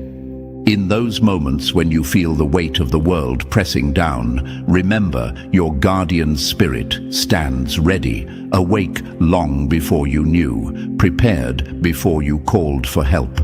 Their awakening was your unseen armor forged in the fires of cosmic truth. The enemy cannot touch what was born to protect. They cannot defeat what the universe has decreed as invincible. Your guardian's dedication is a warning. Step lightly or prepare to be destroyed. This isn't a mere tale of friendship or support. It's the raw truth of a bond that outlives bodies, transcends lifetimes, and shatters all opposition. The guardian who awakened when they first saw you is a force destined to crush anyone who tries to harm you. And this awakening isn't just about protection, it's about transformation. Your guardian's power grows with you, becomes sharper with every battle you face, and more ruthless with every enemy you silence. So, chosen one, never doubt the force that shadows your steps. That fierce presence beside you is no accident. It's the universe itself standing guard, awakened and ready, burning with a purpose as old as time. They are your silent storm, your unseen fire, your relentless shield. To the enemy, beware. Because the moment you touch the chosen one, you awaken a guardian ready to bring the storm that will break you. Number 3. The unbreakable law of cosmic protection. Darkness only reveals who is truly guarding the light.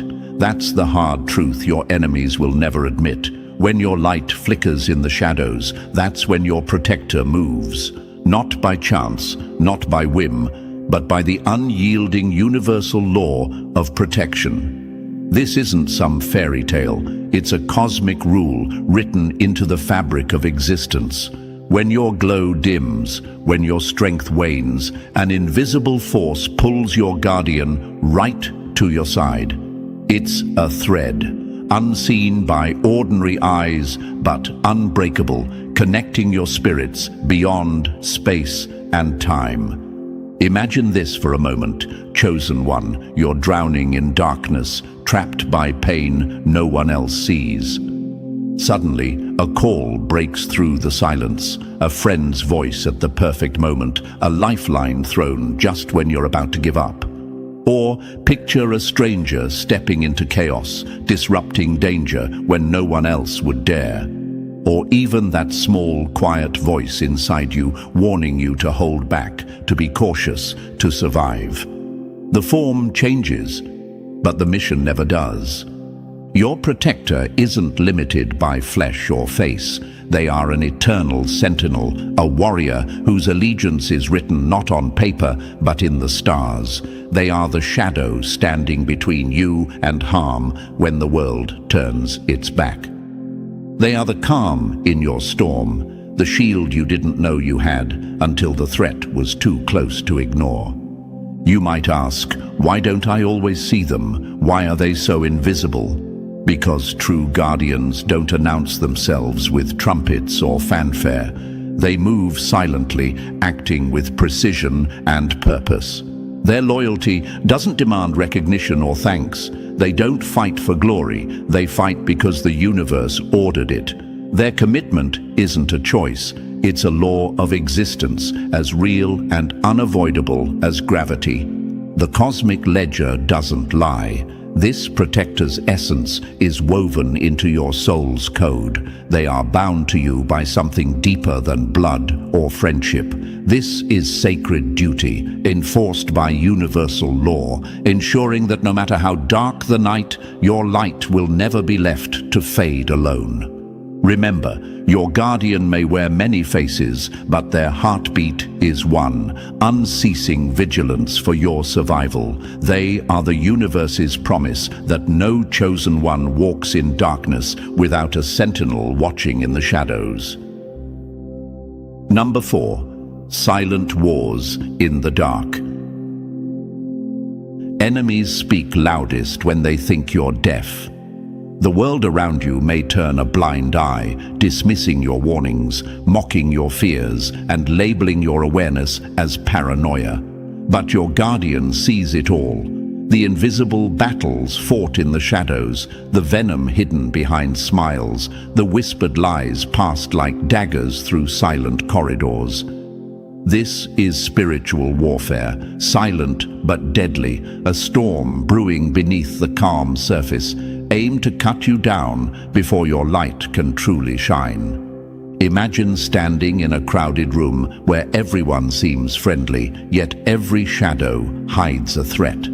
The laughs are sharp, the hugs hollow, and every step you take is carefully watched by those who want to see you fall. They try to gaslight you, telling you it's all in your head, that you're imagining enemies where none exist. But your guardian? They don't need proof from words. They've been documenting the war against you, the betrayals that sting like poison, the subtle traps set to derail your mission, the patterns woven by those who fear your rise. This isn't coincidence or bad luck. It's a targeted attack from forces who see your power and want to snuff it out before it ignites. Your protector knows this too well. They've seen the map of your enemy's moves, charted every strike, predicted every attempt to undermine you. And they stand ready, watching, waiting, defending. Their eyes are sharp where others are blind. Their loyalty is your shield against the invisible daggers aimed at your soul. You might wonder, why do they hide in shadows? Why don't they fight openly? Because real power doesn't need the spotlight to strike. The darkest battles are often the quietest. Your guardian fights these hidden wars for you, intercepting attacks you can't see and neutralizing threats before they touch your path. So when others tell you to stop worrying, to ignore the signs, remember, they don't see the whole game, but your guardian does. They move in the shadows, unseen and unstoppable, protecting the flame that refuses to be extinguished. This silent war is fierce, but so is your defense, and every whisper of betrayal only fuels the fire that burns in your soul, lighting the way forward through the darkest night. Number 5. The unbreakable proof. Truth doesn't ask for permission, it demands acknowledgement. Think back to that night when doubt crept in, when someone tried to gaslight you, telling you your fears were nothing but shadows in your mind. They whispered, "You're overthinking," or "It's just coincidence." But your guardian? They didn't just disagree, they came armed with irrefutable proof. They laid it all out, names, dates, screenshots, undeniable facts, like a judge hammering down a verdict. Before you could even gather your thoughts, your protector had already built a fortress of evidence that shattered every lie, every denial aimed at your truth. Imagine having someone who sees beyond the veil of illusion, who perceives what most miss entirely. While others see scattered incidents, your guardian reads the bigger picture, a precise, deliberate attack on your mission. This isn't random chaos. It's a calculated war against your purpose. And your guardian feels this war deeply. It's not just a personal vendetta. It's an offense against the very balance of the universe. Questions might surface. Why does it matter so much to them? Because this battle isn't just about you. It's about the sacred order that governs existence, the invisible threads holding reality together. Your guardian knows that if you fall, the ripple effects threaten the entire cosmic fabric. They don't just protect your skin, they defend the blueprint of your destiny. So when doubt shadows your mind, remember, your guardian's eyes operate on a spectrum far beyond human sight. Their loyalty isn't casual. It's a relentless commitment to expose the truth, to dismantle the enemy's lies, piece by piece. They carry your fight with a ferocity born of cosmic justice, and no falsehood, no denial, no shadow of doubt will ever survive their unbreakable case. Number 6. Silent but deadly. Empty vessels make the most noise, but the real power moves in silence. Your enemies are loud, aren't they? They boast about their plans, spread rumors, and shout threats from the rooftops. Your so-called allies, they promise the world but vanish when it counts the most. But your guardian, they are nothing like that. They don't need to make a scene or announce their every move. They don't seek applause, approval, or permission. When the time comes to protect you, they act swiftly, quietly, and with ruthless precision. Imagine this: a meeting you couldn't attend. Someone speaks against you, tries to damage your reputation. Before the whispers even reach your ears, the response has already been executed. Justice delivered without fanfare, respect ensured without a single word spoken in your defense. The enemy doesn't even get a chance to celebrate their supposed victory because your guardian's action is thunderous, loud enough to shake foundations, silent enough to keep you shielded. Words are wind, they scatter and fade, but actions are thunder. They command attention, they change realities. Your guardian embodies this truth every single day. They don't boast or brag. They don't waste energy on empty promises or public displays. Instead, they move like a shadow in the night, unseen but unstoppable, decisive and unwavering. Questions may arise. Why the silence? Why not fight loudly? Because true strength doesn't need a spotlight. Your guardian's power lies in results, not recognition. Their loyalty is shown not through grand speeches, but through consistent, unstoppable protection. Every move they make is a message to your enemies. Cross the line and consequences will follow, swift, brutal, and absolute. This is the kind of guardian you have, the one who fights your battles before you even know they exist. They don't just stand by. They step in, cut the threat at its root, and vanish before anyone can react. Silent, deadly, and always watching. That's the force standing behind you. Number 7. Courage over consequences. The Guardian's Code. Courage is not the absence of fear, it is the mastery of it. Your guardian lives by this brutal truth. While others sit around tables, arguing and second-guessing, your protector has already taken action. They don't wait for permission or weigh the politics. Their math is simple, ruthless even. Your safety comes first, no matter the cost. Think about it. What really matters when your very existence, your mission, your light is on the line? Career risks? They vanish into insignificance. Social backlash? Just noise that fades under the weight of real protection. Personal sacrifice. It's not just accepted, it's embraced. Your guardian stands ready to pay any price, walk through any fire, cross any line to keep you safe. Imagine a soldier on the battlefield, eyes scanning, heart pounding. The danger is real, the consequences could be deadly, but the soldier doesn't hesitate. They move because courage demands it. Your guardian is that soldier, steady, fearless, relentless. Their only fear isn't death or loss, it's failure. The nightmare that haunts them isn't their own downfall, but the thought of you falling. The thought of standing still while harm slips through, watching your light flicker and fade because they didn't act fast enough. That fear fuels their fire. It drives every move, every decision. Boldness isn't optional, it's mandatory. Hesitation is the enemy's weapon. Your guardian knows this better than anyone. They don't just protect you, they carry the weight of your survival on their shoulders. So when others falter, when doubts creep in, know this: your guardian never does. They have already stepped into the void, already faced the storm, already made the impossible choice to be your shield. Because for them, courage always outweighs consequence, and for you, that means you are never alone, never unprotected, never left to face the darkness without a warrior standing in the breach. Number 8. The fire that never fades. Courage is fire, and it burns brightest in the darkest hour.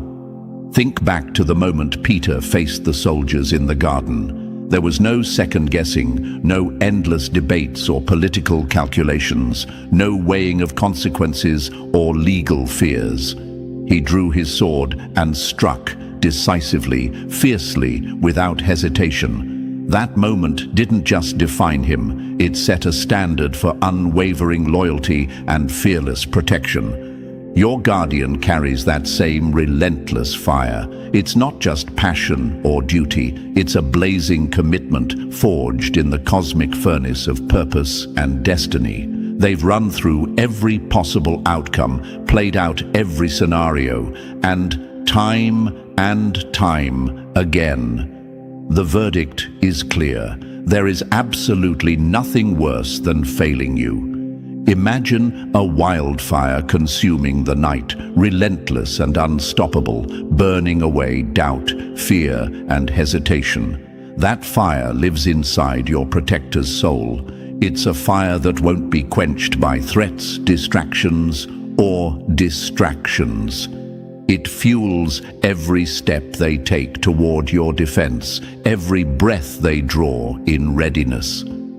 Questions may arise. What if the cost is too high? What if the battle risks too much? Your guardian's answer is simple. They refuse to accept failure as an option. They are guardians not by choice, but by necessity, compelled by forces greater than themselves to shield you from every shadow that threatens your light. This fire isn't just about defense, it's about the fierce, unbreakable bond that ties them to your mission. It's a promise etched into the very fabric of the universe.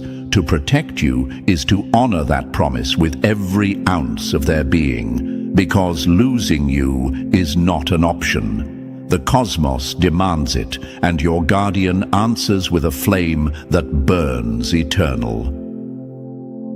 Number 9. When enemies become guardians.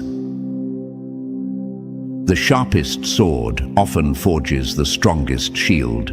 The universe has a way of twisting irony so deeply that those who once stood against you can become your fiercest protectors.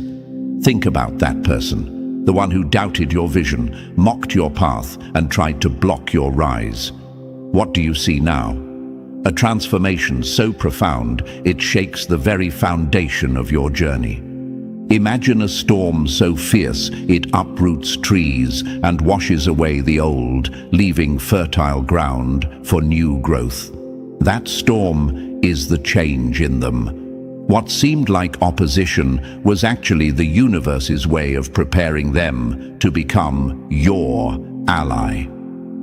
They didn't just witness your power, they felt its force, undeniable and humbling. Perhaps their resistance was the spark that ignited their awakening. Sometimes the most bitter critics are the ones who end up standing closest to your side. They see what others cannot. They understand what they once fought against. Their transformation is not just personal, it's cosmic. Lightning strikes the darkest skies, revealing truths previously hidden, and with that illumination, their eyes open wide. When questioned about their sudden change, they speak without hesitation. My eyes were opened. I finally saw the truth. This is not weakness or betrayal. It is evolution, a realignment with the forces that guide your mission. Your adversaries turning guardians is proof that no opposition is permanent. It's a signal that the universe is working in your favor, rewriting the narrative so that what once sought to destroy you now fuels your protection. This shift is a testament to your unstoppable rise, the cosmic dance that transforms obstacles into allies. Number 10. Sacred ownership of your protection.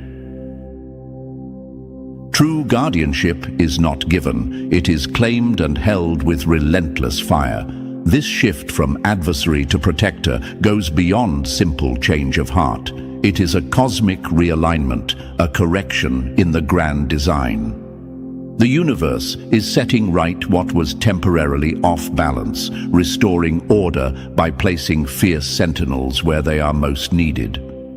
Your former enemy doesn't just stand beside you now, they own their role as your protector. They understand the battlefield from both sides, the external dangers that seek to dismantle your light, and the subtle cracks your past adversaries might have once exploited. Their insight is razor-sharp because they've walked through the shadows you faced, making their defense uniquely powerful. Casual support and fair-weather friends are easy to find, but they are unreliable, fickle flames flickering in the wind. Your guardian, however, operates on a different wavelength altogether. Their commitment isn't a choice made on a whim, it's a sacred duty burned into their very soul. This is more than loyalty. It is sacred possession. They don't wait for danger to approach. They foresee it, like a hunter sensing movement before the prey even stirs. They don't just defend your space. They create invisible barriers, warning signs blazing in the minds of those foolish enough to consider crossing the line. Their protection is a fortress built on vigilance and fierce devotion, a declaration that your safety is no longer negotiable, but fiercely guarded territory. In this sacred ownership, your guardian becomes a living warning to anyone daring enough to threaten your mission. Cross this line and face consequences written in the stars themselves. Number 11. Relentless watchers in the shadows. Guardians don't sleep because your battle never pauses. From the moment new energy steps near your realm, before you've even sensed a flicker of threat, your protector is already on high alert. Their senses are sharpened beyond human limits, detecting disturbances invisible to the untrained eye. They assess intentions with ruthless precision, deciphering friend from foe in an instant. Imagine a hawk circling silently overhead, eyes fixed on every movement below. Your guardian's vigilance mirrors that predator's focus, relentless, unyielding, and all-seeing. Nothing slips past their watchful gaze, no shadow goes unnoticed. This is not paranoia, it's a sacred mandate encoded deep within their being. This constant monitoring isn't about jealousy or control, it transcends petty human emotions. This is divine guardianship, an unbreakable cosmic insurance policy woven into the fabric of your existence. Their watch ensures that no unworthy soul or harmful force disrupts the flow of your destiny. Ask yourself, how many have faltered because their protection was weak? Your guardian refuses to let that happen. Their radar hums in silence, a shield you don't always see, but always feel. Because as long as they stand vigilant, your purpose remains untouchable, untouched by interference, undeterred by opposition. Number 12. The fierce balance of human and cosmic. You are chosen. Your destiny stretches beyond the limits of ordinary life. Your soul carries a cosmic weight few can understand. But in the flesh, you are still human, fragile, fallible, real. Your guardian knows this truth intimately. They have witnessed the fire within you, the unstoppable strength that bends reality, the fierce resilience that defies impossible odds, the power to create miracles when others only dream. But they have also seen the hidden battles no one else sees, the quiet moments when doubt creeps in, the heavy exhaustion that drags at your spirit, the rare cracks where vulnerability peeks through your armor. In these sacred spaces, your guardian's role deepens. They don't offer empty platitudes or push you to be harder. They don't criticize the weight you carry or the times you stumble. Instead, they move closer. They become the unshakable shield when your strength wanes, the steady presence in your chaos. Imagine a great tree battered by storms, its branches trembling, its leaves torn, but its roots hold firm, anchored deep by unseen strength. Your guardian is the roots, steady and relentless, holding you when the winds howl fiercest.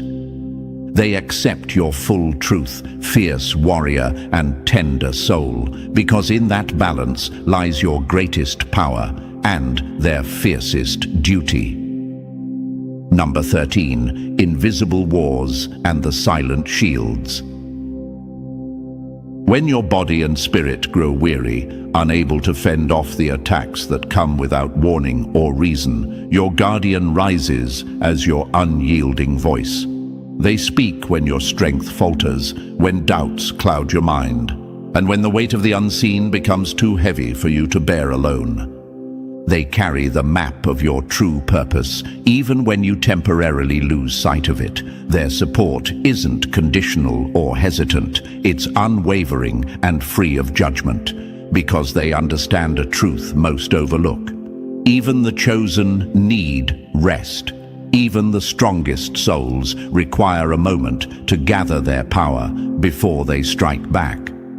Not every battle you face is fought on the battlefield you can see. While you labor, building your legacy and pursuing your mission, there are forces gathering in shadows you cannot perceive. Dark eyes filled with envy, cold hearts whispering silent curses, hidden powers threatened by your rise and working to dismantle it through spiritual warfare. Think of Elisha's servant, blinded to the invisible armies of angels guarding their charge, until his eyes were opened to the reality beyond sight. Your guardian holds that same vision. They see the spiritual battleground invisible to human senses. Operating in realms beyond physical defense, they set up spiritual barriers that no enemy can breach. They intercept harmful intentions before they reach your space. They neutralize curses before they can poison your atmosphere. Imagine a fortress not made of stone or steel, but woven from light, intent, and cosmic energy. An unbreakable shield protecting your soul's mission from the darkest shadows. That is the silent war your guardian wages on your behalf. In dimensions you rarely glimpse, but that determine the fate of your path. They stand vigilant where you cannot, protecting your destiny not just from what is seen, but from the forces that lurk in the spaces between realities. When you feel alone, remember, your guardian fights battles for you that the world will never witness. Their victory is your survival, their silence the calm before your storm of success. This is spiritual warfare at its fiercest, silent but deadly, invisible but absolute. Your guardian is the shield no enemy can pierce, and the sword that strikes before you, even though the threat exists. Number 14. The cosmic guarantee, unseen wars, inevitable victory.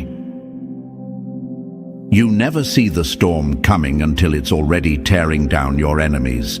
This is the truth your opponents refuse to face. They think the battles they provoke are fought on their terms, in daylight, with witnesses, and fanfare. They couldn't be more wrong. The real wars happen in shadows, in dimensions beyond their grasp. And you? You are the reason these battles are already lost before they even begin. There are fights waged for you in realms where time, space, and reality twist into shapes no mortal mind can comprehend. Midnight prayers whispered like thunder across the void, spiritual intercessions stronger than armies, invisible shields raised to block curses, sabotage, and malice before a single blow lands. Your guardian stands there, an unseen warrior, defending your destiny across multiple planes, fighting a war your enemies don't even know exists. Ask yourself this: why did that threat suddenly disappear? Why did the competitor who once pushed hard now back away as if they see something terrifying you don't? Why did the enemy's voice falter, their plans unravel like a cheap facade?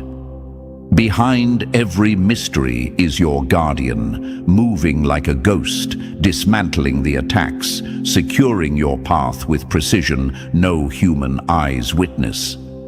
Ego demands applause. The insecure cry out for recognition. But your guardian? They don't work for praise or public approval. Their actions are silent, their victories invisible.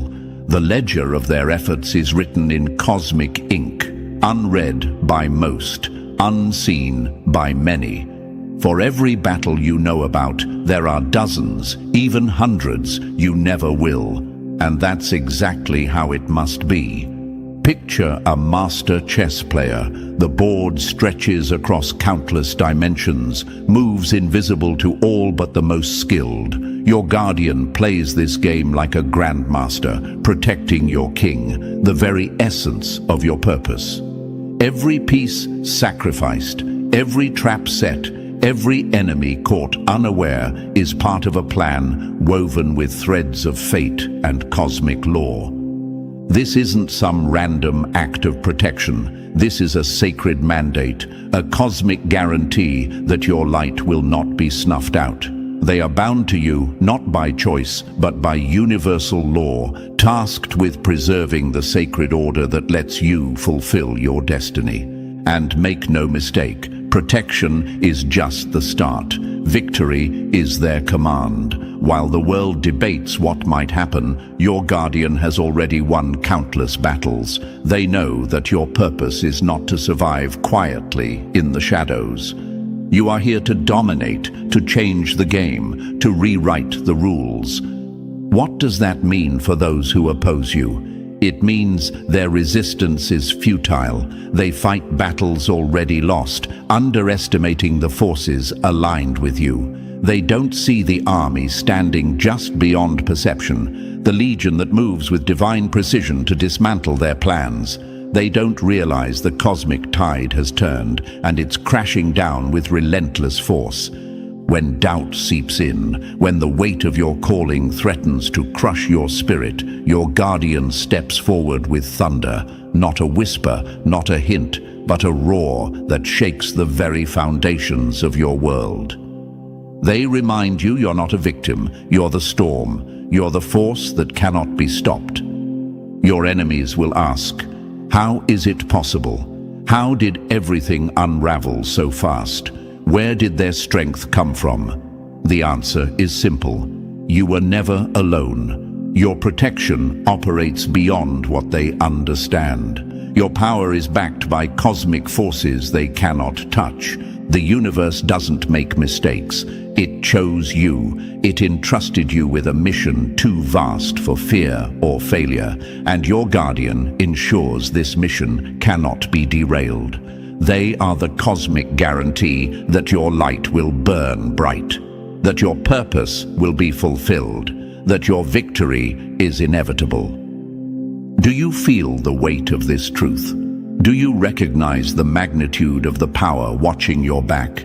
This is why your enemies tremble, why they falter. They face not just a person, they face a cosmic force, a movement of destiny itself. Consider this.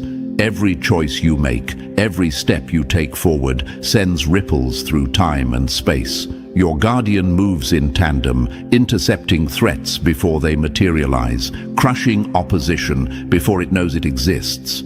They don't seek glory or gratitude. Their satisfaction lies in one thing alone: seeing you rise and claiming the future that belongs to you.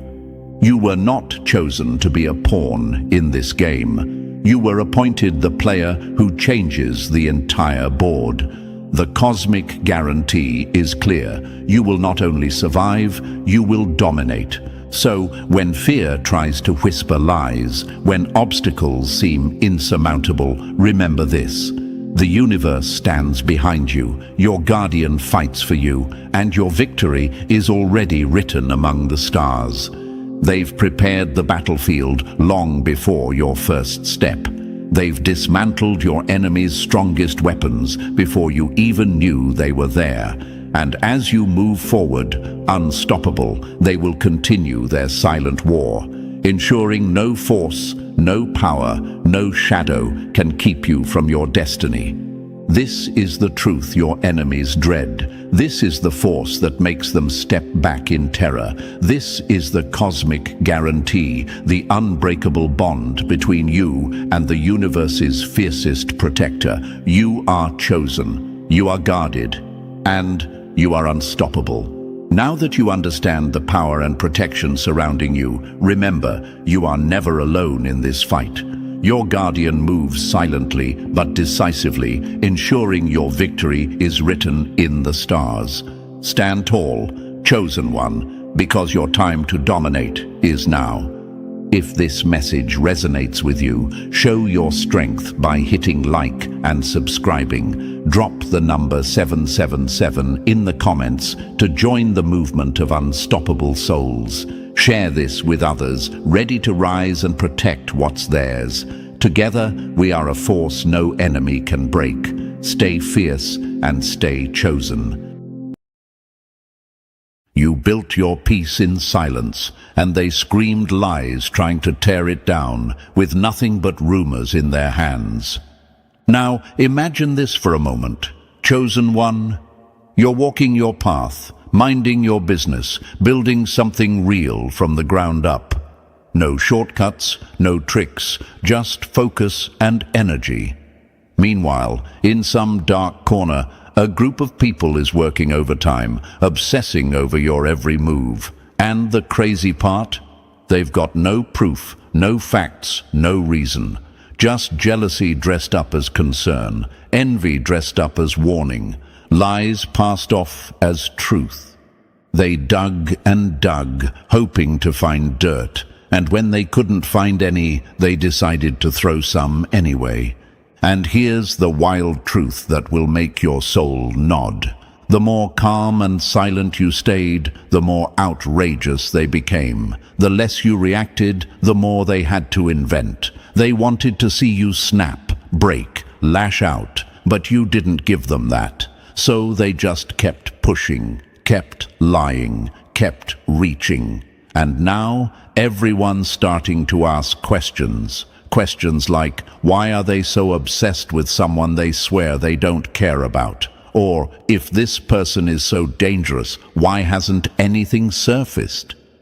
Because, chosen one, there's nothing to find. There never was. And thank you, chosen one. Don't forget to pay this message forward by simply pressing the like and subscribe button. Help spread this truth to more souls, because it's our shared mission to keep the light strong and loud in a world that loves to twist the truth. You are not just a listener, you're a part of something bigger. You're part of a force, and your support keeps that force moving. Now, back to the truth that matters. What's happening right now isn't random.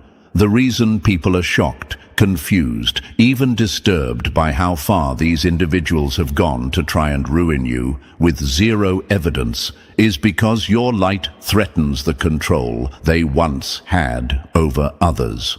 You are showing up in your own lane, minding your own business, and somehow that alone is triggering people who rely on control, manipulation, and illusion to feel powerful.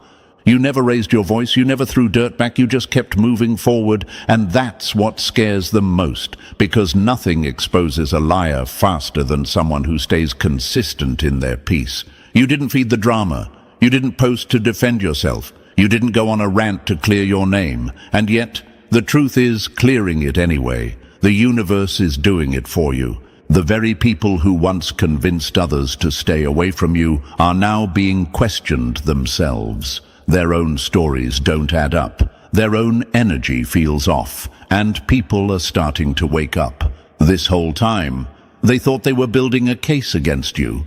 But what they were really doing was building a spotlight, and now it's shining right back at them. Your calm became their chaos. Your silence became their unraveling, and now their obsession is becoming more visible than ever. Because, chosen one, the truth always floats to the top, and lies eventually sink under the weight of their own emptiness. This is why you were chosen, not just to rise, but to expose, not with rage, not with revenge, but with unshakable peace and undeniable progress. And now, those same people who wanted to see you fall are watching you rise higher than they ever imagined, with no scandal, no drama, no receipts they can wave around, just consistent energy and results they can't explain.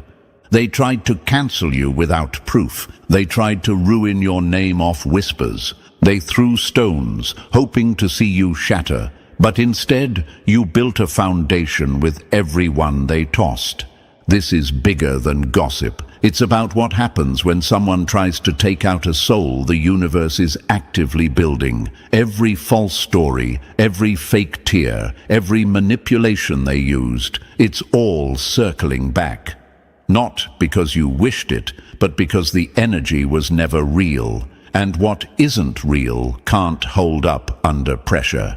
You were never supposed to defend yourself. That was never your job. Your job was to keep building, keep rising, keep glowing. And now the truth is doing what it always does, showing up late, but showing up loud.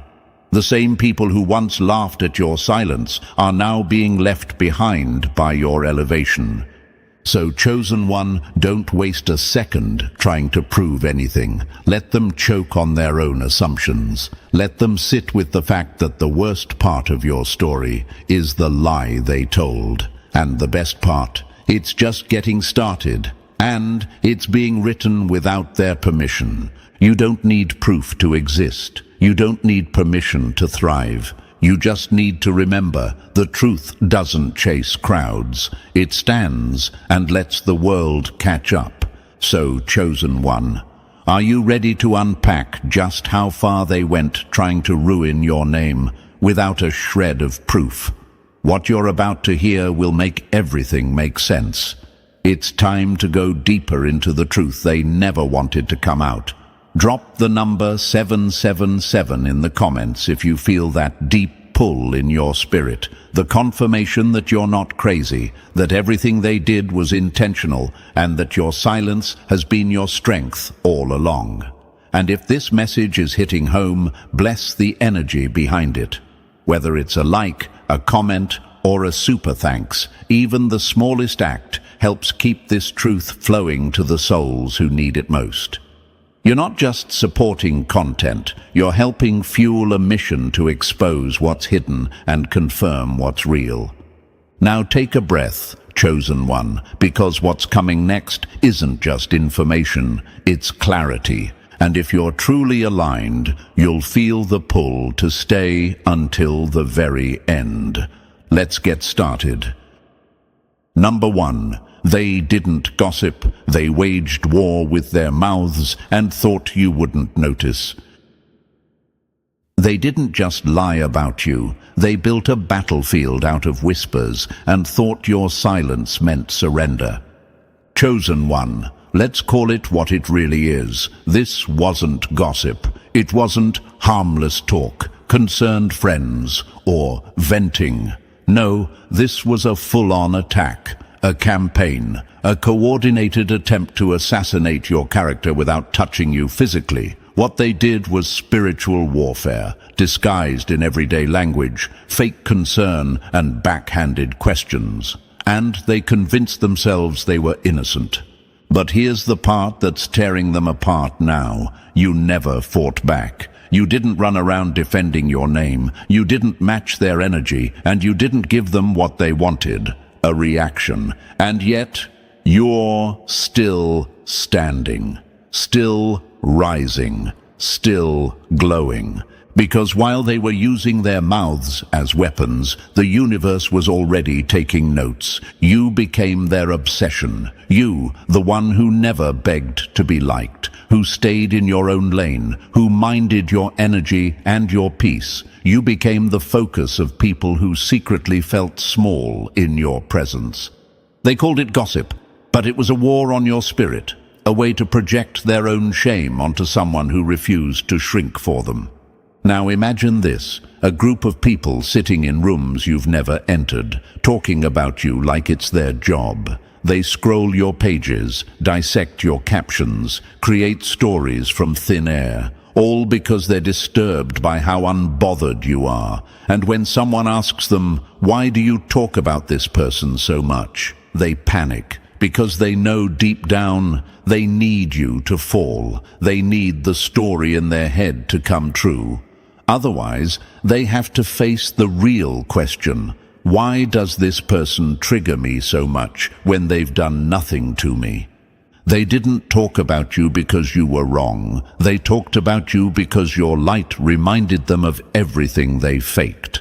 That's what spiritual warfare looks like today. It's not just curses and rituals. It's gossip, smear campaigns, gaslighting and manipulation dressed up in everyday conversation. It's planting doubt in other people's minds before they even meet you. It's setting the narrative before you've even walked in the room. They told people you were selfish. They said you were cold, arrogant, fake, manipulative. And the worst part? They believed their own lies. They told the story so many times, they started thinking it was truth. But chosen one, here's what they didn't expect. The truth has a pulse, and no matter how long they tried to bury it, your presence keeps bringing it back to life. That's what's driving them mad now. People are beginning to see through it. They're starting to wonder, how is this person always the villain in their story, yet they never have proof? Why does the person being attacked look more at peace than the ones doing the attacking?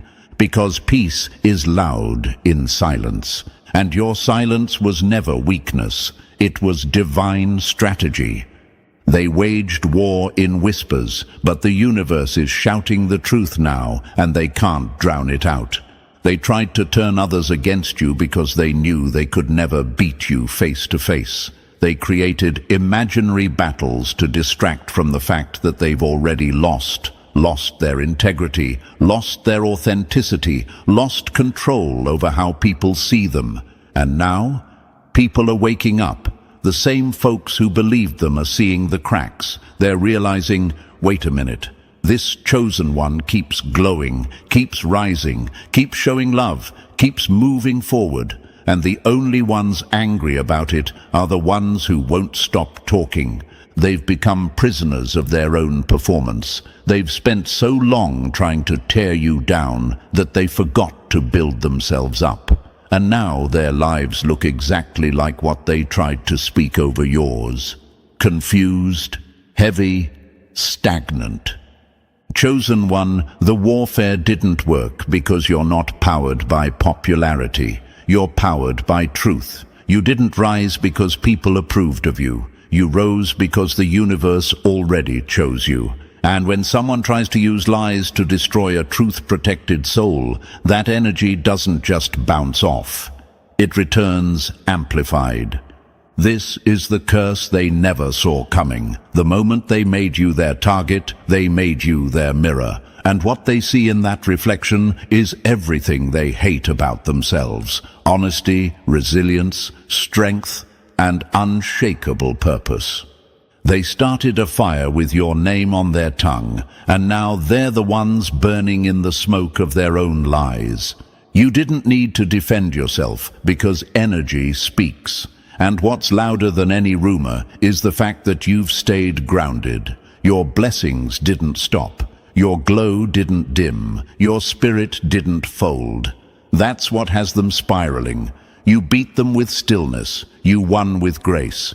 So if you've ever questioned, why are they so pressed over me? The answer is simple. Because you're the one thing they can't control. Because you carry the kind of energy that exposes everything fake. Because your name tastes like truth in their mouth, and they can't handle it. This wasn't gossip. This was war. And you didn't just survive it. You turned it into fuel.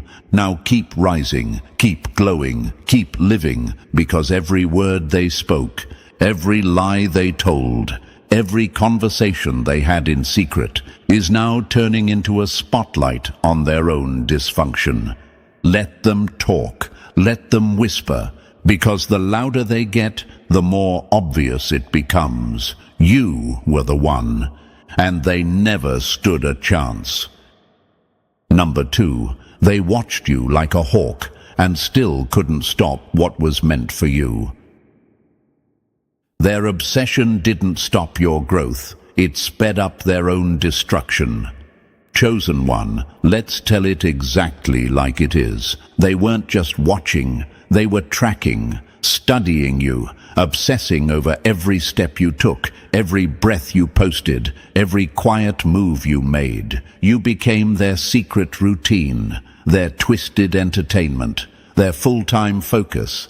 But here's the catch they didn't see coming. This obsession, it cursed them, not because you wished it, but because energy works like that. And now they're drowning in the consequences of a fixation they couldn't control. They made you their morning news, their daily scroll, their midnight addiction, and now their mind is paying the price. Imagine this for a moment. Someone wakes up and checks your page before they check the weather. They scroll through your life with fake accounts, zooming in on your glow, reading between your captions like their sacred text. They don't just watch, they memorize. They know when you're active, what you're working on, who you're around. And the whole time, they swear they don't care. But if you didn't matter, chosen one, why are you always on their mind? That's not curiosity, that's obsession, and it comes at a price. Obsession is spiritual glue. The more they stare, the more stuck they become.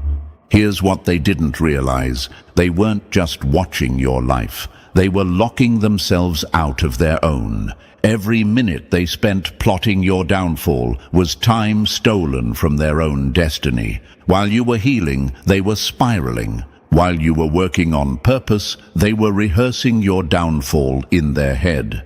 And while they were projecting failure onto your future, their present started falling apart. Now they're confused. Nothing's working. Opportunities are drying up. Connections are breaking. People are pulling away without warning. And they're asking, why is everything going wrong? The answer is simple. They aimed too long at something they were never meant to touch. They stared so hard at your light, they went blind to their own shadow. They tried to drain you with their focus, and now they're drained by their own obsession. You didn't even have to respond. That's what's breaking them. You didn't clap back. You didn't explain yourself. You just kept glowing. And that glow, that quiet, unstoppable rise, is eating them alive. Because they needed you to stumble. They prayed you'd break. They watched so closely, just waiting for a sign of failure. But all they got was consistency, and that's what cursed them. They couldn't look away. They still can't. They act like they've moved on, but they're checking for you in silence every single day. Why? Because your growth exposes everything fake in their world. Your peace makes their chaos louder. Your purpose makes their life feel empty. You weren't their problem. You were their mirror, and they hated the reflection. They convinced themselves they were better than you, that they deserved more, that you somehow got lucky. But when their dark energy couldn't touch you, they started unraveling. See, chosen one, people think obsession is harmless. They think they can watch you in silence, study you, plot against you, and stay untouched. But the universe doesn't work like that. The more you focus on something in hate, the more it binds you. And they bound themselves to the very destiny they tried to sabotage. Now they're stuck, confused, haunted by every win you collect. Every blessing you receive feels like a slap in the face to them. Not because you're wrong, but because they wasted time trying to block it. They watched your seeds grow, hoping they'd die. Now they're bitter because your harvest came in full. You know what's worse? They missed their own blessings while watching yours. They could have built something too. They had potential, they had chances, but they threw it all away to focus on you. Now imagine this. They're staring at your life from the outside, watching you thrive, watching you shine, watching you get everything they tried to delay. And they're still asking, how? How are you still standing? How are you still rising? How are you not falling apart? Because, chosen one, you were never watching them. You were never distracted. While they stared, you soared. While they obsessed, you evolved. They spent their time tracking your steps, and now they can't walk their own path. And here's the truth that hits the hardest. The obsession wasn't just about you. It was about what you represent. Freedom, peace, purpose, everything they're too scared to build for themselves. So they fixated. They watched you like a thief watching a vault they'll never crack. And now the universe is showing them. Not only can they not stop what's meant for you, but their own obsession is the reason they're stuck in the same cycle. Year after year, month after month, scroll after scroll. And you're not even looking back. They gave you their energy without your consent, and now they're empty, wondering why you're still full. Chosen one, never feel guilty for their consequences. You didn't do this to them. They did it to themselves. They turned your name into their mantra. And now the weight of your peace is cracking the walls around their illusion. So keep rising. Let them keep watching. Because the more they look, the more they'll realize you're not their rival. You're the result of everything they never had the courage to become.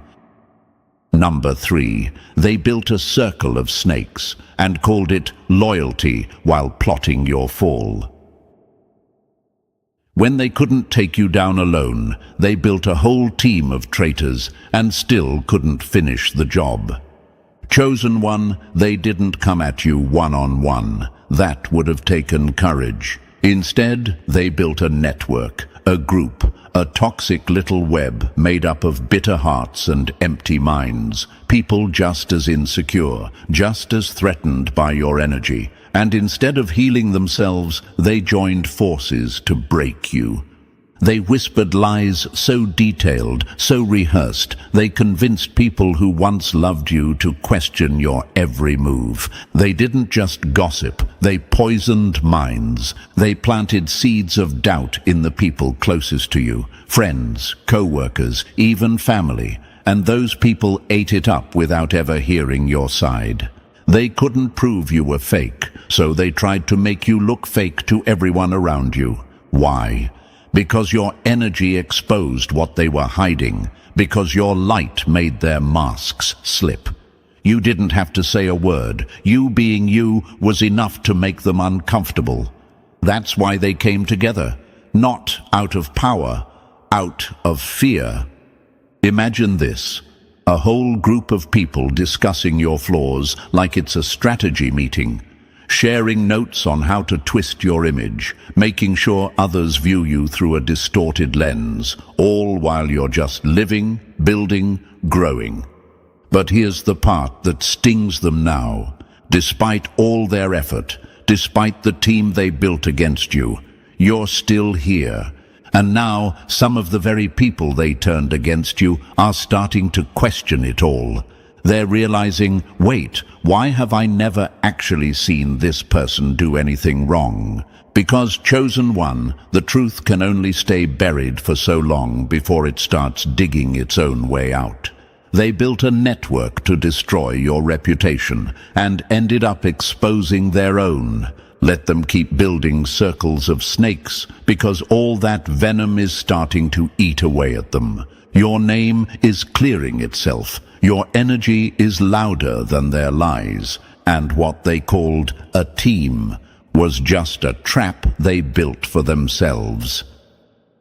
Number 4, they built a fake case like a business, and now they're bankrupt in truth. They promised to bring receipts, but all they delivered were fantasies, forged lies, and group delusion dressed as evidence. Chosen one, this wasn't some casual smear campaign. No, this was an operation, a full-blown enterprise built on lies, fueled by ego, and run by people so desperate to see you fall that they created an entire fantasy world just to make it seem real.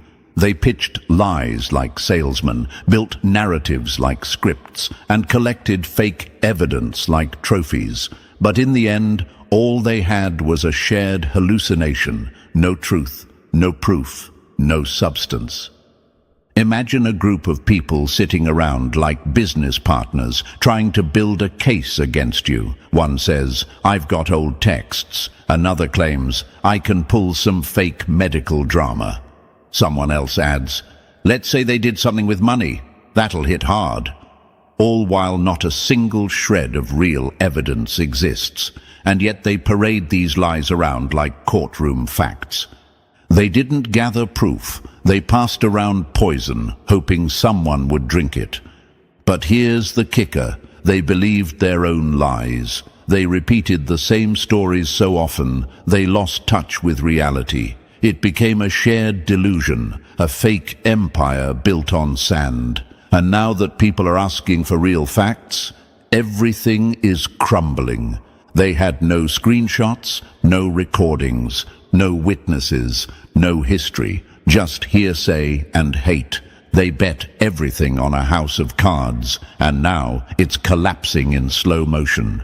When you build a story on lies, don't be shocked when the plot turns on you.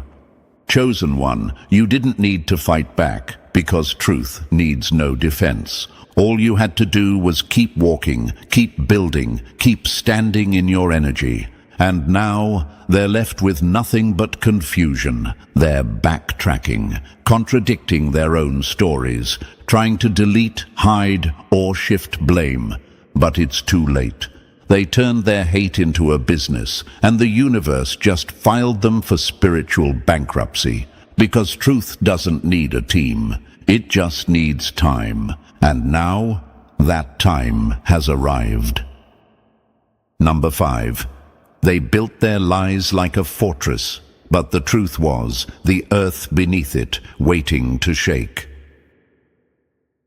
The truth doesn't chase, it doesn't argue, it just waits. And when it moves, everything false falls with it.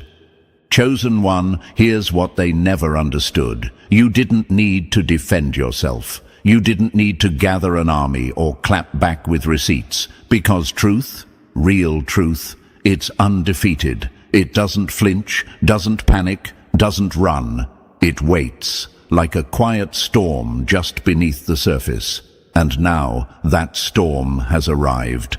The lies they built with so much confidence are crumbling, fast and loud. The house of cards is folding under its own weight, and there's nothing they can do to stop it.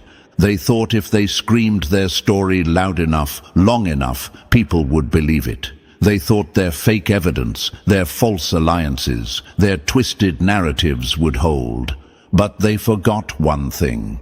Truth doesn't play defense. It plays the long game. And now, it's time. Truth needs no crowd. It only needs time to stand still long enough for the lies to collapse around it. Now the same mouths that tried to curse you are stuttering. The same hands that spread rumors are being used to uncover their own deception. People are watching them contradict themselves, expose their own plot, fall apart in real time. And no one is pushing them to do it. They're doing it to themselves. The universe is using their own actions to vindicate you. That's not luck. That's justice. No revenge was needed. No shouting matches. No staged comebacks. Just alignment. Just energy. Just truth. You didn't have to swing because the universe turned the mirror on them, and now they can't escape the reflection. Everything they said would happen to you is happening to them. Every trap they built is snapping shut on their own leg. And here you are, still standing, untouched, calm. That's power. Not the kind that makes noise, the kind that lasts. Let the collapse happen. Let their stories fall apart. Because in the end, the truth stood taller than every lie they stacked against you. And that's not karma, that's balance. Number 6. Their lies are falling apart, while your life becomes the proof they can't deny. The more they scramble for proof, the more your success becomes the evidence they never wanted the world to see. Chosen one, this is the part they never saw coming, the reckoning.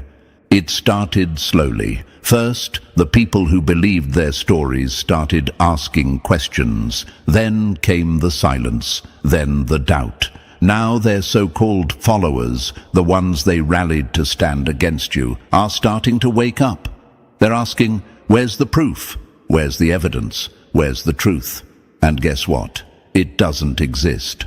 Weeks pass, months, still nothing. No screenshots, no voice notes, no receipts, just vague stories, recycled lies and broken timelines. The more they try to explain, the more they expose themselves. The plot holes get bigger. The energy gets weirder. And now the spotlight is turning, not on you, but on them. You don't need to prove them wrong. Let their own lies do the work for you. And while they scramble, you flourish. Everything they said would fall apart in your life is thriving.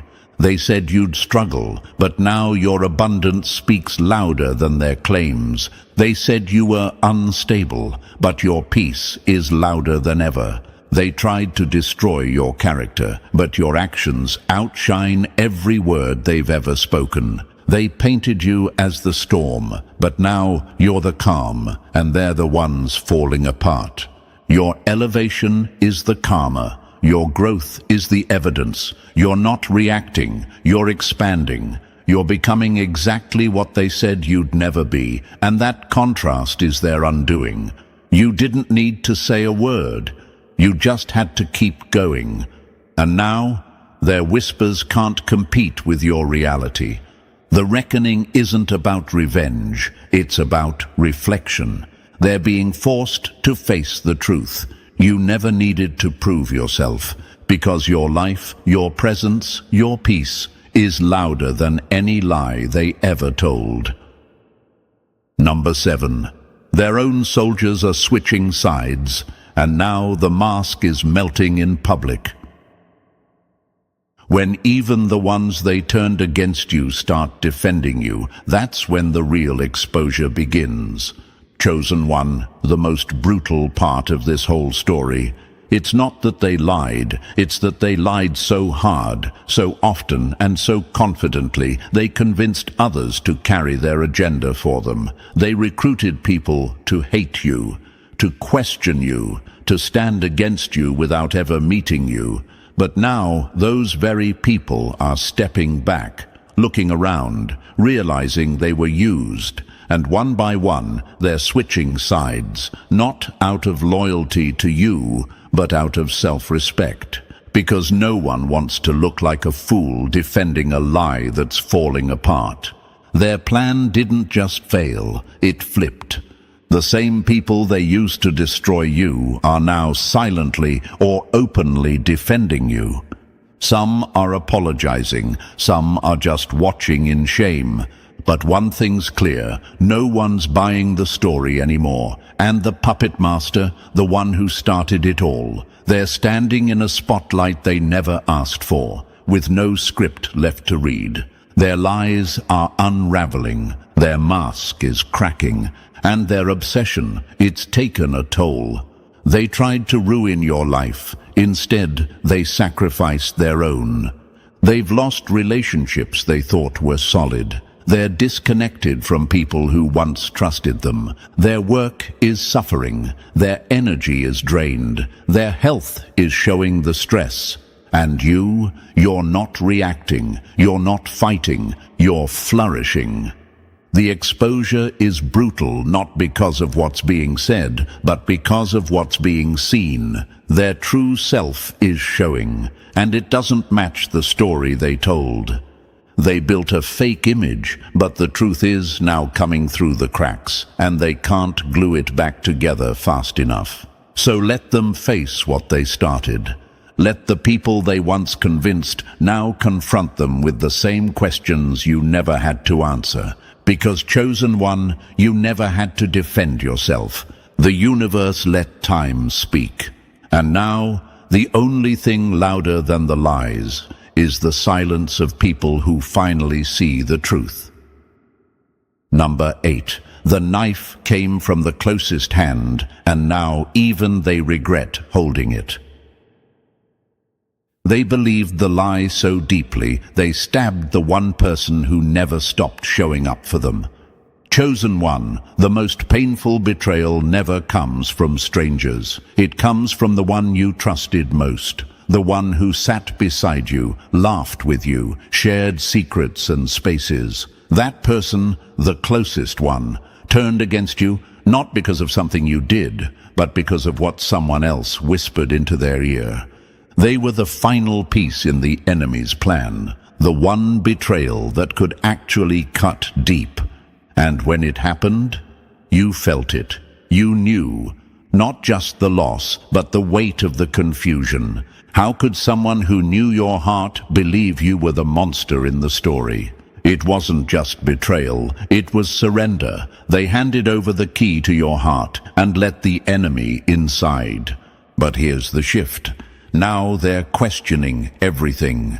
They replay moments in their head, trying to reconcile the loving, loyal, grounded version of you they knew with the villain they were told to see. And the math doesn't add up.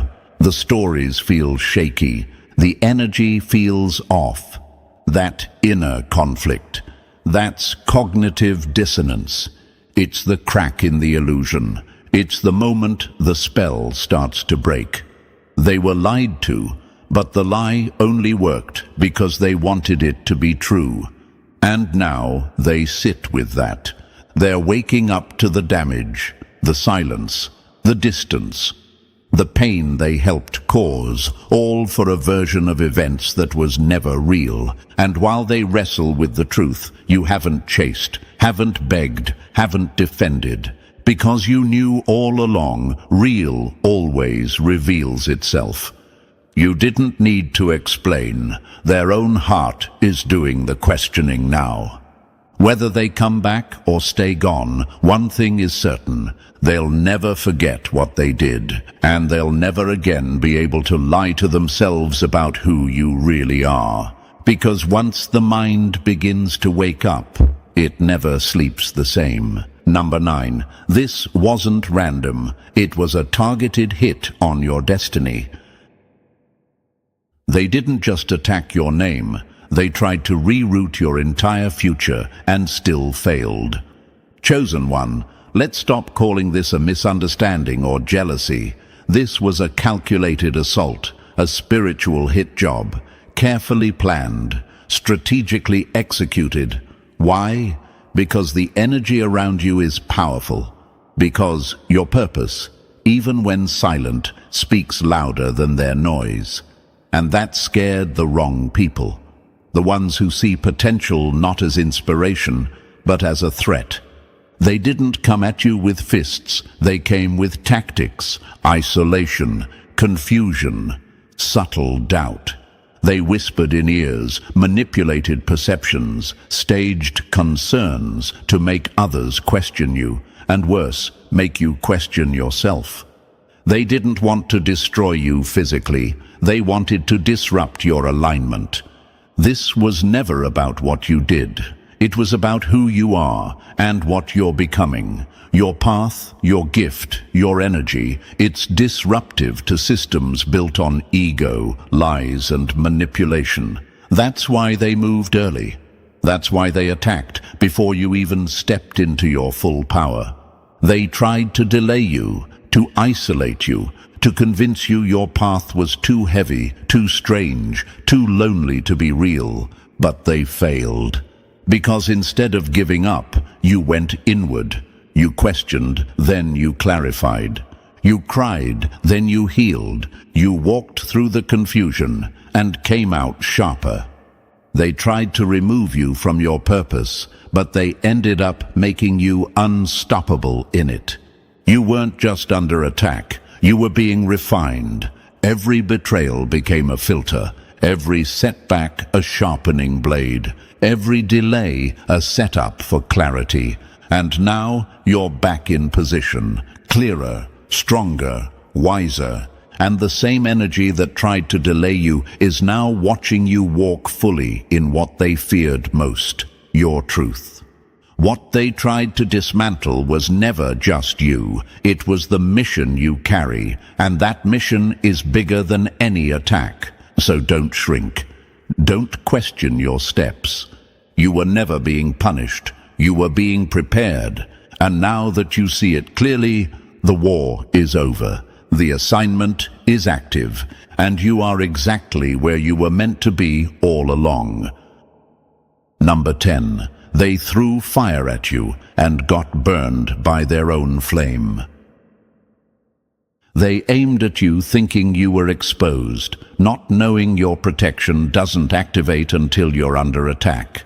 Chosen one, the biggest mistake they made was thinking you were unguarded. That because you were quiet, calm, or forgiving, you were unprotected. But what they never saw coming was this: your shield doesn't shimmer until it's needed.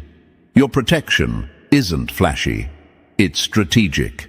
The moment they launched their attacks, the lies, the gossip, the manipulation, even the spiritual energy, the universe activated, not just to shield you, but to return it all, multiplied. They sent curses, but you were the mirror, and what they threw just came back sharper. Every spell returned, every lie exposed, every attempt to smear your name now revealing theirs. Because energy never disappears, it moves, and when it's sent with hate toward someone truly aligned, it circles back, fast and hard. That's the boomerang effect, the same trap they built for you. They're now walking through it. Now they're confused, paranoid, exhausted, watching their own words create chaos in their lives. Why? Because the energy they designed to harm you never reached you. It bounced back and made them the target. They misjudged your silence as weakness, not knowing silence is how protection loads. And here's what hits hardest. They thought no one would notice. They thought they could move in shadows, whisper in corners, send energy through rituals and words, and no one would ever trace it back. But now, their world is showing the cracks. Health problems, financial collapse, falling relationships. And that paranoia, it's not just guilt, it's recognition. Somewhere deep down, they know the fallout they're living in was born from the war they started. You didn't fight back, the universe did, and it never misses. You didn't need to light a candle. You didn't need to expose them. Your energy was enough, and now the proof is clear. They should have never mistaken your peace for permission, because the moment they crossed the line, your protection turned into a force. And now it's writing consequences they can't escape. Let it play out. No revenge needed. Because every single thing they tried to destroy in you is now turning on them. Number 11. Their campaign is collapsing, and the one who started it is crumbling under the weight of their own lies. They built a kingdom of lies, crowned themselves with manipulation, and now they're watching it all burn from the throne they never earned. Chosen one, this is the part they never prepared for. They had a whole machine, a calculated campaign built to smear your name, drain your reputation, and isolate your energy. They recruited people like foot soldiers, feeding them false stories and emotional bait to turn them against you. And for a while, it looked like it was working. But here's the truth. Nothing built on fiction survives in the presence of real energy. Lies travel fast, but truth arrives with evidence and doesn't leave. Now their supporters, the ones who followed blindly, are asking questions. Real ones. Where's the proof?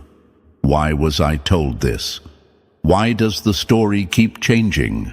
They're realizing they were used, manipulated, turned into weapons against someone who didn't deserve it. And that shame is starting to settle in. And the one who started it all, the mastermind, they're unraveling. Sleepless nights, paranoia, mental exhaustion. The mask is slipping fast. And behind it is a person who never had control, only the illusion of it. They didn't just start a campaign, they started their own breakdown. They're watching their web of lies fall apart, one thread at a time, and they can't stop it. Every move they make now only exposes them more. People are distancing, defenders are walking away. The silence around them is growing, and it's loud. Because once a lie collapses publicly, it doesn't just hurt reputation, it shatters identity. And that's what's happening now. They built their confidence on destruction, and now that foundation is crumbling beneath their feet. Meanwhile, you remain unbothered, elevated, focused, because the campaign wasn't about you. It was about their fear of being exposed by your authenticity. And now, they're not just facing social fallout. They're in a full-blown psychological collapse. The kind no fake apology or cover story can fix. Let the collapse continue, because the more the truth breathes, the harder it gets for them to lie, even to themselves. Number 12. Their hate became your spotlight, and now your rise is the poetic justice they can't escape. They tried to bury your name with lies, but all they did was plant the roots of your rising. Chosen one, this isn't just justice, it's poetic. The very lies they told to destroy you have become the mirror that exposes them. Their own words are unraveling their reputation. Their own hate is now the evidence of how empty they truly are inside. And as their story collapses, your truth is rising without a single word of defense. This is the twist they never saw coming. Their hate revealed your grace. Their lies revealed your strength. Their plot revealed your power. Even the people who once stood with them, the loyal followers, the believers in the drama, are now questioning everything.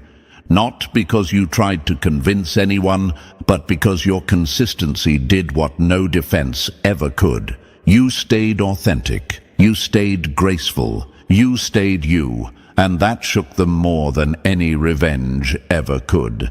Now people are noticing how your character never shifted, even under pressure. How your silence was never guilt, it was dignity. How your peace wasn't weakness, it was proof that you never had anything to hide. You didn't rise to get back at them. You rose because the truth always does. Their hatred didn't block your light. It highlighted it. Their dishonesty didn't taint your name. It clarified it. And now, the world is seeing the contrast. You're moving forward, glowing, healing, and they're stuck, choking on the weight of their own bitterness. This is the part where the universe shows off. Not with noise, not with drama, but by letting your life become the lesson. They wrote your downfall with poison ink, and now it's faded while your name is being etched in stone. Let them watch, because the justice isn't just in what they lost. It's in what you've become, unshakable, clear, elevated. This isn't just your comeback, it's your arrival. And it speaks louder than anything they ever tried to say. Number 13.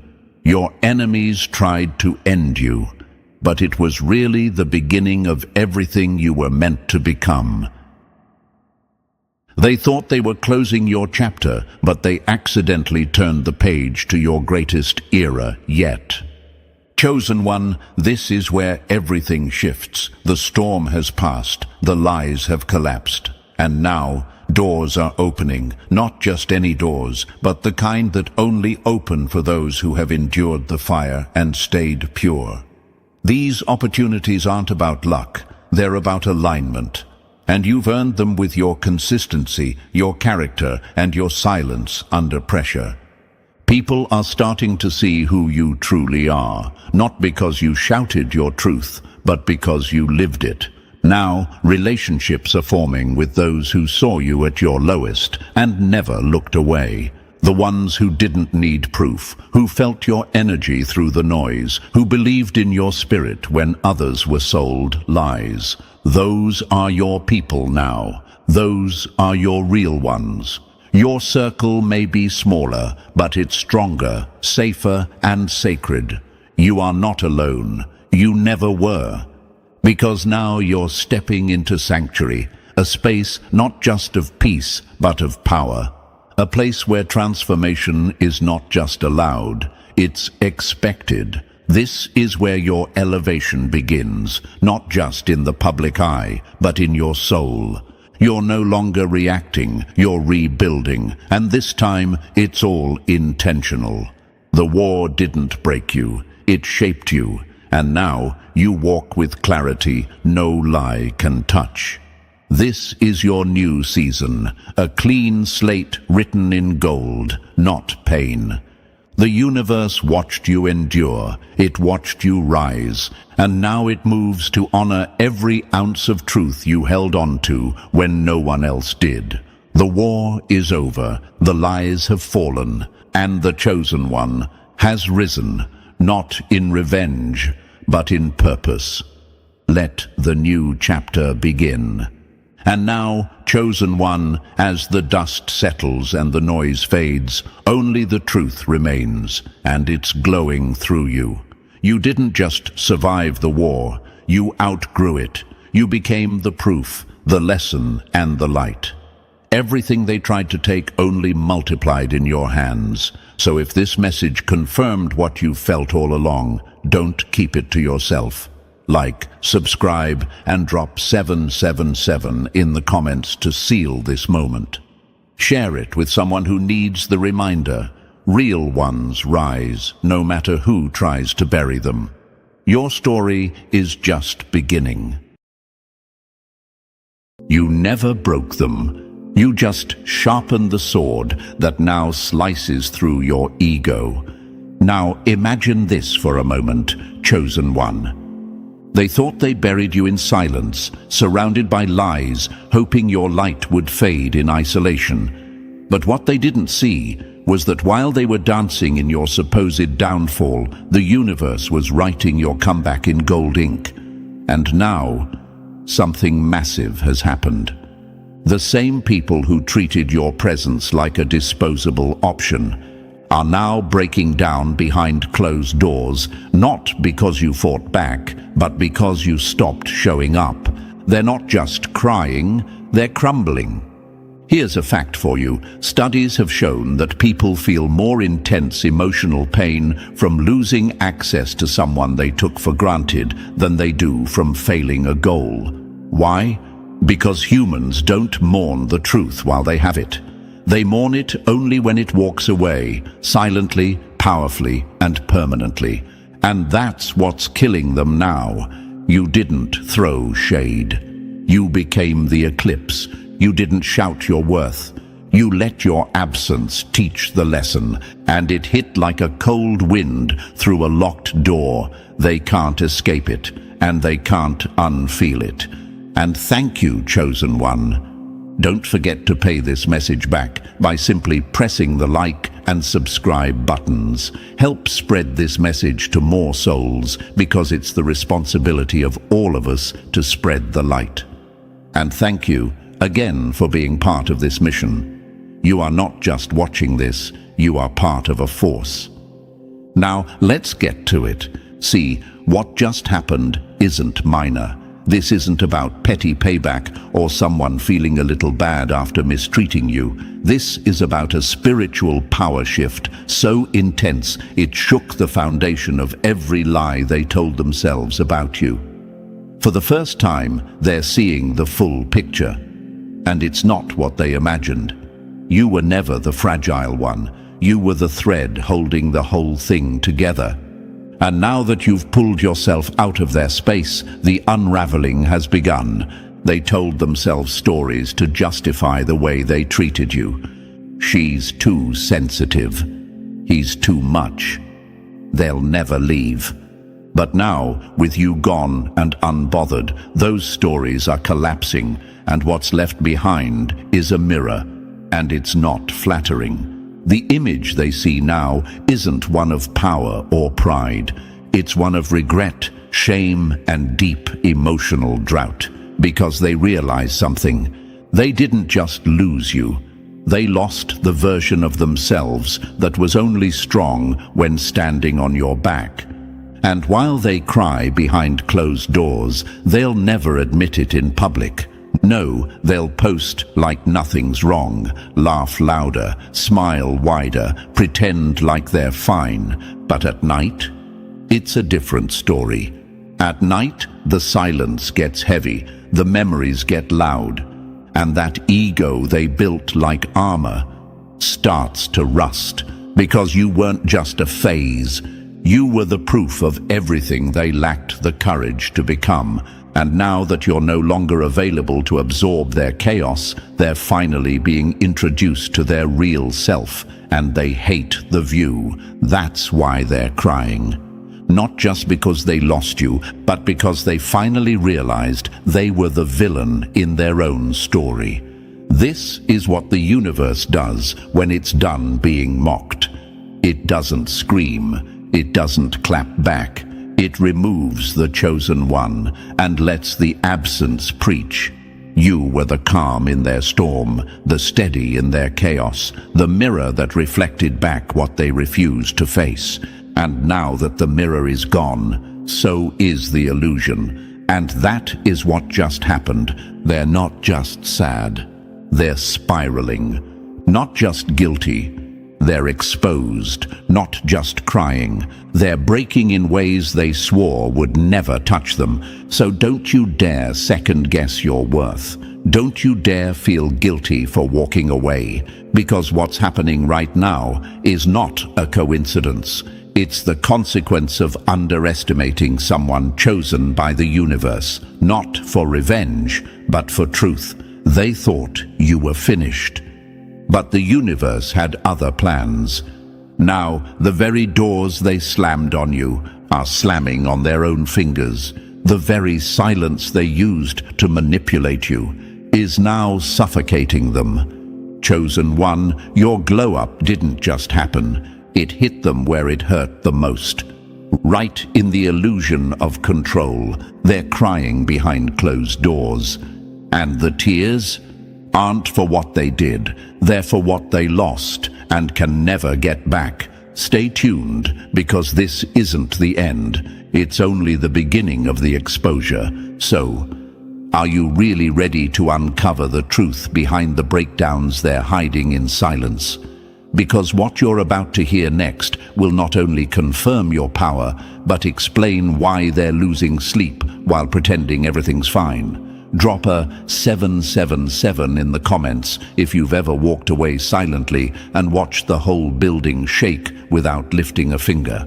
And if this message has already hit home, consider fueling this movement by tapping that super thanks, because every share, like, and small gift helps this truth reach another chosen one who's still doubting their impact.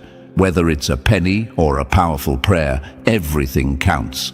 You're not just watching this, you're a living part of a shift they never saw coming. So stick with me, don't click off, because this isn't just content, it's confirmation. And the next part, it's where we get real deep.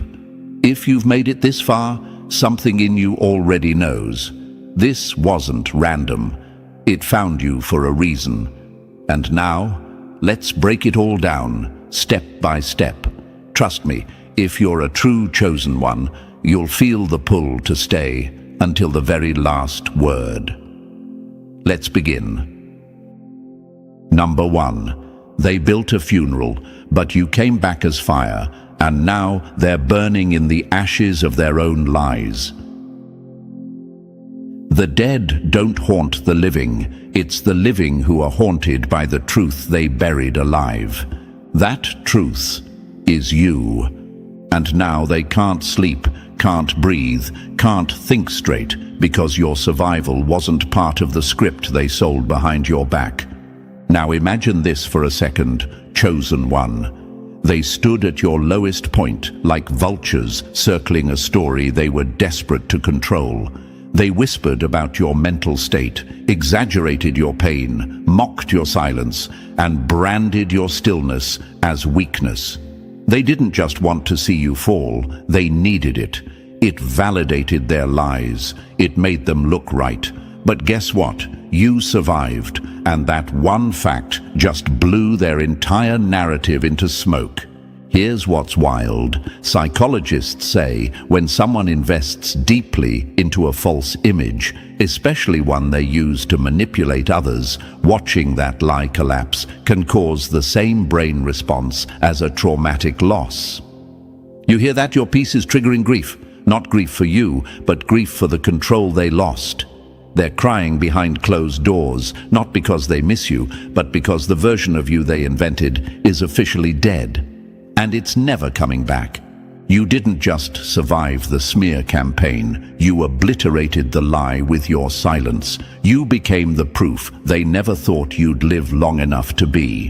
While they were spinning stories, you were rebuilding from the ashes. While they were laughing with the crowd, you were gathering wisdom in the shadows. And now that you've returned, stronger, wiser, colder, clearer, their tongues don't work the same. They know if they open their mouth now, they risk choking on every lie they ever told about you. Let's be real.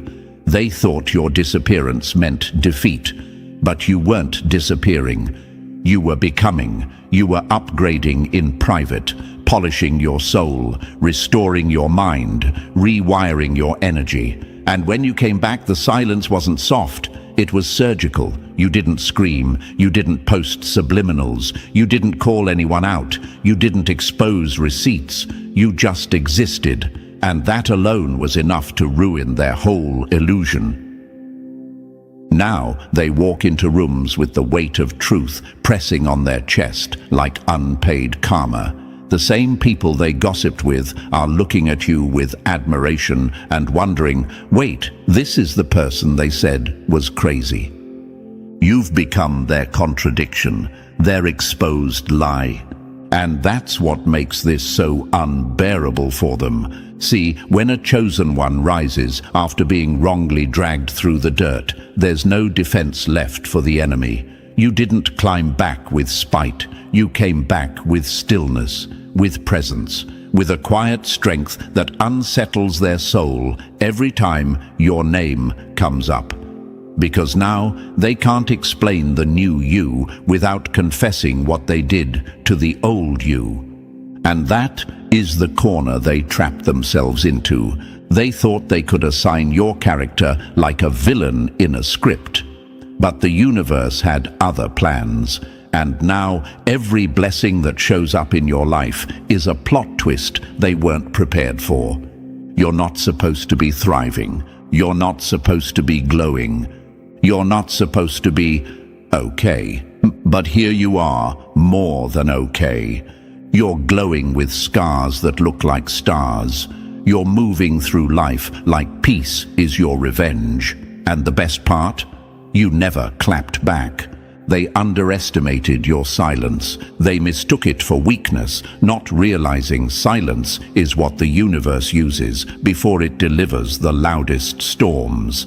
And now, every step you take forward is a step they can't stop. They're stuck watching your elevation in real time, knowing they helped fund it with every lie, every betrayal, every moment they tried to break you. It's poetic justice at its finest, and it's unraveling their soul. They bet against you, hoping you'd collapse. Instead, you became the collapse of their illusion. Now they cry behind closed doors, pretending it's allergies, stress, or exhaustion. But the truth is, it's you. Your existence has become the echo of their guilt. And the higher you rise, the louder that echo gets. You didn't return for revenge. You returned to reclaim your name, your peace, your identity, and most of all, your truth. Let them talk, let them spin, let them choke on rumors while you sip from stillness, because now the world is watching, and they can't unsee what they see now.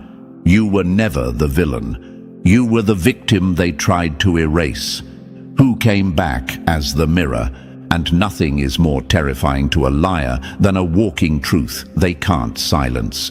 Let that sink in. They thought they wrote your ending, but the pen was never in their hand. They were so busy narrating your downfall, they didn't see you were building a legacy in the rubble. So go ahead, chosen one, keep glowing without a word, because every time you smile, it reminds them they failed. Every success, every healed wound, every peaceful night of sleep you get, it hits them like a slap to the soul. And the best part, you didn't lift a finger. You just lived. And now they can't. Number 2, they thought your glow was just a filter. Now they realize it's fuel from the universe they can't touch.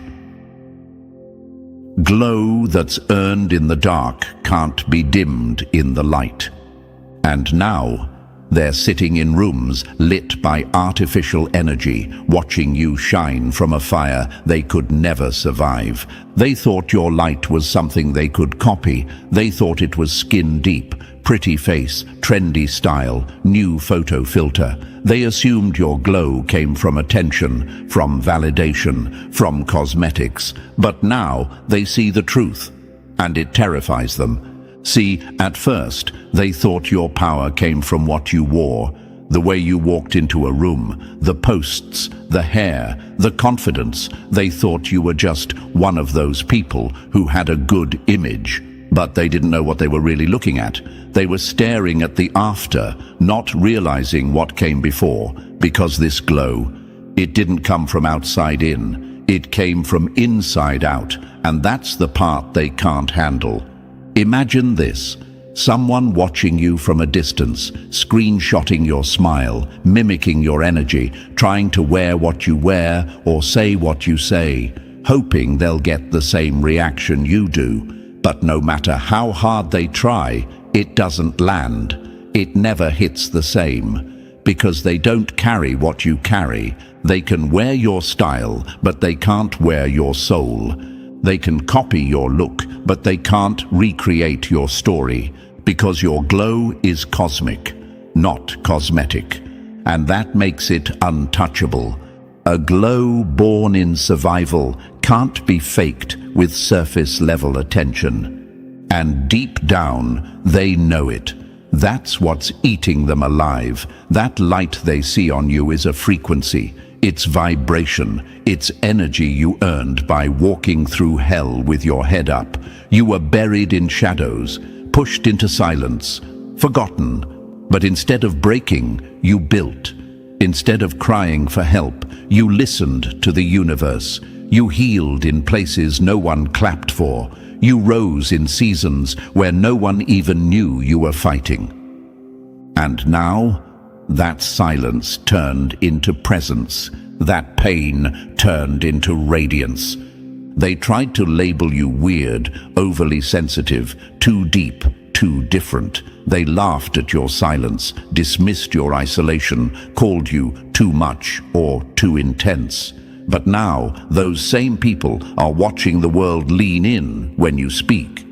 The room stills when you walk in. Conversations change when your name comes up. They thought you were invisible. Now your energy is undeniable. Real power is silent, and it rattles those who thought noise was strength. And now they're frustrated, confused, obsessed. They want to know what you did, what the secret is. How did they get so magnetic? What changed? Why can't I pull people in like that? But the answer is simple. You earned your glow in private. It wasn't a trend. It was transformation. It wasn't a moment. It was momentum built on every breakdown, every betrayal, every lonely night you sat in your own mess and chose to grow anyway. Now they're panicking because they realize something horrifying. Your glow doesn't need them. In fact, it never did. They weren't part of the formula. They weren't part of the journey. They were just noise in the background while you became the signal. And now they're crying behind closed doors because that realization feels like rejection on a soul level. You carry a light that exposes people's shadows, and that's why they fear you. They wanted to outshine you, but you're not even competing in the same galaxy. Your presence is not just visual, it's spiritual. Your energy is not just attractive, it's activating. Imagine this. They walk into a space thinking they've got it all together, but the moment you show up, something shifts. People listen more, feel more, trust more, and the worst part for them, you're not even trying. You're not performing. You're just being. That's what makes you dangerous. That's what makes you unforgettable. They're finally realizing your glow can't be photoshopped. It can't be filtered. It can't be borrowed or bought, because what you carry is the light of someone who healed parts of themselves no one even apologized for. And that kind of light, that's not cute. That's not trendy. That's divine alignment with the universe itself. You don't walk in like you own the room. You walk in like you own yourself. And that changes the atmosphere. Your glow is clarity. Your glow is truth. Your glow is every no you didn't say out loud, Every tear you turned into wisdom, every rejection that turned into redirection. They tried to bury you, remember? But you were a seed. They thought you were done growing. They didn't realize your roots were just getting deeper. And now they want a piece of it. They want to know your rituals, your mindset, your routine. They want to dissect your glow like it's a trend they can replicate. But they can't, because what they're trying to mimic was forged in fire, and they don't have the stamina for that heat. They're crying behind closed doors because every time they try to outshine you, they just look like they're trying. And trying never beats truth. You are living proof that energy never lies. People feel it, they sense it, and now even the ones who laughed are quiet. Because the one they dismissed became the one they can't stop watching. They wanted applause, you wanted alignment. They wanted fame, you wanted healing. They wanted image, you became impact. And that's the difference. That's why you shine differently. Let them cry, let them compare, let them chase trends while you keep growing in silence. Because the truth is, chosen one, your glow is not up for sale. It was never built for validation. It was born from liberation. And every single time they try to compete with something the universe gave you for free, they will lose. Every single time. So hold your head high, keep glowing without explanation, because they finally get it now. You weren't made to blend in. You were made to blind the fake with truth they can't copy. And the realist flex, they're crying, not because you won, but because you didn't need them to.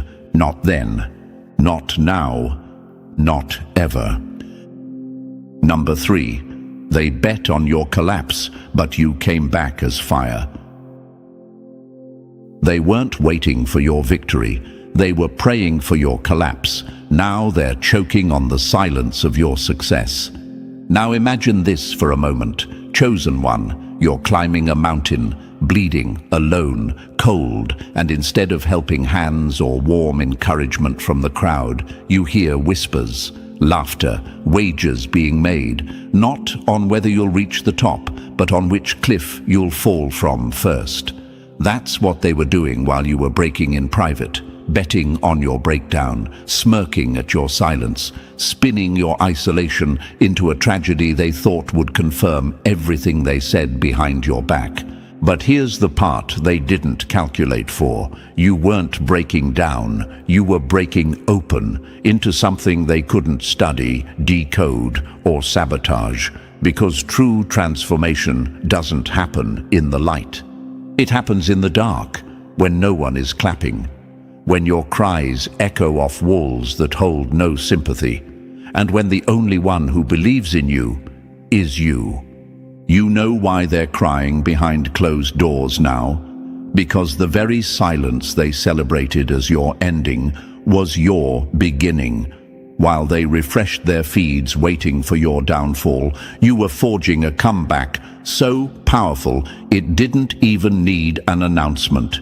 You didn't fall, you evolved. You didn't lose it, you located your essence. And now, you walk into rooms with a peace so loud, it makes their chaos feel cheap.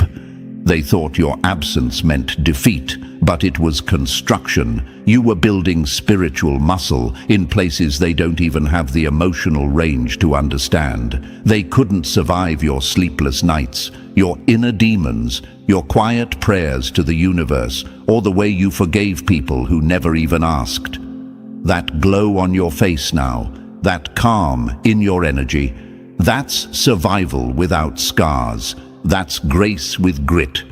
Quote this in your soul. Let them wait for your downfall while you design your uprising. They can't replicate what you've become because their energy never touched the depths that refined you. You weren't just tested, you were tempered, like steel, heated, folded, hammered, until nothing weak remained. And now they're left behind with the same empty words they once used against you. Meanwhile, you're not even looking back, because real breakthrough doesn't need an audience, it just leaves a shockwave.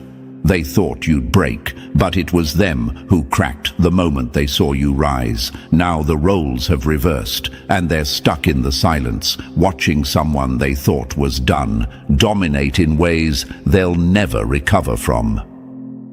Number 4. Their conscience woke up swinging, and it's not letting them sleep. You can't outrun what you did to someone who was sent to survive you.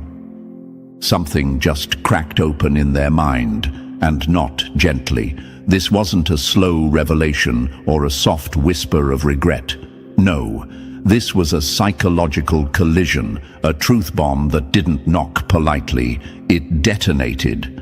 Their ego was the first to hit the floor, because no amount of denial, distraction, or spiritual bypassing could save them from what just hit their chest like a freight train. They thought they buried it, thought time would dissolve the guilt, thought moving on without apology was power. But the universe never forgets energy. It simply stores the charge and waits for the right moment to light the fuse.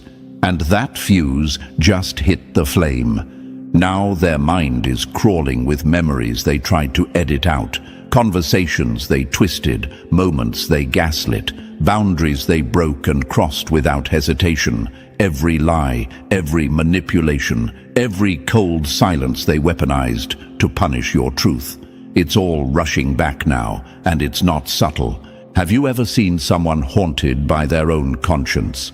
You'll know it by the way their mood shifts out of nowhere, the way they startle when your name is mentioned, the way they flinch in silence. The body keeps score, and right now their soul is paying the debt. Regret doesn't knock.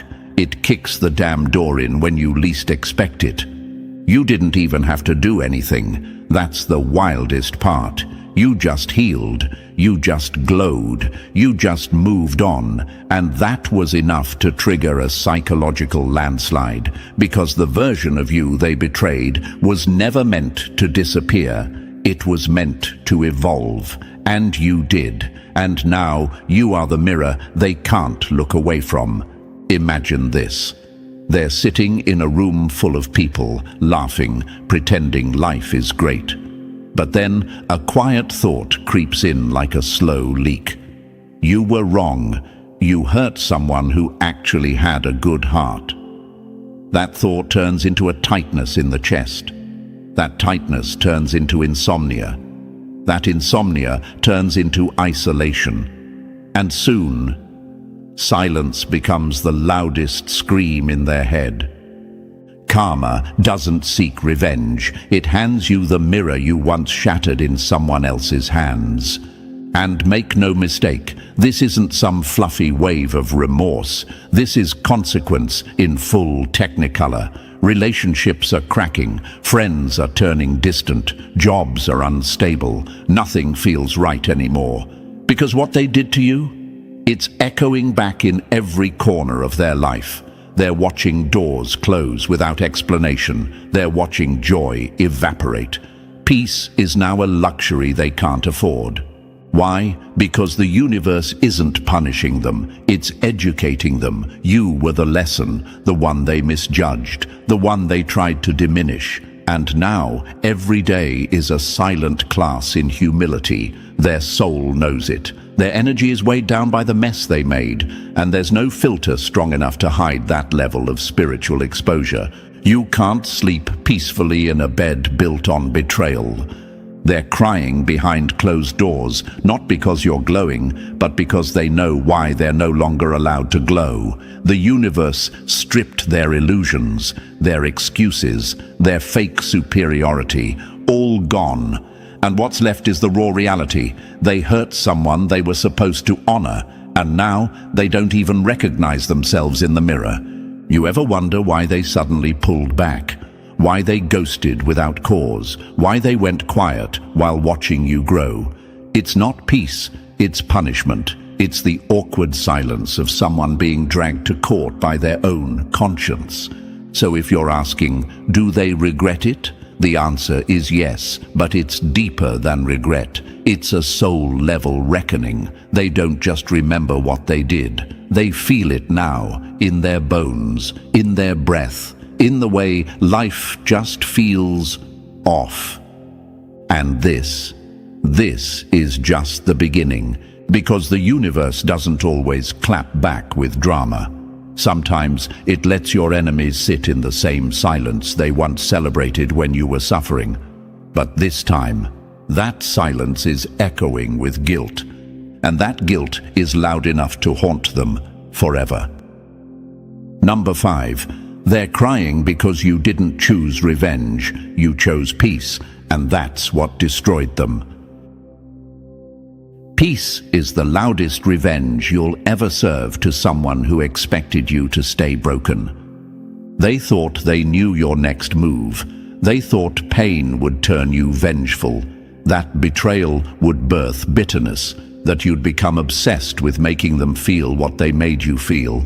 But that's where their illusion broke, because you didn't reach for revenge, you reached for peace, and that's the one thing they never prepared for. See, they built entire stories in their mind that you were stuck, seething, sitting in the dark, waiting to settle the score. It made them feel powerful, like they still lived in your head, like they still had access to your energy. That belief was their ego's last blanket. But now, that blanket's gone, and they're freezing in the reality that you let it all go. You didn't scream. You didn't beg for justice. You didn't write long explanations or expose them to the world. You didn't post quotes or cryptic jabs online. You vanished, not in disappearance, but in elevation. While they were preparing for a fight, you were preparing for your future. You don't destroy your enemies by fighting them. You destroy them by starving them of your energy. You stopped reacting. You stopped justifying. You stopped bleeding for people who handed you the knife. And that is what destroyed their control. Because when someone builds their identity on your pain, your healing becomes their death sentence. They're crying now, not because they miss you, but because they never thought you'd survive without their closure, without their apology, without their confession. But you did something more terrifying than revenge. You moved on. You found peace in the middle of chaos.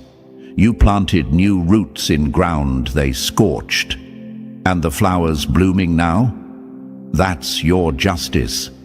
Imagine this. They were ready for war, suited in manipulation, flanked by gossip, waiting for you to show up swinging. But instead of retaliation, they got silence.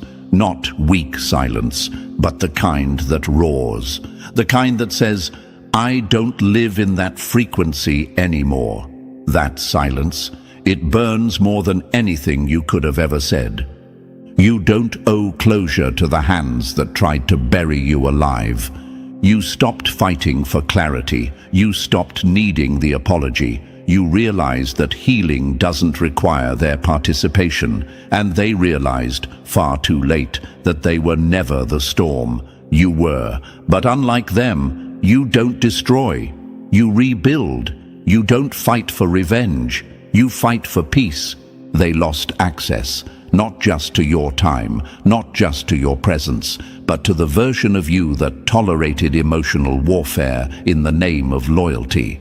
That version is gone, dead and buried under all the nights you cried in silence while they smirked in cruelty.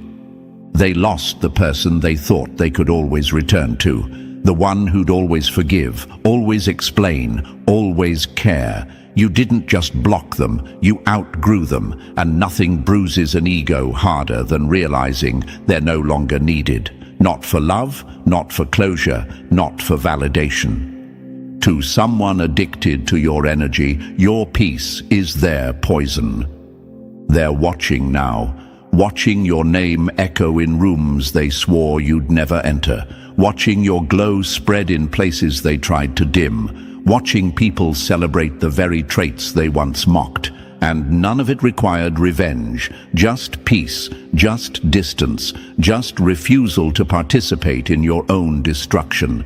And the truth is, they're not crying because they love you. They're crying because they can no longer use you, because your silence wasn't retreat, it was reclamation. It was your soul taking its power back. And the battlefield they prepared?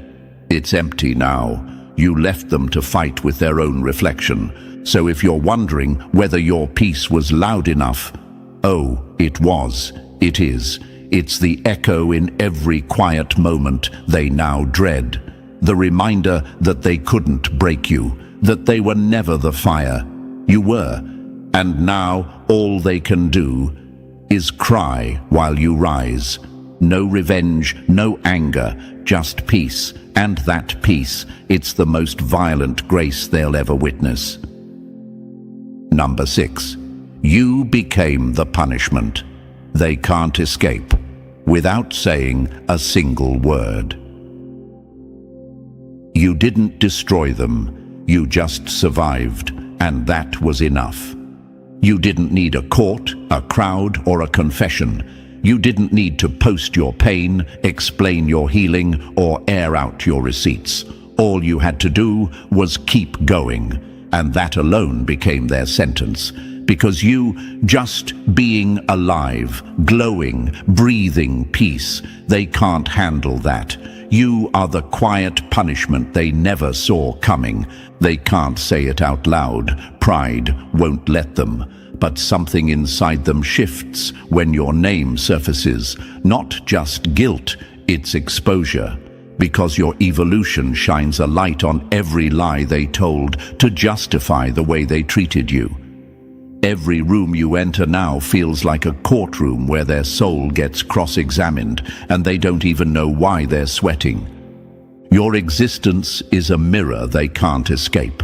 When people mention you with admiration, it hits their gut like a punch. Not because they hate you, but because they remember. They remember choosing ego when they should have chosen love. They remember playing games when all you offered was sincerity. They remember trying to break what they now wish they could hold. You became the consequence of their cowardice. And now you're soaring, not in revenge, not in pettiness, just in peace, in purpose, in truth. And that glow, it reflects what they are not, that stillness. It reveals the chaos still haunting their every step. You've become the human reminder of everything they mishandled. They see your growth and feel their stagnation. They hear your name and taste the bitterness of their own bad choices. You're not a ghost, but you haunt them. Why? Because your peace screams what words never could. You used to cry.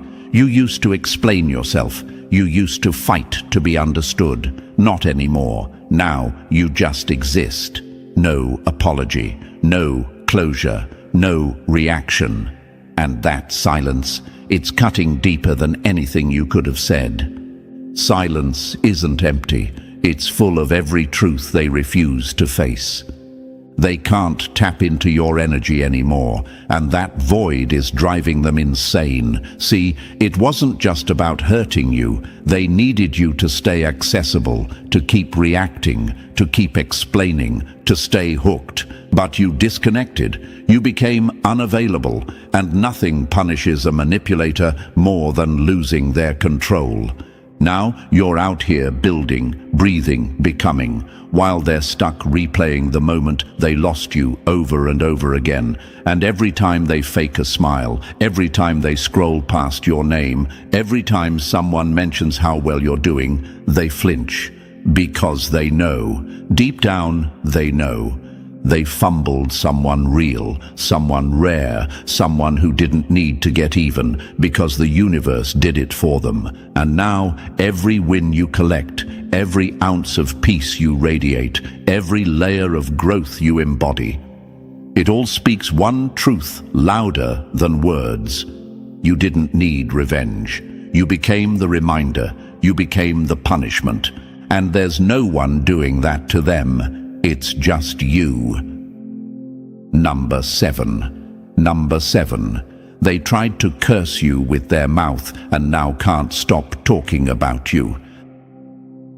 They thought their words had power over your path, that by whispering venom behind closed doors, they could poison your potential. They gathered in shadows, convinced that their gossip would spread like wildfire, burning bridges you hadn't even walked across yet. At first, it was mockery, coated in false confidence. They called you names, twisted your story, and laughed like the universe was in on the joke. But the only ones laughing now are speechless. Because somewhere along the way, those curses boomeranged. The same mouths that tried to bury you are now repeating your name more than ever. Not in praise, not in peace, but in panic. Because you didn't fall, you didn't break, you didn't vanish like they predicted.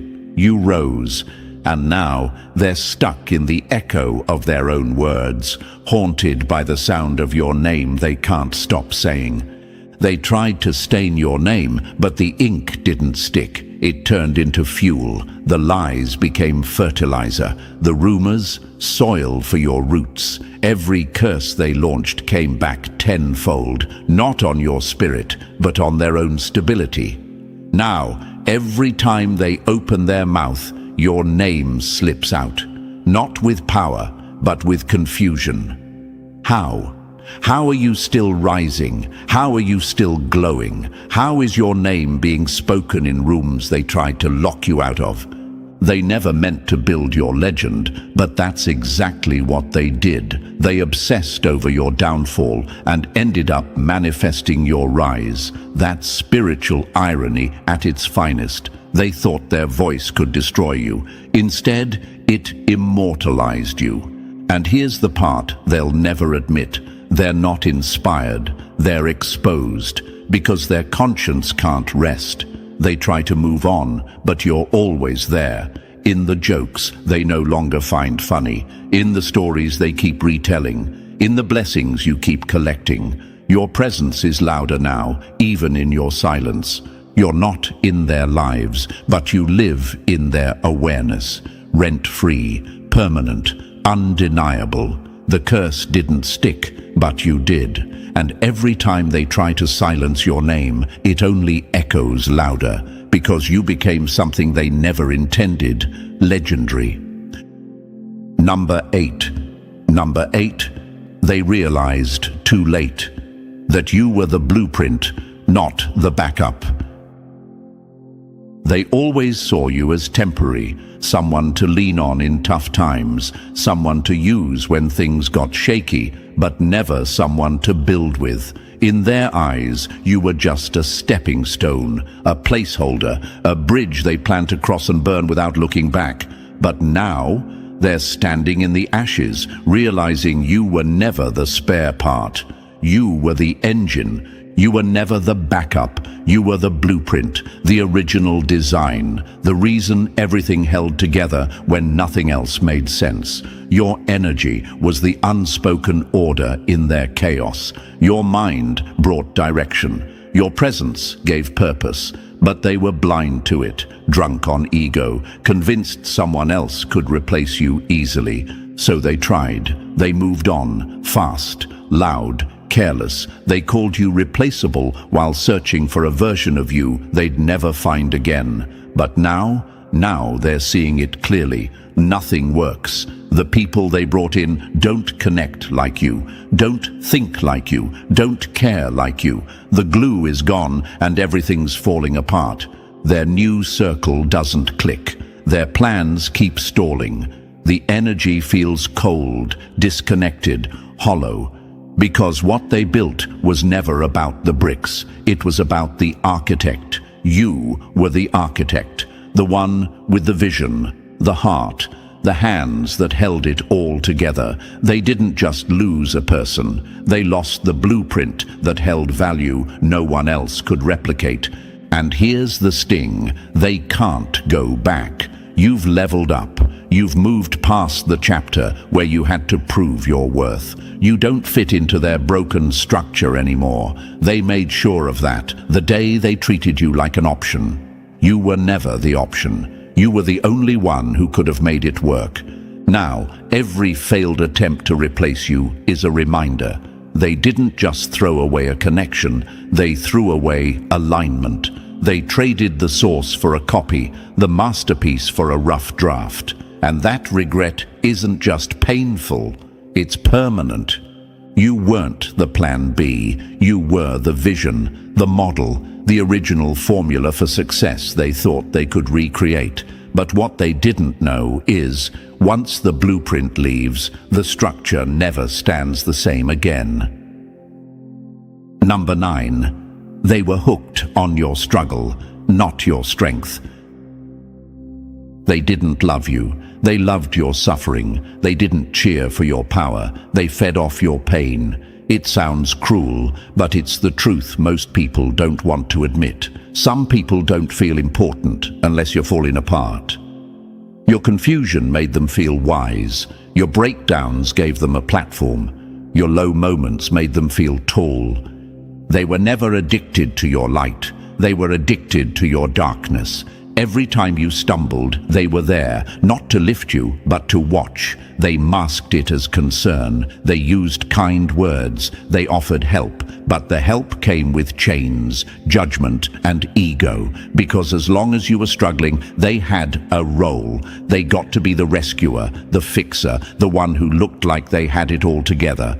They liked you when you were small, soft, uncertain, because then they felt big. Your vulnerability gave them a twisted sense of superiority.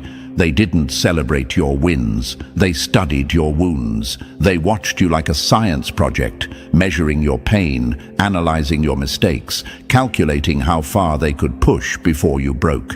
But something shifted. You stopped needing them. You stopped breaking. You started healing, quietly, powerfully, and fully. You found your inner compass, and suddenly their words didn't carry the same weight. You started rising, and with every inch you climbed, their illusion cracked. Because without your pain, they had no power. Now your strength is too loud for their insecurities to bear. Your peace is too steady for their chaos to disturb. You're no longer the broken bird they could rescue. You're the eagle soaring too high to be caught. And that terrifies them. They're crying, not because you hurt them, but because they lost the version of you that made them feel powerful. They can't fix what isn't broken. They can't control someone who's whole. And now they're stuck in the silence of their own emptiness. You see, your glow now exposes their shadows. Your independence exposes their manipulation. Your healing reveals their dysfunction. And your strength? It made them irrelevant. They were never truly there for you. They were there for your struggle. And now that you're strong, they've got nothing left to feed on. Number 10. Number 11. Your healing destroyed their whole act. Your healing didn't just change you, it collapsed an entire performance that was never about truth. It was about control. You see, they weren't just watching you suffer, they were acting around it, playing roles, pretending, shaping their identity around your brokenness like it was a stage they were born to stand on. Some cast themselves as the hero, the one who never gave up on you. Others claimed the victim role, the one hurt by your chaos. And some posed as wise mentors, using your pain as proof of their superiority. But the truth?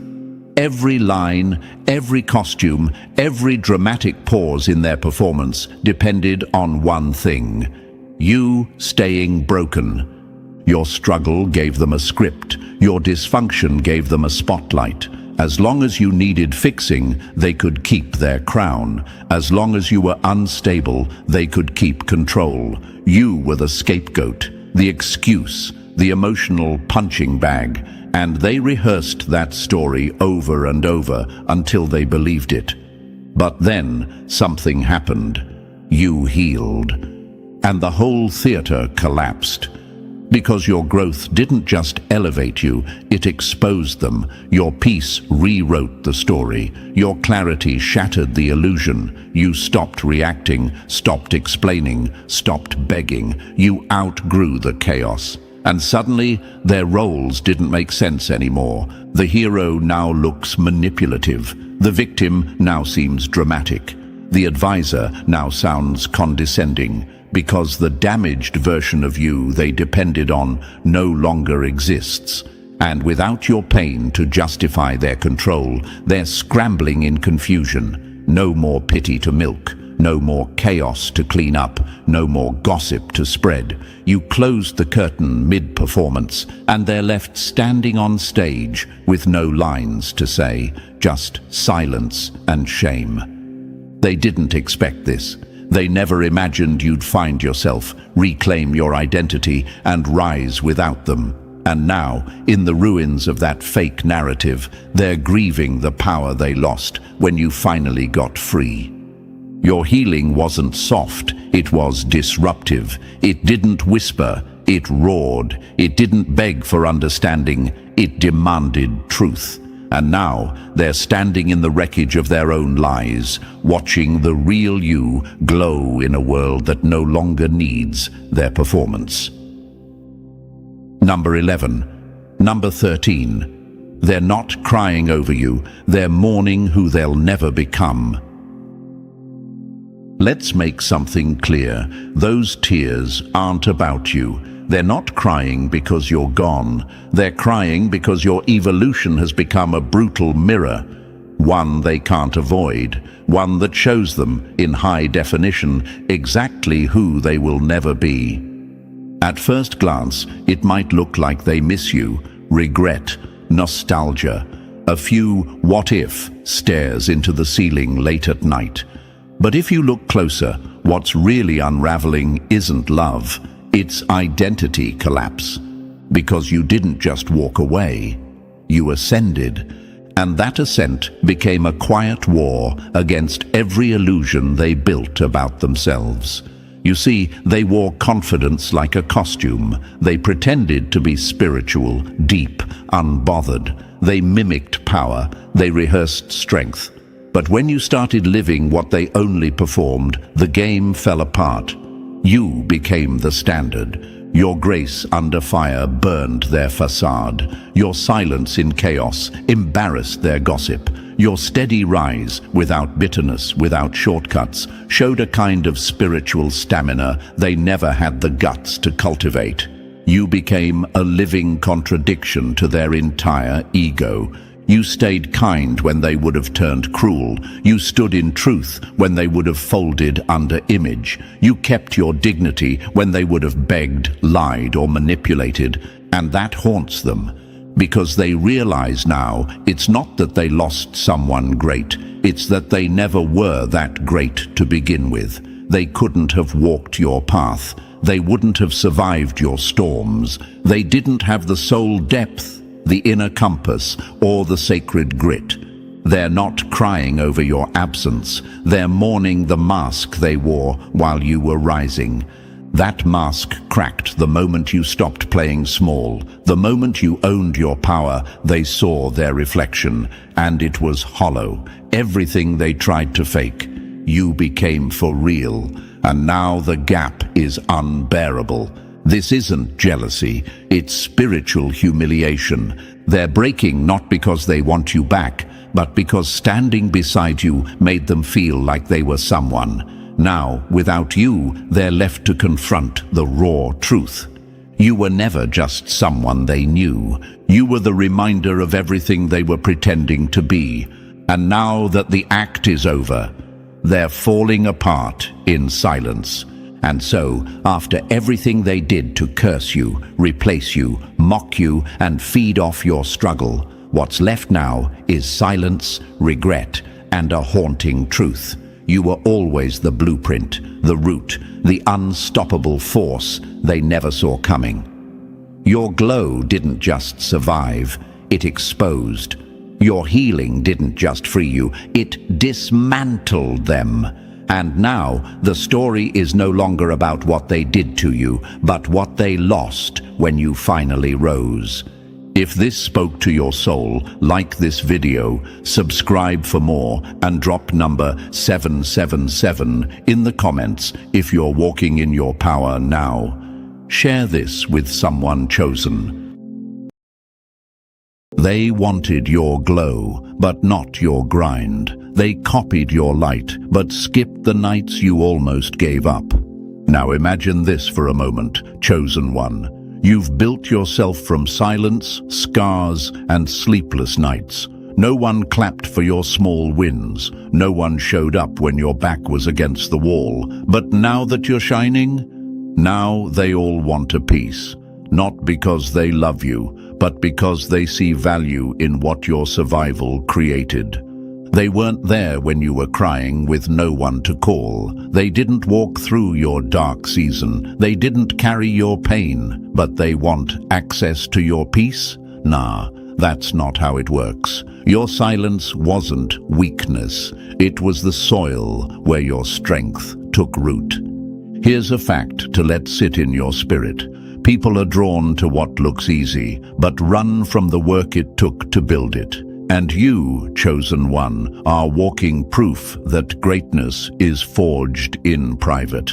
That's why they don't understand you. That's why they whisper. That's why they hate but can't stop watching.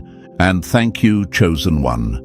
Don't forget to pay this message forward by pressing like and subscribing right now. Drop the number 77 in the comments if this already feels personal. Share this with someone who needs to hear what you've had to live through. You are part of a movement that spreads truth, light, and power, and it doesn't cost a thing to help keep it going. So thank you for showing up, for listening, for surviving. Now, let's get back to it. You were never made to be for everyone. That uneasy feeling you get around certain people, that's your spirit warning you. They like your shine, but not your shadow. They love what you became, but would have mocked you during the process. That's why your circle is small. That's why you've had to stand alone so many times. It's not because you're broken. It's because you're chosen. You don't belong to the crowd. You were designed for clarity. You speak truth that stings. You show up and people feel exposed, not because you're judging them, but because you remind them what they could be if they stopped hiding behind their excuses. You don't blend in because you were never meant to be part of the noise. You are the silence that makes them listen. They mimic your words, your walk, your style, but they can't mimic your storms. And that's why they'll never fully understand your presence.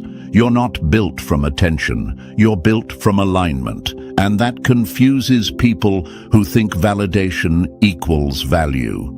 You're not cold, you're just clear. You're not standoffish, you're just no longer begging to belong. And that's exactly why they're bothered. Because once you stop chasing spaces that were never meant for you, you start attracting what's meant to rise with you. You've become the blueprint, and here's what most don't get. Being the blueprint means you go first. You bleed first. You break ground while they sit on the sidelines, judging what they can't comprehend. But eventually, they'll copy what they once called too much. That's the pattern. They want your peace, but not your process. They want your power, but not your pain. They want to be seen with you, but they don't want to carry what you carry. And that's why you can't let everyone sit at your table.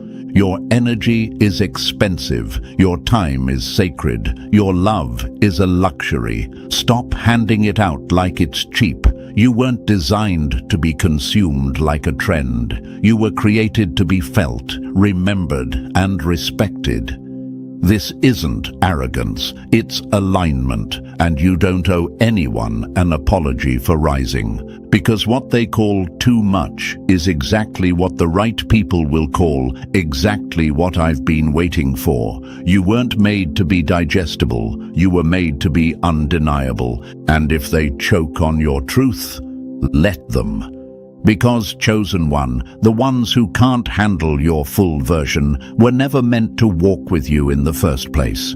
So before we break this all down step by step, chosen one, take a second and breathe. Because this message didn't just find you, it was meant for you. If you've ever felt picked apart, misunderstood, or praised 1 minute and judged the next, drop the number 777 in the comments right now.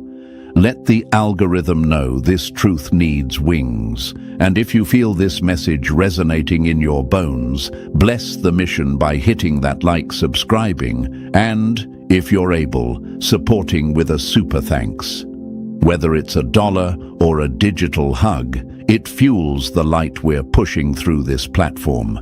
You're not just a viewer.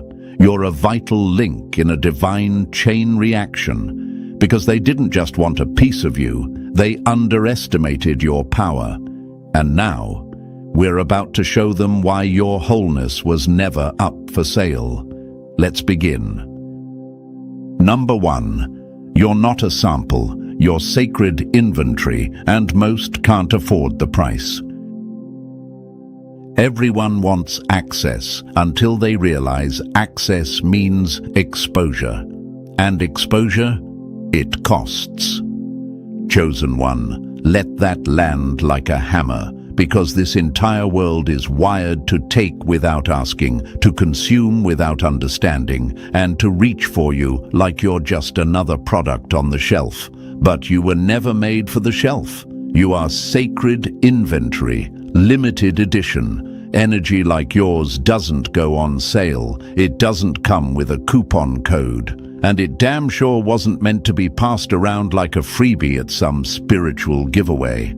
Now imagine this for a moment, chosen one. Imagine someone walks into a high-security vault thinking they can just grab the crown jewels without consequences. That's what they do when they try to casually touch your frequency. You weren't built for low access. You were encrypted by the universe itself, encoded with energetic passwords that most people will never have the capacity, courage, or character to unlock. And when they can't get in, they call you distant. They call you cold. They call you arrogant. No, you're just protected, and they were never meant to be that close. Here's the fact that will silence every self-doubt you've ever had. Studies show that people are biologically attracted to light, but psychologically threatened by what they can't control. You walk into a room, and they feel that shift. Their nervous system gets disrupted, not because you did anything wrong, but because your presence carries a truth that exposes their lies. You are a mirror to their mediocrity. And instead of rising, they'd rather smear you so they don't have to confront themselves. They don't want you. They want your light. They want the healing energy you radiate, the peace you carry, the divine clarity that moves with you like a force field. But they don't want to pay the cost it took you to embody it. They weren't with you in the trenches. They didn't see the nights you held yourself through spiritual surgeries. They didn't witness the inner battles that left you bleeding in silence while still showing up in love. You are not a vibe. You are a divine equation, a cosmic formula of truth, pain, resilience, and rebirth. And only those who've done their own inner work can stand in your presence without getting spiritually electrocuted. That's why their access to you triggers breakdowns instead of breakthroughs. You weren't made for surface-level intimacy. Your energy isn't playground material, it's temple ground frequency. And most of these people try to walk barefoot where only warriors are allowed. They call it attitude. You call it boundaries. They say you've changed. No, you've just remembered who you are. The truth is, you spent years trying to shrink yourself into spaces that couldn't hold you. You tried to water down your essence so people wouldn't feel insecure. But now you've reached a frequency where fitting in would require spiritual self-harm, and you're done bleeding for other people's comfort. Let's address the question that's probably hovered over your head. Why can't I just be normal? Why can't I be like them and blend in? Because normal is survival, and you weren't built to survive. You were built to shift. Your life isn't just a story, it's an assignment. You weren't born to be understood by the masses. You were born to awaken the few, and awakening hurts. It separates, it isolates, but it also refines. Remember this quote: "The brighter the flame, the more moths it attracts. But only phoenixes rise through fire." You've attracted moths who wanted your light but hated your heat. They wanted your insight but fled from your intensity. And when they couldn't match you, they tried to mock you. But here's what they missed. Your glow isn't a trend, it's a transmission. And no matter how much they imitate it, they'll never replicate the frequency it was born from.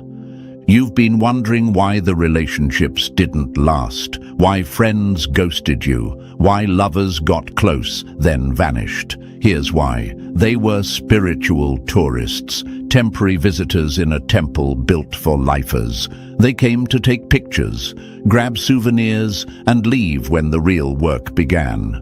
But don't mourn them, don't chase them, and for damn sure, don't lower your frequency trying to convince them to stay. Let them go. Your light is a sacred contract, not a casual connection. And from this moment forward, you need to treat your presence like property, gated, guarded, and not open for walk-ins.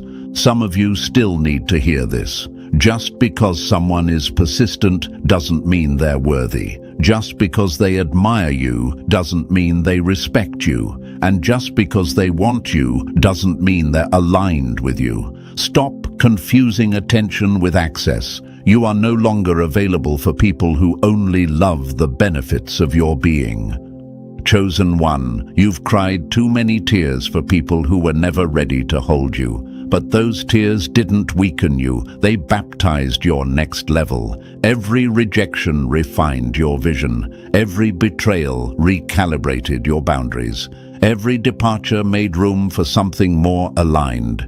You didn't lose people, you located your soul tribe by eliminating what didn't resonate. You're not bitter, you're brilliantly aware, you're not guarded, you're galactically guided, and you're not hard to love, you're just no longer accepting counterfeit connections. Let this quote settle into your bones. When you finally realize your worth, you stop offering discounts to the unqualified. That's not arrogance, it's spiritual stewardship. You've been entrusted with a frequency that the universe itself needed to protect.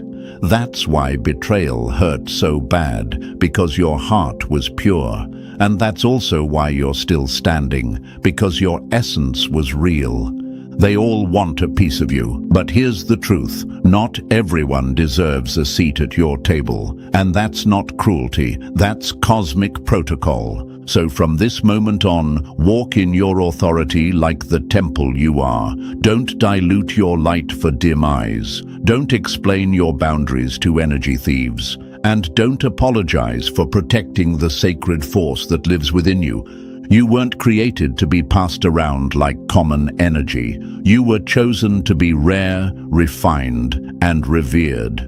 Let them talk. Let them misunderstand. Let them watch from a distance. Because this is the season where you no longer prove, perform, or please. You just exist, in power, in presence, in peace, exactly as you were always meant to. Number 2, they call it arrogance, but you're just too disciplined for their drama. What they label as pride is really precious structure, the kind that most people can't build in a lifetime. Chosen one, let's be clear, every time someone calls you arrogant, what they're really screaming is, I can't own my weakness. They see your peace and precision, your calm boundaries and quiet confidence, and it feels like a threat. Because they've been trained to survive on noise, attention, approval, drama, and when you don't need the spotlight, they panic. so they project. They call you aloof, distant, cold. Not because you are, but because they are too busy chasing validation to see what true clarity looks like. Imagine this. You walk into a room like a mountain that doesn't need to shout its height. People whisper, stare, wonder. Who is that? They feel magnetized, unnerved by your presence, but all you did was stand still. That's the power of discipline. That's the power of depth. And if they call it arrogance, so be it. Let them label what they can't reach. Discipline isn't loud. It's lethal in silence. Ask yourself, when did we start mistaking peace for weakness? When did calm become suspicious? But you know better. You've trained your mind, hardened your heart, polished your spirit. You've fought battles no one saw. You've rebuilt yourself from ashes, and through every ritual of inner death and rebirth, one thing became clear. You don't have to explain everything. You don't have to overshare to belong. You don't have to chase opportunities. They arrive at your feet because energy always meets its match. Here's a fact they don't want you to realize. People addicted to being seen always fear those who aren't desperate to be seen, because your energy moves differently. You enter spaces with integrity. You speak less, observe more, choose wisely. You've moved from survival to sovereignty, and that journey irritates the insecure. They assume arrogance where there is authority. They read detachment where there is direction. They think you're cold because you're clear. Clarity burns, especially to eyes blurred in chaos. So when they whisper, when they judge, when they try to label you, it's not because you're broken, it's because they're broken. They see your discipline as disapproval, your self-care as selfishness, your self-control as superiority. They don't understand that your silence roars with unspoken victories, and they won't credit you for walking away from drama while they keep fueling it. That's okay. Keep walking. Keep evolving. Let them chase the spots. They'll trip over each other in the process. Because here's what they'll soon realize. You didn't ascend through arrogance. You ascended through alignment. You didn't cut cords to punish them. You cut cords to preserve your peace. And now your energy doesn't just exist. It enters, uplifts, transforms. That's not arrogance. That's alchemy. The world will never miss when you're gone, but it will remember why it felt wrong when you stayed. You didn't choose this, the universe did. You were refined in truth, polished in pressure, and reignited through divine design. Your quiet authority is not defiance, it's demonstration. Your calm confidence is not detachment, it's conviction. And your refusal to explain yourself, it's not avoidance, it's alignment. So they can call it arrogance if it makes them feel better. But you know you're prepared. You know you're precious. You know your power. They just can't see it yet. Stand firm, chosen one. Continue to be uncompromised. Don't shrink your energy. Don't dim your frequency. This isn't about being liked. It's about being known. And you don't need a crowd to affirm your value. Your discipline has already spoken volumes. You're not arrogant, you're aware, and baby, that's dangerous. Number 3, they want the crown, but not the crucifixion that came before it. Everybody wants to sit at the table once the meal's served, but no one was there when you were starving with nothing but hope and hunger pains.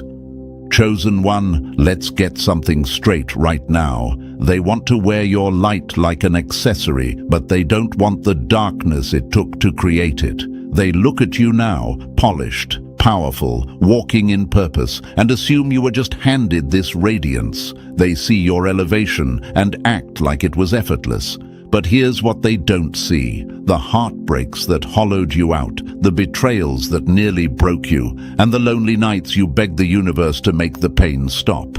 Imagine this: They're applauding your bloom, but they weren't there when your roots were suffocating under the weight of buried grief. They want to taste your fruit, but they didn't plant a single seed. They didn't water you, didn't stay through the drought, didn't prune the dead parts when your soul was rotting from emotional rot.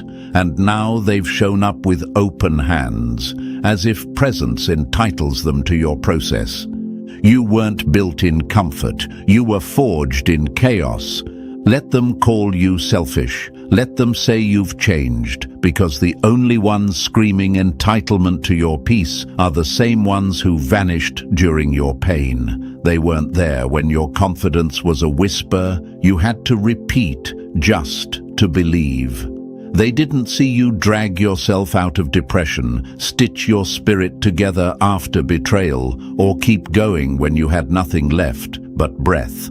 And now they want in, on the glow, on the grace, on the success. But the glory they see is nothing more than the visible layer of gory scars they've never earned. They couldn't handle the weight of your worst day, but they want access to your best one. That's not admiration, that's entitlement. And that's why access to you will always cost more than they're willing to pay. Let's be brutally clear, this isn't arrogance. This is recognition. You know what it took. You know the price you paid. And nobody, not even those with good smiles and sweet words, gets to bypass the suffering and inherit your strength.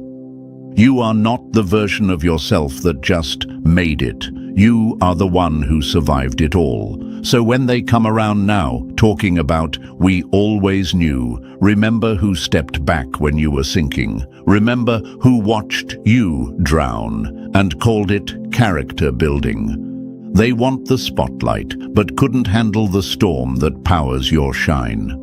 That's why you don't feel bad for guarding your energy. That's why you trust slow access and rare entry, because you know some people only show up for the celebration, not the suffering. They want the crown, but not the crucifixion that came before it. They didn't pray you through, they didn't help you through, and they sure as hell didn't believe in you when it felt impossible to believe in yourself. So here's the truth. You owe no explanations. Your boundaries are sacred. Your journey is private. And your growth, that's yours. Not everyone deserves a front row seat, especially not the ones who disappeared during intermission, but want credit when the curtain rises. Keep your energy where it's earned, not where it's expected, because they didn't see the nights you almost gave up. They didn't feel the weight you carried in silence, and they'll never understand the cost of the crown they're trying to wear. They want the glory, but couldn't stomach the gory that built it. Let that truth sink in, and never apologize for walking alone through fire and coming out unapologetically untouchable. Number 4, you're not a threat. You're a mirror they can't escape. You don't offend them because you boast. You offend them because your presence quietly exposes the parts of them they've never dared to fix. Now imagine this. Chosen one, you're walking into a room. You haven't said a single word, haven't posted a single achievement, haven't flexed a thing. Yet somehow, tension rises, eyes shift, conversations change. Someone suddenly jokes about how you think you're better than everyone, but you said nothing. All you did was exist. That's the power of your energy. It disturbs the dust people have tried to hide under their rugs. Here's the harsh truth. They're not actually mad at you. They're mad at the fact that you proved their excuses have an expiration date. Because while they were still blaming their past, you were out here rewriting your future. While they were waiting for perfect conditions, you were out here building in the middle of chaos. You didn't wait for permission. You gave yourself the green light. And that kind of energy, it exposes every corner where they've been hiding their potential behind convenient lies. Your resilience isn't the problem. It's their reflection in your progress that stings. You didn't come from perfection. You came from pain, but you used it as a blueprint. Betrayed, abandoned, discarded, but never defeated. You got up with bruises and made them look like battle medals. You didn't ask life to be easier. You became stronger. That's not arrogance. That's discipline. That's divine self-respect. And to people who've made comfort their God, you're the walking reminder that miracles happen through movement, not waiting. They'll try to label you too intense, too serious, too ambitious, but decode that. What they're really saying is, your fire makes me question why I chose smoke. They want to stay stuck without being reminded that freedom was always an option. And here you are, walking, breathing, living proof of what's possible when someone refuses to bow to circumstance. You didn't escape your struggle, you climbed through it and turned it into a strategy. The truth is, you didn't trigger them. You reminded them of the versions of themselves they buried. See, when you heal, evolve, and show up fully aligned, it forces others to make a choice, rise up or tear you down. Most will choose the latter, not because you hurt them, but because you challenged the stories they've told themselves for years. I can't do it because of my trauma, but you did it while bleeding. I can't change because of my upbringing, but you turned your past into a platform. I don't have the right people, but you became your own cheerleader when no one clapped. So they lash out, mock you, whisper lies, not because you're wrong, but because you're right, and your rightness demands they get real with themselves. Your focus reminds them of their distractions. Your healing reminds them of the pain they avoid. Your growth reminds them they've been stagnant by choice, not by fate. They say you think you're better, but the truth is, they fear you proved they could have been better too. And here's what hurts them the most. You never threw your wins in their face. You never mocked their struggle. You just kept showing up with quiet confidence. And that silence, it speaks louder than their noise ever could. You didn't gloat. You glowed, and that glow reveals every shadow they've refused to deal with. Now you might wonder, why do I keep attracting this kind of reaction? Why can't people just be happy for me? Here's the answer: because happiness for you would require honesty with themselves, and most people aren't ready to break their own patterns. They'd rather call you arrogant than admit they gave up. They'd rather mock your discipline than confront their laziness. They'd rather shade your light than face their darkness. You didn't ask to be the lesson. They made you the syllabus. But keep this in your spirit. Chosen one, their discomfort is not your responsibility. Your job is not to shrink so others can remain small in peace. Your role is not to apologize for evolving. The world doesn't need more people making excuses. It needs more people showing what happens when you turn pain into power. And whether they admit it or not, your presence is awakening them, even if it hurts. Some will rise, some will run, some will revolt. But that's not your concern. You're not here to make everyone comfortable. You're here to make truth undeniable. And if that means being misunderstood, so be it.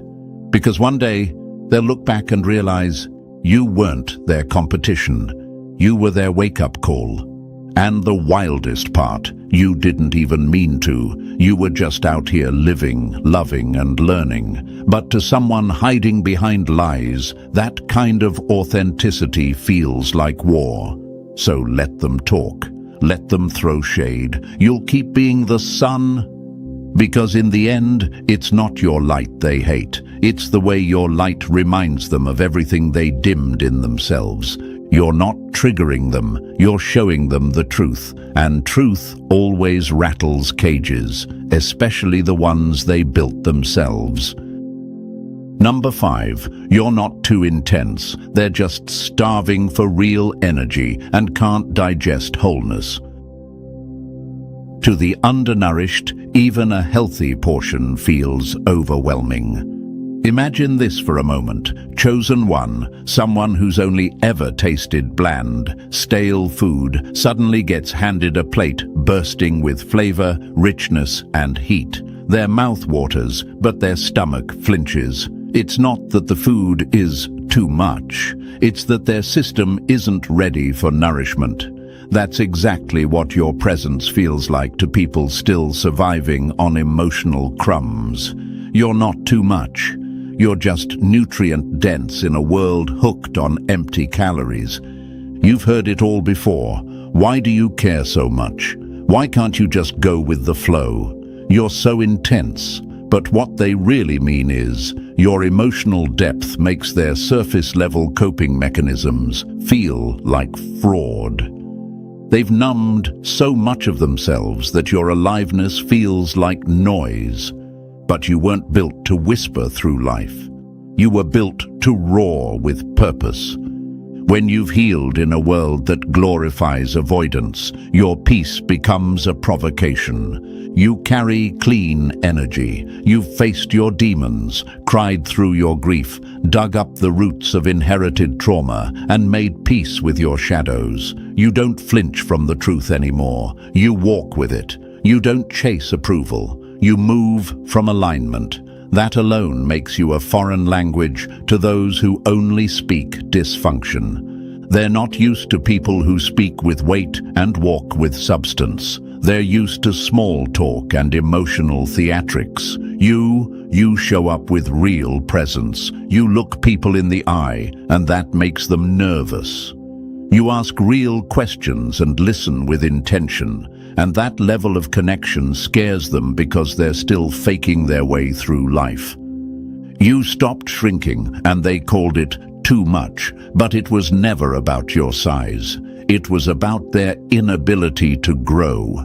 Let's get this straight. You're not loud, you're alive. You're not heavy, you're whole. And yes, your energy shifts rooms, not because you demand attention, but because you carry something real in a world built on appearances. You didn't numb the pain, you transformed it. You didn't run from your story, you rewrote it. And that level of presence will always disrupt a system addicted to pretending. People are used to playing small being a sign of humility. You, being bold, being emotionally literate, being spiritually grounded, make them question that narrative. And they'll say things like, "You think you know it all," or "You're trying too hard." But what they really mean is, "You're making me realize I've been hiding." They want you to dull yourself, not because you're wrong, but because your light is too revealing. You remind them of the work they haven't done, the growth they've avoided, the emotions they've numbed, and the potential they've buried under people-pleasing and fake positivity.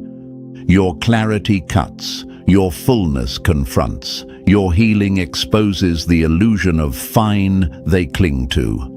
The truth is, they've mistaken dysfunction for normalcy. They're not used to seeing someone hold eye contact and mean what they say. They don't know how to receive energy that isn't manipulative, fake, or performative.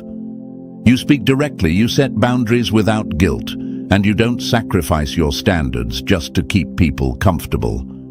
You've become immune to shallow praise and fake connections. You've learned to sit with silence instead of forcing conversation. And you don't chase love, you magnetize it. That alone makes you a disruptor.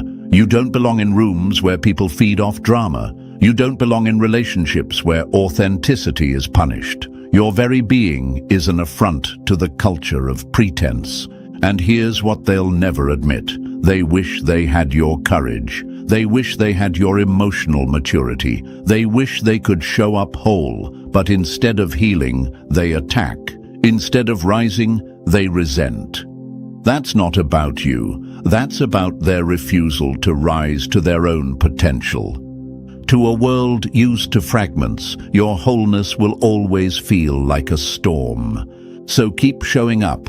Keep being too much in rooms that weren't built to hold you. You weren't designed for half-hearted anything. Your depth isn't a defect. It's your superpower. You weren't made to be digestible to the emotionally starved. You were made to awaken them, to agitate the sleepwalkers, to rattle the numb into feeling again. Let them say what they want. They said the same about prophets, pioneers, and every soul who ever dared to live authentically in a world that feeds on conformity. You didn't come here to blend in. You came here to stand tall, stand deep, and stand real. Your energy isn't too much. It's just a level most people haven't earned access to. Keep being full. Keep being whole, and never, never apologize for taking up the space your soul was destined to occupy. Number 6, you weren't sent to be popular. You were planted to be prophetic. You were never meant to blend in or be universally liked. Somewhere deep inside, you've always known that. There's a weight to your existence that doesn't fit with superficial trends or crowd-pleasing performances. You weren't sent here to entertain. You were sent to disturb what's dead and expose what's fake. That's why being misunderstood, misjudged, or even hated became part of your journey. The assignment on your life requires clarity, not popularity. Popularity is cheap. It's loud, shallow, and built on approval that shifts with the wind. But the prophetic, that's different. It carries truth that can't be bought. It's disruptive, uncomfortable, and often rejected before it's honored. Being prophetic means you carry messages that cut through illusions. It means you speak on things people would rather ignore. It means you walk with a level of awareness that convicts everything hiding in the dark. You weren't planted in this generation to gain followers. You were planted to shake systems and call people back to their original design. Let's be real. People don't clap for those who confront their masks. They applaud those who entertain their dysfunction. But you didn't come to pacify dysfunction. You came to expose it. That's why they can't just like you. They either feel drawn to you or deeply offended by you. Your presence causes movement within minds, rooms, spiritual atmospheres. That's not something crowds are used to. That's why your circle is smaller, why real ones are few. You're not here to be digestible. You're here to be undeniable. When you carry that mantle, don't expect mass applause. Expect resistance, expect silence, but also expect legacy. Because while popularity fades with attention spans, prophetic impact changes generations. You weren't planted to go viral. You were planted to go deep, and what grows deep lasts. Keep showing up even when they don't clap. You're not the echo, they are. You're the sound that came to break the silence. Number 7, you can't chain gold when it knows its worth. They only try to possess what they fear they'll never measure up to. See, chosen one, when people can't control you, they try to confuse you. And when that doesn't work, they call you difficult, cold, or unavailable.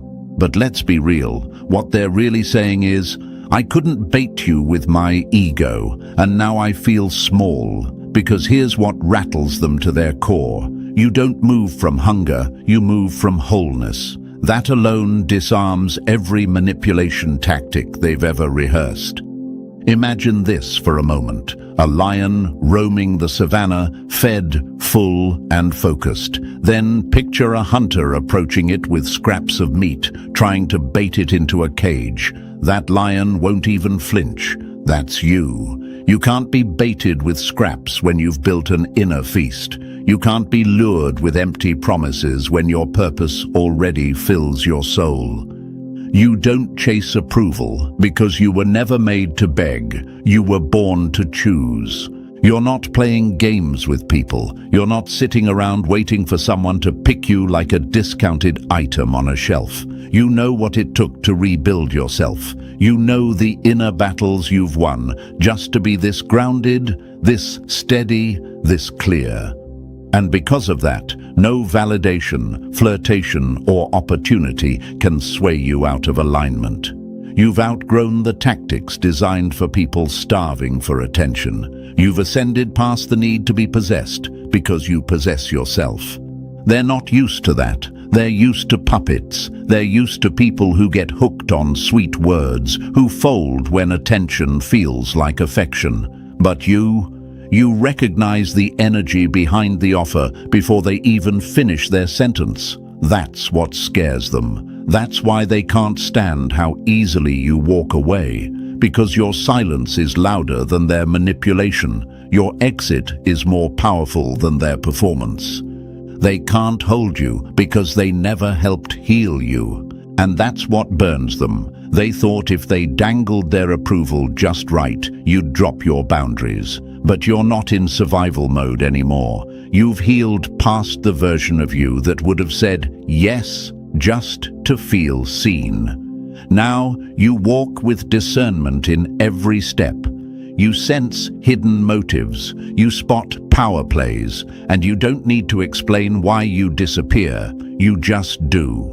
You see, people are used to building control through lack. They look for wounds to dig into, soft spots to exploit, empty spaces to fill with their dominance. But you've done the work. You've closed those holes. You've sealed the cracks with tears, prayers, silence, solitude, and fierce self-reflection. You're not unhealed, you're just unplayable, and that throws off every person who thought they could own your light without ever earning your presence.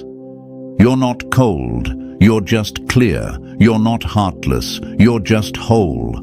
They'll say you don't open up, that you're too independent, that you're intimidating, but let's be honest, those are just lazy translations of "I can't exploit you." They don't know what to do with someone who's not starving for attention. You won't play by their emotional rule book. You won't lower your standards just to feel included.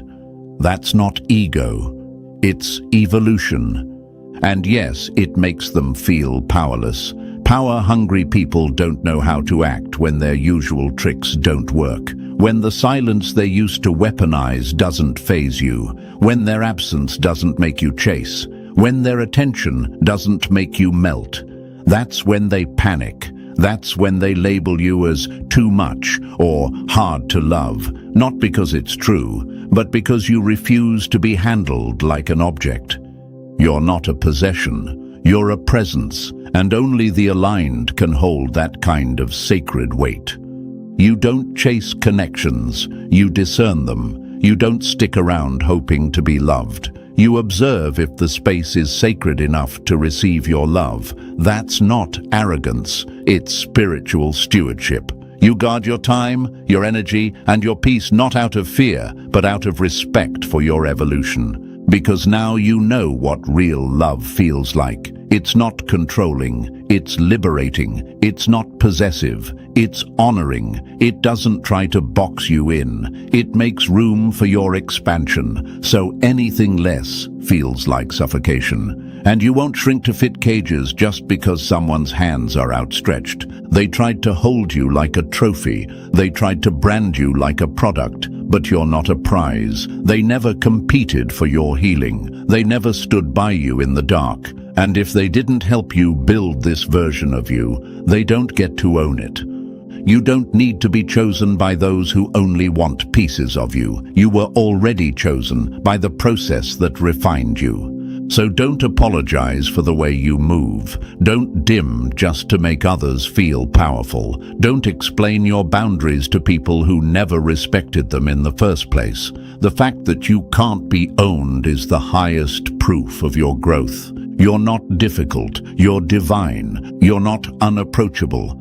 You're just no longer available for dysfunction. And most of all, chosen one, you are not too much. You are simply more than what their egos can carry.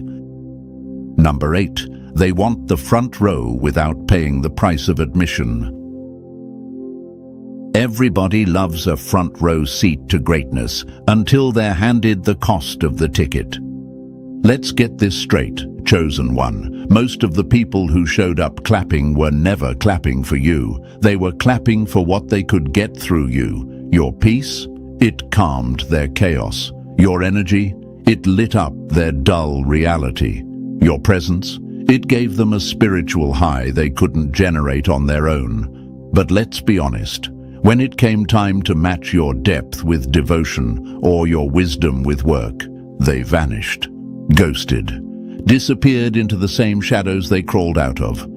Imagine a power outlet. Everyone wants to plug in to recharge, to soak up the voltage, to feel alive again. But the moment you ask them to bring their own power, to contribute, to build, they short-circuit. That's because they weren't attracted to you. They were addicted to what you made them feel. They want access to your throne, but none of the thorns that built it. That's the twisted truth. You've been mistaken for an experience, not a soul.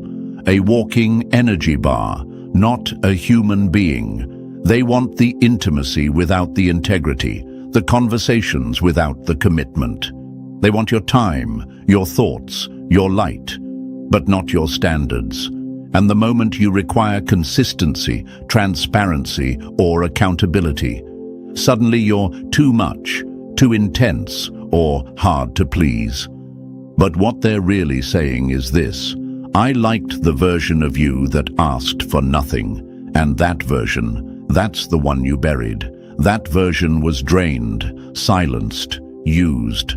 The one standing today, whole, aware, and selective, is not for the convenience of casual access. You are not public property, you are sacred territory, and sacred territory demands reverence. You weren't made for relationships based on vibes and photo ops. You were designed for covenants, for divine alignments, for people who don't just show up when you're shining, but who hold your name safe even when you're silent. So yes, your soul will start rejecting what your heart used to crave. That's not coldness, that's divine protection kicking in. Because hear this, chosen one, people who want your light but run from your shadow were never meant to walk in your garden. They were tourists, and tourists don't invest. They take selfies, admire the view, and leave trash behind. But the ones assigned to your tribe, they'll pick up a shovel and dig with you. They'll stay through the storm and celebrate the harvest, not because it's convenient, but because they were called. Stop grieving the hands that never planned to hold you, only to touch you. You've probably noticed it by now. That magnetic pull you carry, it draws everyone, but not all are meant to stay. Some came for a refill, not a relationship. Some came to feed off your progress, not to pour into your purpose. And when you ask them to stand firm in truth, they start shaking, because truth demands integrity, and integrity demands self-work. And self-work?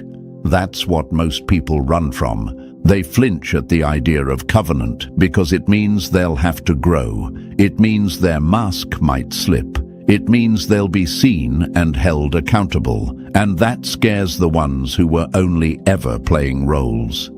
They didn't want a soul connection. They wanted a stage appearance.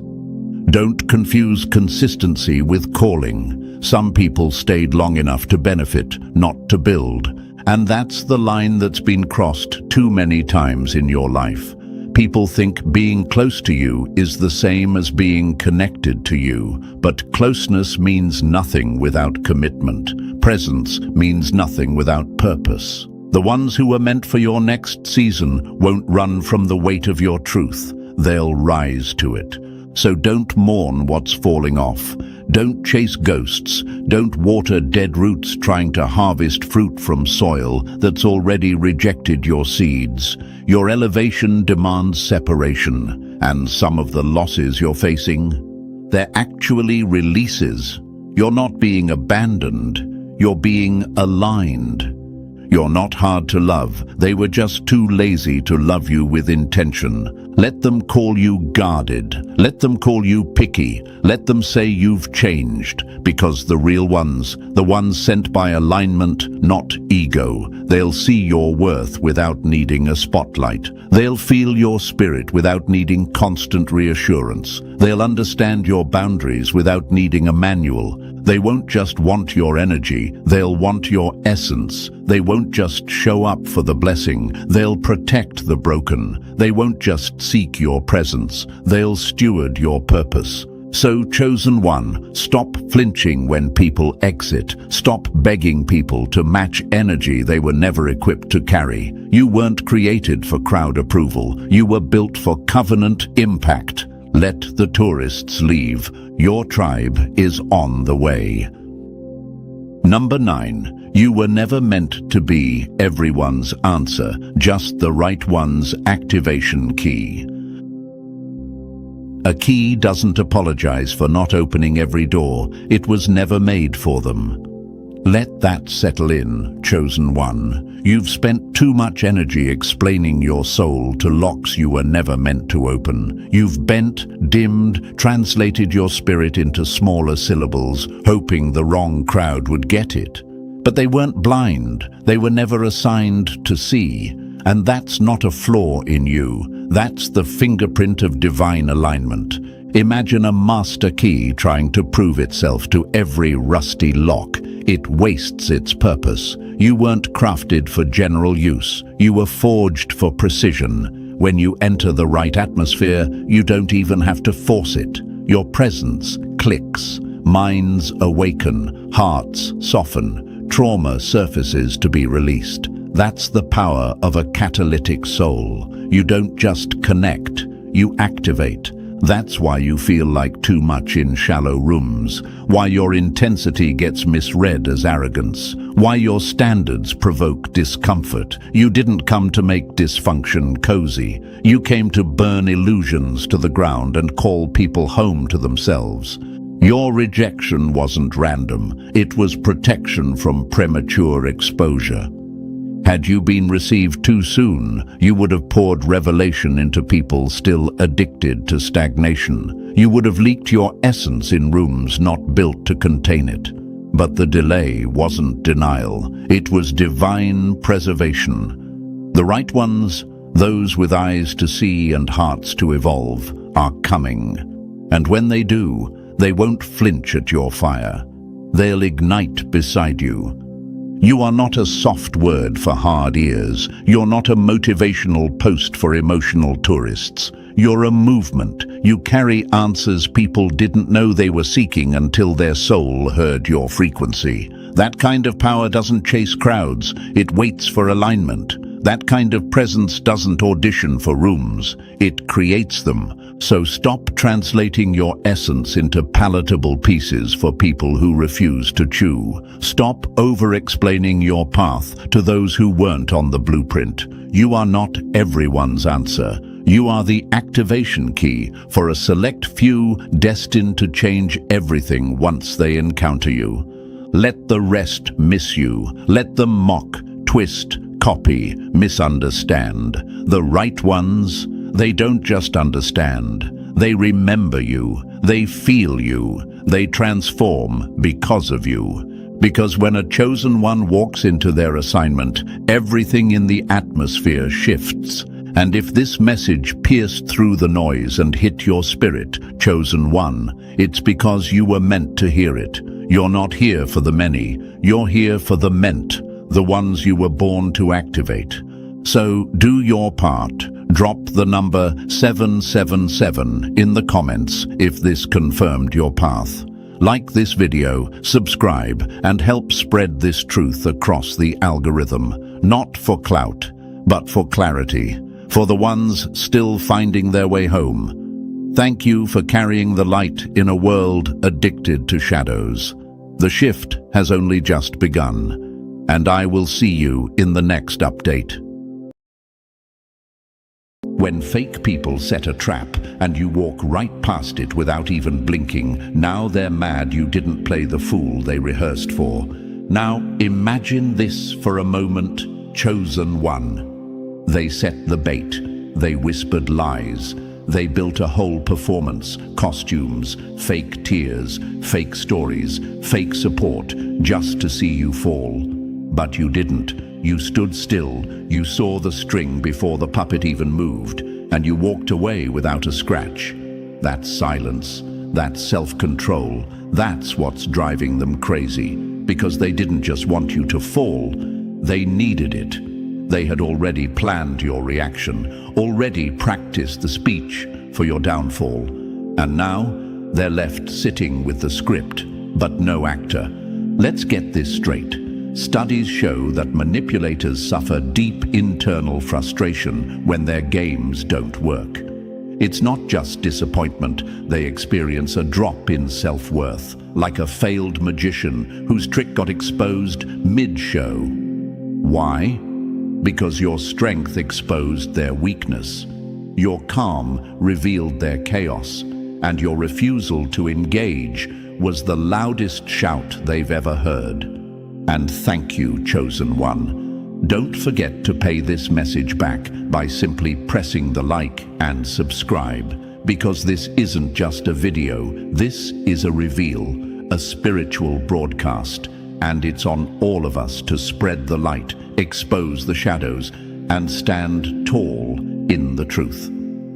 So thank you, chosen one, for being part of this mission. You are part of a force, and your presence here confirms that. Now let's talk about why they're really mad. You didn't fall in the trap. Not the bait, not the manipulation, not the fake apology, not the guilt trip wrapped in pretty words. You watched them build the whole web, then you chose not to dance in it, and that's what's eating them alive. Because people like this, they don't want to just control your actions. They want to own your reactions. And when you gave them nothing, you robbed them of everything. They thought they had you. They studied your kindness, your empathy, your routines. They thought they could weaponize your heart against you. But what they didn't know is that you've evolved. You've seen this pattern before. You've already paid the price of falling for snakes in soft skin. So when they came around with the same mask, you didn't flinch. You didn't fight. You just watched. And that's what made you dangerous. Because here's the truth, chosen one. When you don't respond to chaos, you expose the ones who create it. And now, they're exposed. They're loud. They're desperate. They're mad. Not just because they failed, but because your peace made them look small in front of the very people they wanted to impress. They thought their trap would trigger a meltdown. Instead, it triggered your glow-up. See, people like this rely on one thing, your participation. They want your name in their mouth and your emotions on display. But you gave them silence, and silence is a mirror they can't escape from. It shows them their own games, their own desperation, their own hollowness. They wanted to break you, but ended up watching their own reflection. And trust me, that's what's really haunting them. They don't regret setting the trap. They regret you didn't step into it. And here's something powerful to remember. Only the ones who know they're unworthy of your energy will try to trick you into giving it away for free. And you've learned, you've grown, you've outgrown emotional scams disguised as love, loyalty, and friendship. They are big, mad, chosen one because they lost control over the narrative. They couldn't twist your silence. They couldn't manipulate your exit. And now they have to sit with the fact that the villain they tried to paint you as doesn't exist. You didn't fall for the trap. You saw it, smirked, and walked the other way. And now they're stuck with the mess they made. No one to blame but themselves. So before we break this all down, chosen one, if this message is already hitting home, drop a 777 in the comments to let them know you saw through the trap and kept walking. And if you feel led, go ahead and bless the mission behind this message with a super thanks. Every ounce of support, whether it's a like, a comment, or a gift, helps push this truth deeper into the places they tried to silence it. You are not just watching. You're fueling a movement of clarity, strength, and quiet revenge, because every time you rise, it shakes the ones who swore you'd fall. And now, let's dive into it, step by step. And believe me, if you're truly one of the chosen, you'll feel the pull to stay until the very last word, because something in your spirit knows this message was crafted just for you. Let's get started. Number 1, they tried to bury you with lies. Now they're choking on the dirt they threw. They couldn't destroy you with truth, so they dressed up jealousy as justice and called it your sentence. This wasn't a misunderstanding. This was a hit job, a setup, a full-blown psychological ambush crafted around your name, your peace, your energy, because simply being you was the biggest threat in their playbook. You didn't beg, you didn't gossip, you didn't compete. You existed loudly, quietly, confidently, and that alone made them furious. So what did they do? They didn't just dislike you in silence. No, they threw on their best concerned citizen masks and fabricated an entire crime scene around your presence. They taped off the room, drew chalk lines, planted fake evidence, and handed out a narrative to anyone too lazy or too insecure to ask questions. They didn't need facts, they just needed followers. You see, when you're the real thing, you don't have to speak to expose the fake. And that's what made you dangerous. You were living proof that everything they pretended to be was just that, pretend. So they started rewriting the script. You're too quiet. Translation, you don't feed drama, you're too private. Translation, they can't find a weakness, you're hard to read. Translation, they can't manipulate you. That wasn't analysis, that was projection, wrapped in passive aggression, painted as observation. And they knew exactly what they were doing. It's easy to fool the lazy-minded, the ones who don't ask what happened, they just ask what did everyone else say. And unfortunately, this world is packed with people who care more about being part of the group than being part of the truth. So, when those false whispers started, they listened, not because it made sense, but because it gave them something to feel superior about. You know what's easier than working on your own character? Tearing down someone else's. Now imagine this, chosen one. You're standing in a courtroom where you've never committed a crime, and the judge, jury, and audience are all people you smiled at once, people who once clapped for you, people you helped. But now they're wearing robes of self-righteousness, nodding along to the lies being told with confidence and just enough fake sadness to feel believable. They didn't need truth, they needed a target, and you were it. Because here's the truth they couldn't handle. You were consistent, quietly powerful, and unbothered. You didn't chase attention, and you didn't need validation, and that terrified them, because people who don't need the crowd are harder to control.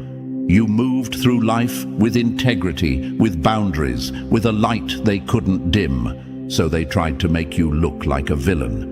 Because if they couldn't dull your glow, they had to convince others that you were the fire hazard. They tried to kill your reputation and call it justice. But karma heard everything they whispered. Here's what they never expected.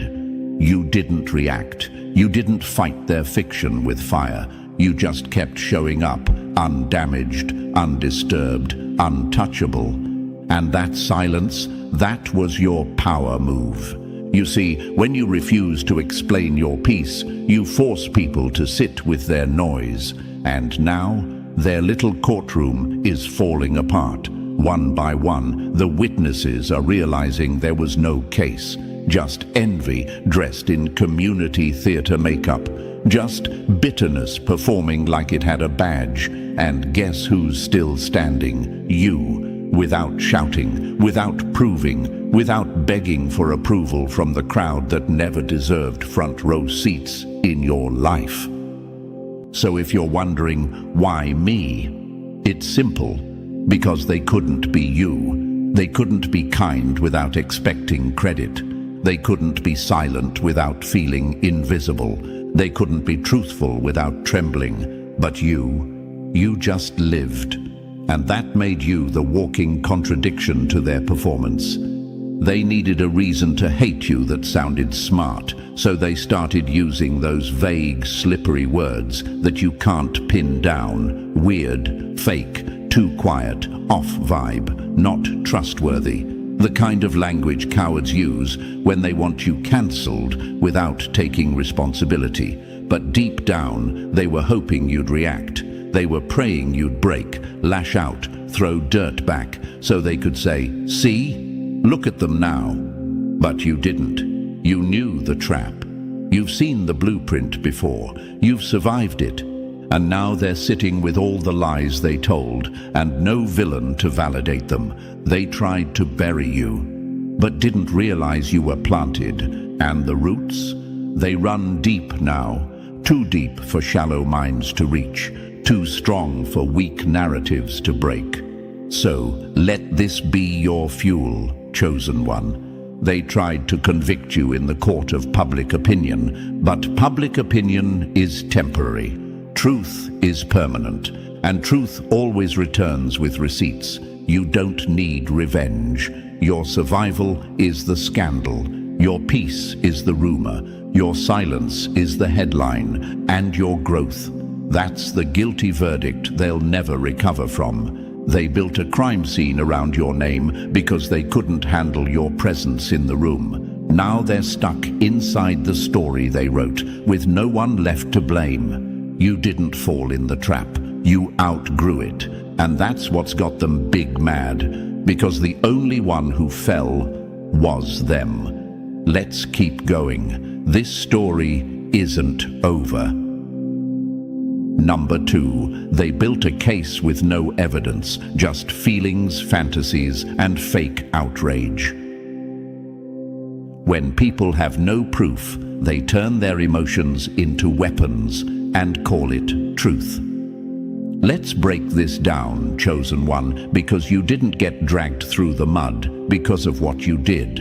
You got dragged because of how you made them feel, and that's a whole different beast. They didn't accuse you based on actions. They came for your character using vibes, not facts. They felt intimidated. They felt exposed. They felt small around your light. So instead of dealing with their own insecurities, they turned those feelings into false accusations. And the crowd. Oh, the crowd ate it up because most people don't want to investigate the truth. They just want a show. Imagine this.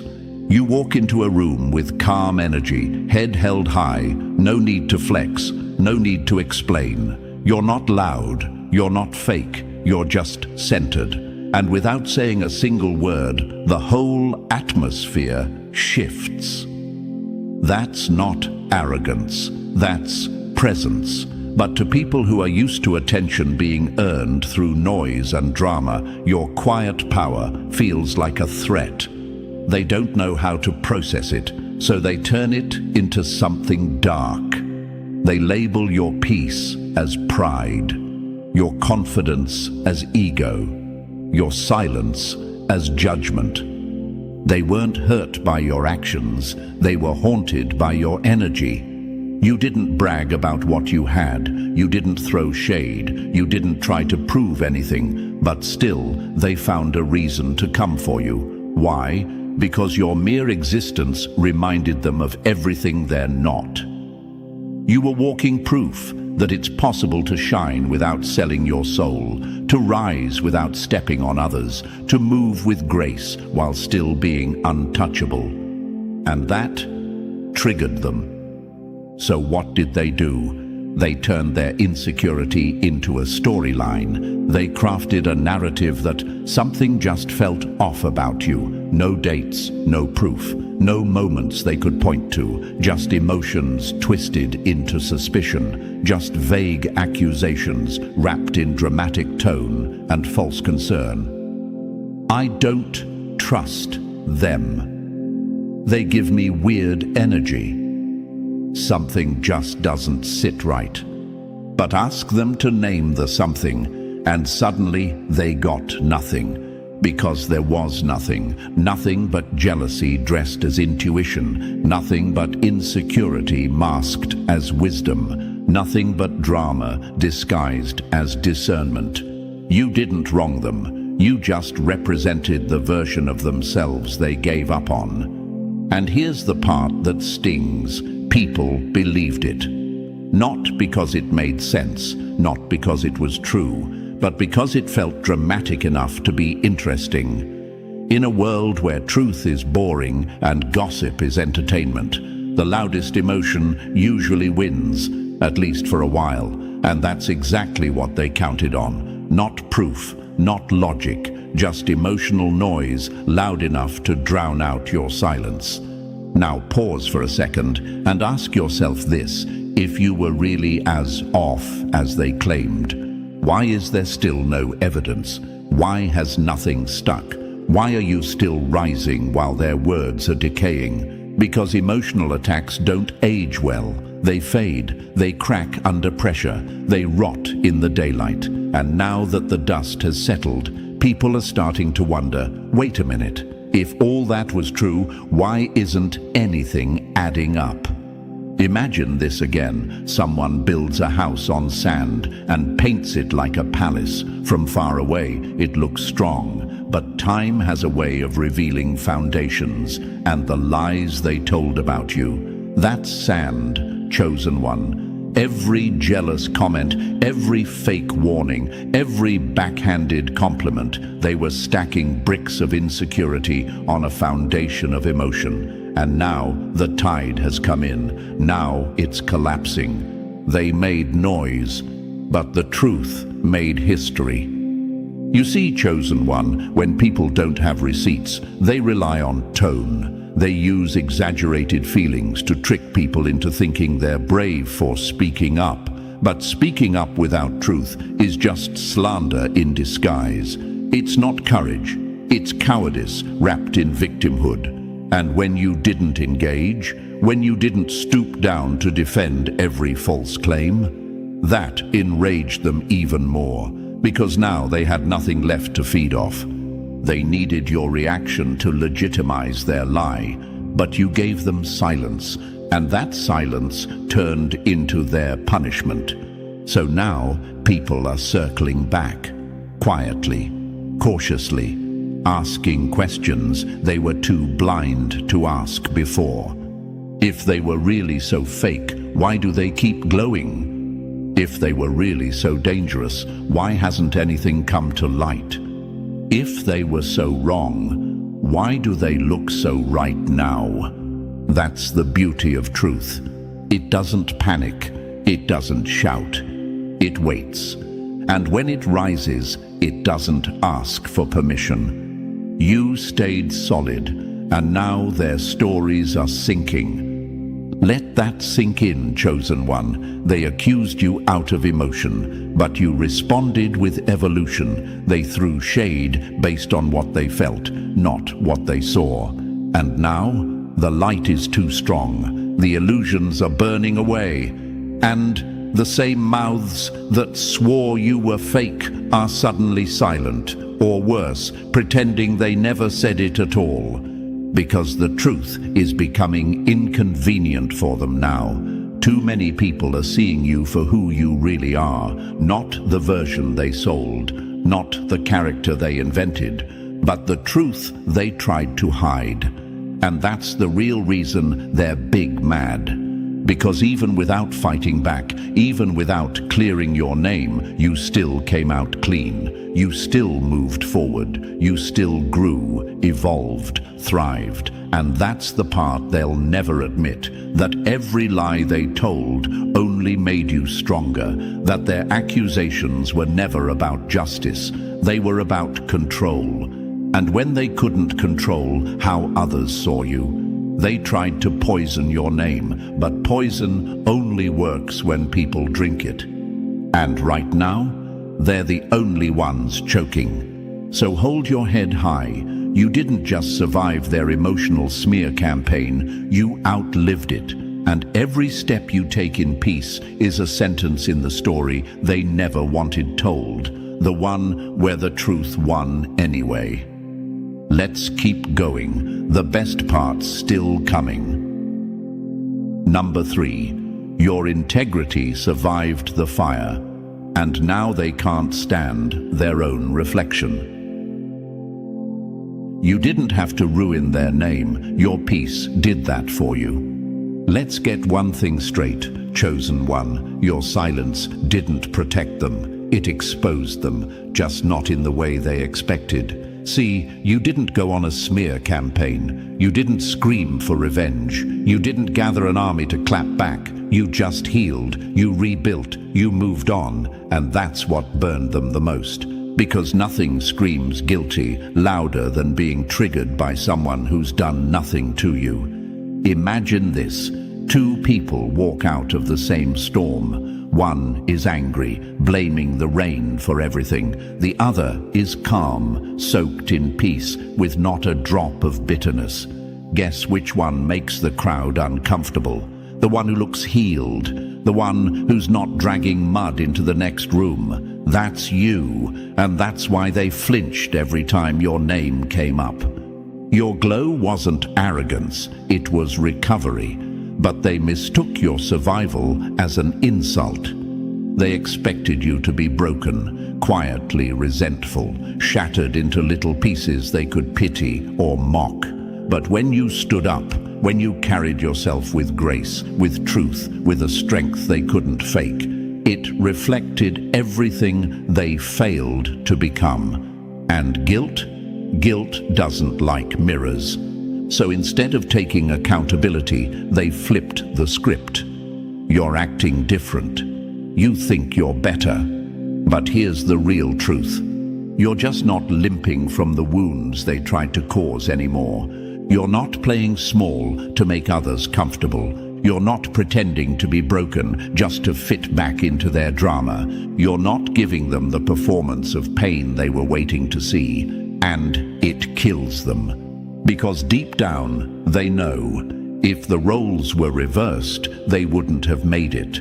They would have folded, gossiped, self-destructed, and begged for sympathy. But you held your integrity when no one was clapping. So no, chosen one, you're not acting brand new. You're just finally acting free. And freedom looks like arrogance to those still shackled by guilt. That's why they're mad, because you didn't fall in their trap. You grew past it. And now, they're stuck in the same place, haunted by the proof that you survived what was meant to finish you. Let's keep going. It gets deeper. Number 4. They watched your every move and still couldn't find a way to break you. They studied your silence, hoping to find weakness, only to meet a mirror made of steel. Oh, chosen one. They didn't observe you because they were curious. They watched you because they couldn't control you. They examined every glance, every step, every word, hoping to find something, anything they could use to tear you down. They weren't looking to understand your strength. They were looking for cracks in your armor. But the more they watched, the more frustrated they became, because what they found wasn't weakness. It was discipline. It was consistency. It was truth. Imagine this, a group of people watching you through a one-way mirror, waiting for you to fall apart. Every time you smiled, they took notes. Every time you walked away with grace instead of rage, they called a meeting. "It has to be fake," they whispered. "No one's that calm under pressure." But here's what they couldn't grasp. You didn't fake peace. You earned it. You bled for it. And what they were calling too perfect was actually battle-tested resilience. Real strength doesn't perform, it holds its ground while the weak ones scramble for scripts. They didn't want your truth. They wanted your collapse. They weren't looking for the full story. They were looking for a headline. They were desperate to catch you slipping because deep down they needed to believe you were just like them, fragile, reactive, hiding something. But you didn't give them that satisfaction. You didn't self-sabotage. You didn't show out. You simply stood still. And in that stillness, they saw everything they couldn't fake. So when their investigation turned up nothing, they switched strategies. If they couldn't find dirt, they'd manufacture dust. They're too polished. They must be hiding something. Nobody's that calm without a reason. But what they called suspicious was just the glow of someone who's already been through hell and doesn't need to prove it. You didn't perform for their suspicion. You didn't panic under their watch. You just remained real. And realness, chosen one, is the loudest threat in a world full of frauds. That's why they're mad, because the trap didn't work. The spotlight didn't expose weakness, it revealed power. Let's keep going. We're not done shaking their illusions. Number 5. They turned gossip into gospel. Now the whole lie is falling apart. They didn't want truth. They wanted a version of the story that let them sleep at night. Let's call it what it was, chosen one. A witch hunt without fire. A trial without facts. A story built entirely on whispers, side eyes, and second-hand salt.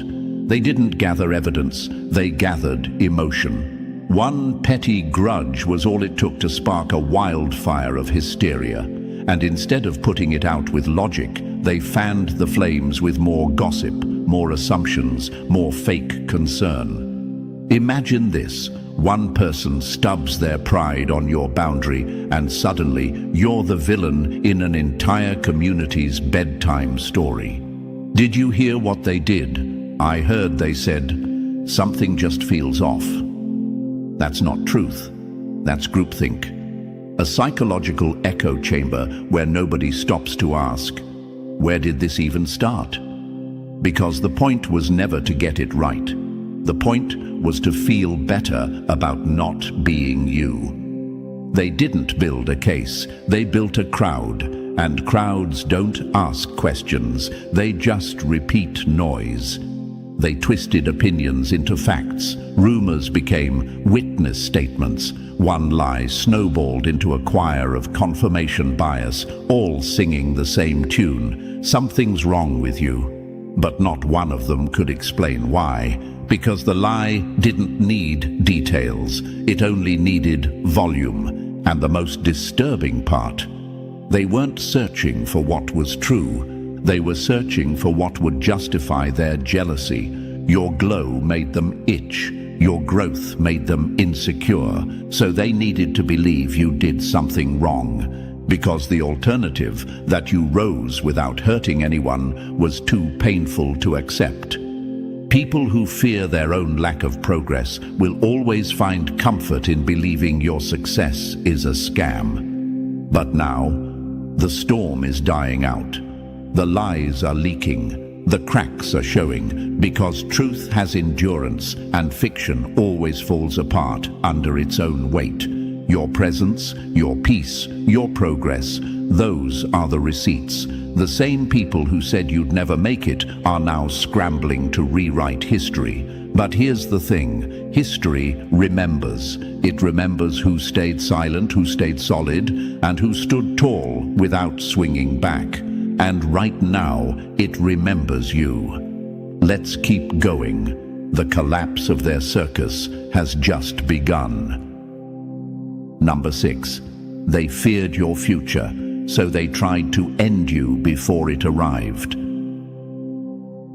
They didn't attack who you are, they attacked who you were about to become. This was never about your past, chosen one. You could have made mistakes, you could have been quiet, you could have stayed humble, and they still would have come for you. Why? Because it wasn't about what you did. It was about what they saw coming. They caught a glimpse of your evolution before even you did. And that glimpse, it terrified them. Imagine this. You're still walking in your old shoes, still questioning your own worth, still healing from wounds you never asked for, and they're already plotting your downfall. Not because you're a threat today, but because they felt what was coming tomorrow. They knew your name would ring louder, your energy would hit harder, your presence would shift rooms, and instead of preparing for your rise, they panicked and tried to block it. Some people don't wait for the storm, they try to kill the cloud before it rains. They weren't reacting to what you did, they were reacting to your frequency. You started shining without effort. People listened when you spoke. You walked into rooms with presence, not performance. And that subtle power, that unbothered authority, exposed everything performative about them. They couldn't stand next to you without shrinking, so they decided to strike first. Sabotage you, smear you, trap you in a box before the world saw what they already saw behind closed doors. But let's tell the truth. Their fear was never about danger. It was about destiny, and you, chosen one, you confirmed it. Fear is the highest form of recognition for the chosen. When they panic, it means the prophecy has already begun. Inside you. You didn't have to announce your worth. Your energy whispered it, and they heard it louder than you did. That's why they moved against you early, because they hoped to catch you before you stepped into who you really are. But guess what? You stepped anyway. You grew anyway.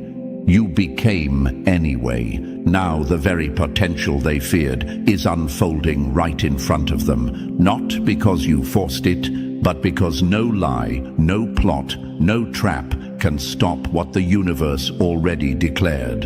You were meant to rise. Let's keep going. They haven't even seen your final form. Number 7, they cut you, then called you dangerous for bleeding.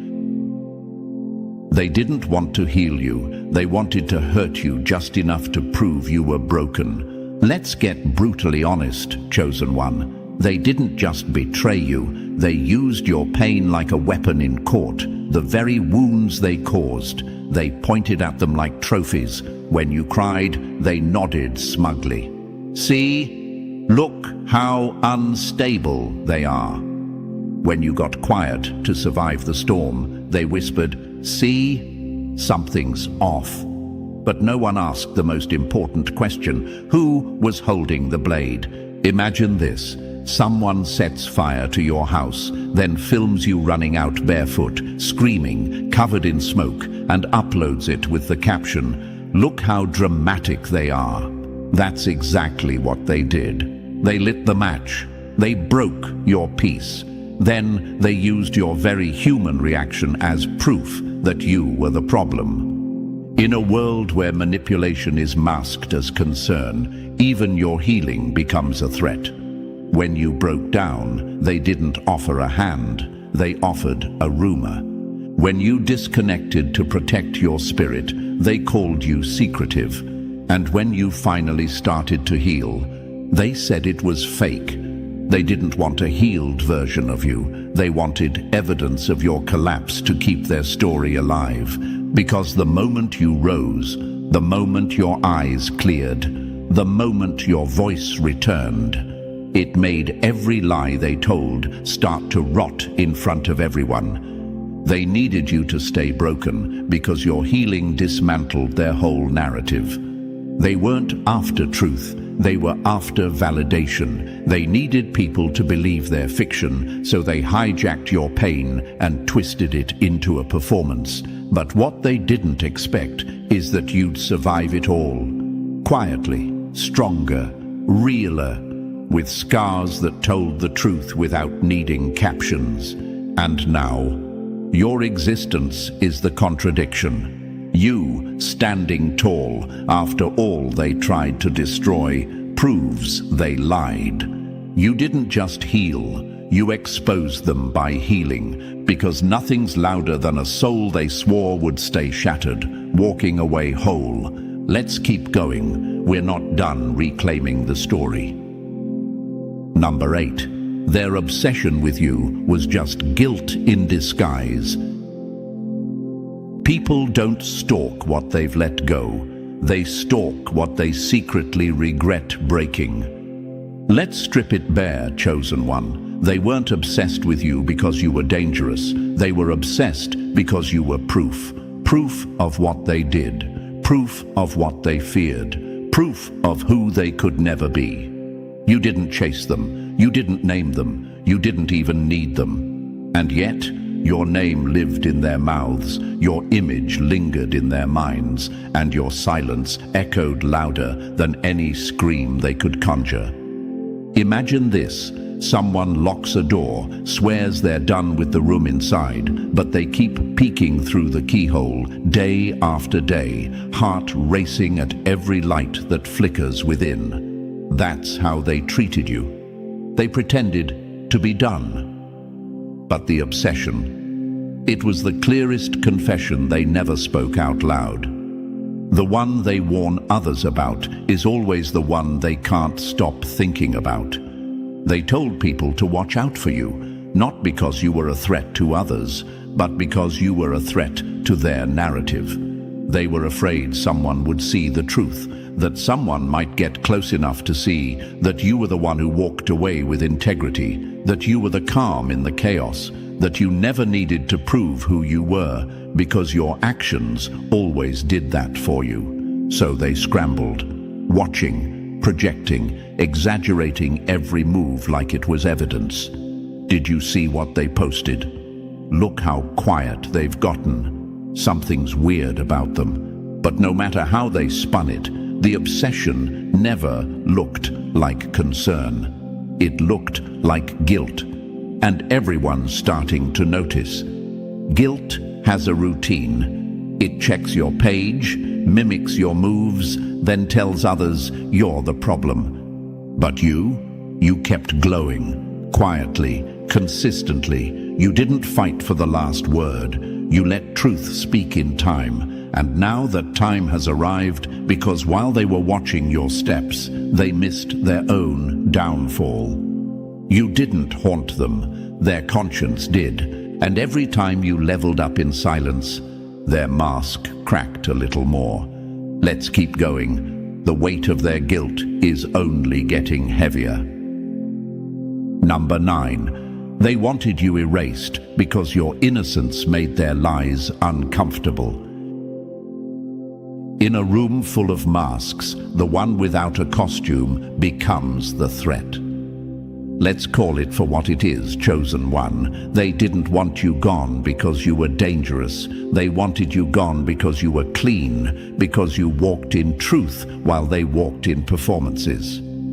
Because your integrity didn't bend, didn't flinch, didn't play the game, and in a world where manipulation is currency, your honesty was offensive.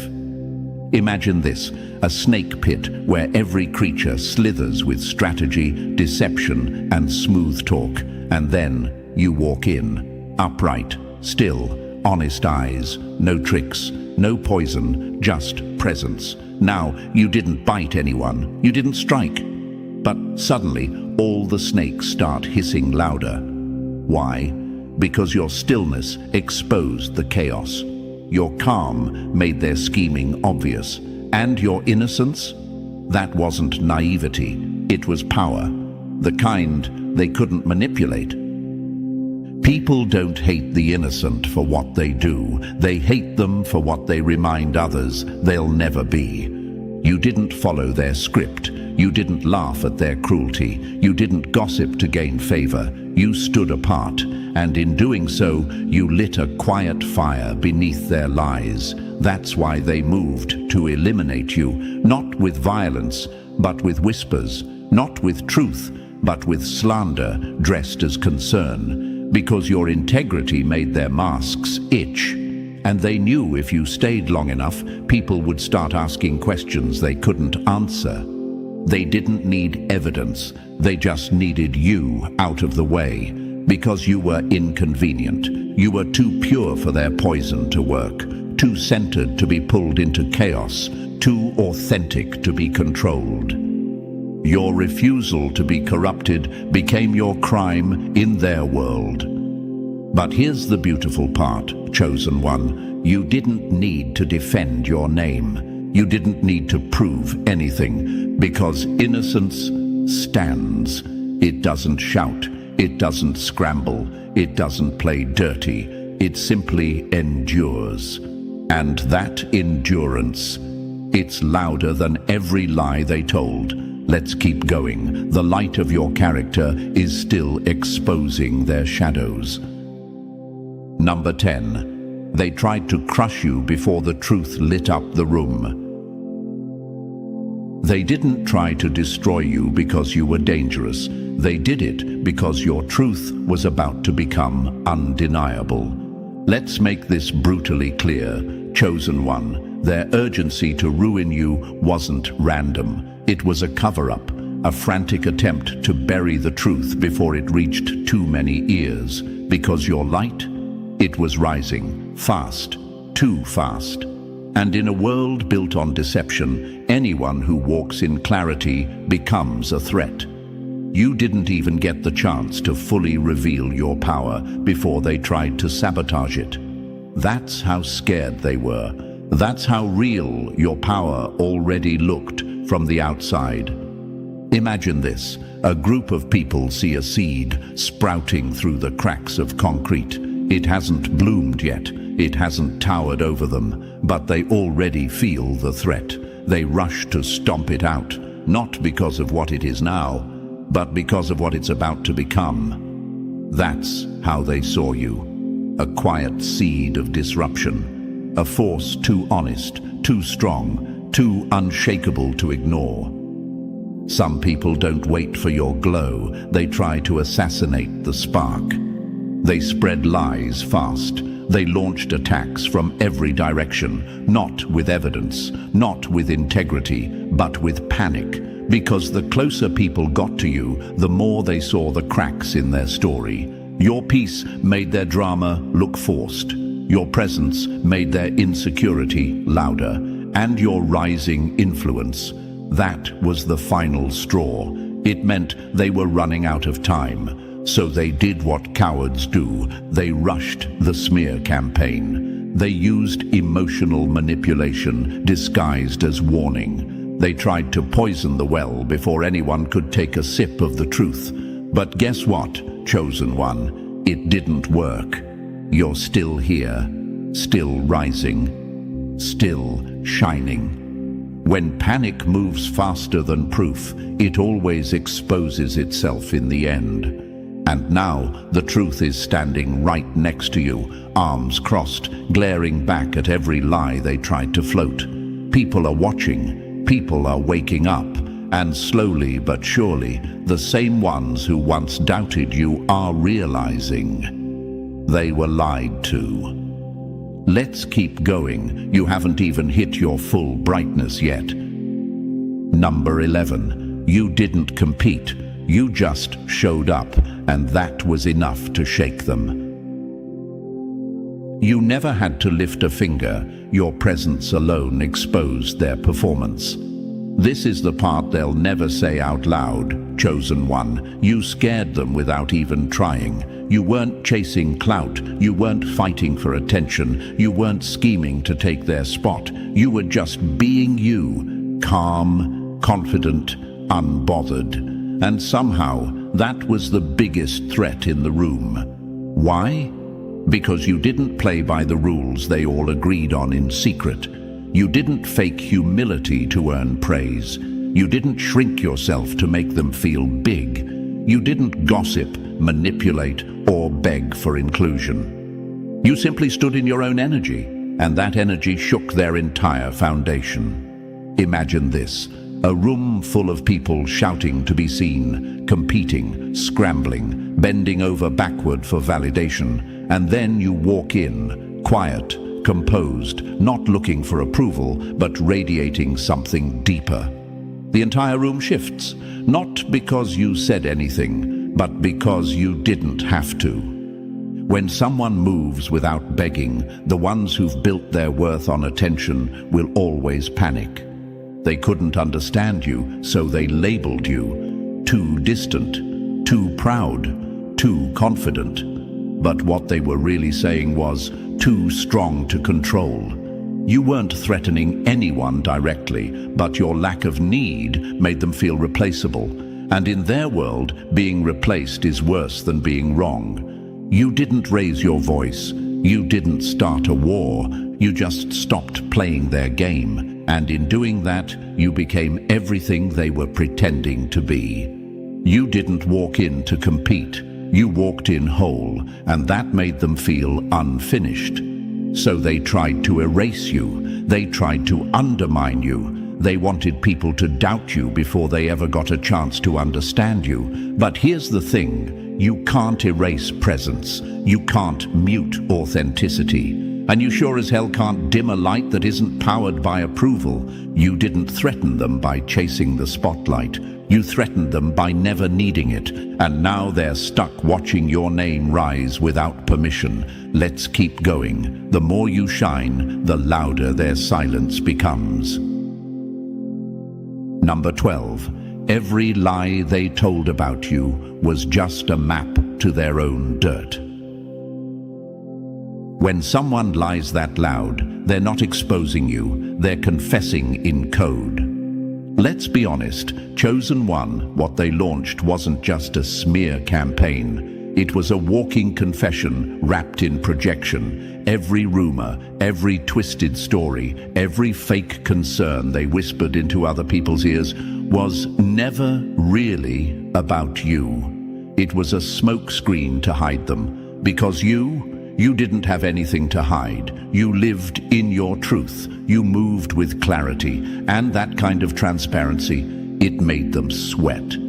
Imagine this. Someone tracks mud into a room, then points at your clean shoes like you're the problem. That's what they did. They spilled their own guilt, then tried to frame you for the mess. But the truth, it left prints. And if anyone followed those breadcrumbs closely enough, they led straight back to the very mouths screaming the loudest. Smear campaigns are what cowards launch when honesty would destroy them first. You didn't clap back. You didn't need to, because your consistency did the heavy lifting. While they were busy changing masks, switching stories, and gathering alliances, you stayed the same, calm, grounded, unbothered. And in that stillness, you exposed every contradiction they tried to hide. They flipped the script, painted you as arrogant, cold, acting different. But what was really happening? You were evolving, you were detaching, you stopped showing up to the circus, and that's when the clowns panicked. Projection always breaks apart in the face of someone who doesn't flinch. They needed you to be reactive, emotional, unstable, because if you were, it would justify their lies. But instead, you were a mirror, clear, reflective, and every time they looked your way, they saw the truth they were running from. That's why they worked so hard to distort your image, not because you were guilty, but because their shadows couldn't survive next to your light. You never had to say a word. Your peace screamed louder than their accusations. Your consistency made their stories collapse in slow motion. And now, everyone's starting to notice the pattern. Let's keep going. The truth is only getting louder. Number 13. They didn't want the truth. They just needed a mob that hated you loud enough. When liars lack evidence, they build a choir, not a case. Let's break it down, Chosen One. They weren't on a mission for justice. They were on a mission for backup, because when people don't have proof, they go looking for permission to hate you, to doubt you, to destroy you, without ever asking if what they're saying is true. That's what happened. They didn't build a case, they built a crowd, and in that crowd, they gathered the bitter, the insecure, the jealous, the ones who already twitched when you walked in the room, not because you wronged them, but because your energy made their mask slip just by existing. Insecurity doesn't want truth. It wants a team. Imagine this. Someone whispers a lie. Nothing major, just enough to stain your name. Alone, it wouldn't survive, but they repeat it. Then they find someone else to repeat it, and before long, it echoes. Not because it has weight, but because it has volume. And volume, when it gets loud enough, fools the lazy-minded into thinking, well, if everyone's saying it, it must be true. But agreement doesn't equal truth. Noise doesn't equal proof. Crowds don't equal character. Sometimes the loudest lie just means the weakest minds found each other. They thought if they shouted the lie long enough, it would overwrite your reality. But you didn't flinch. You didn't shrink. You didn't bend to their echo chamber. You let them talk.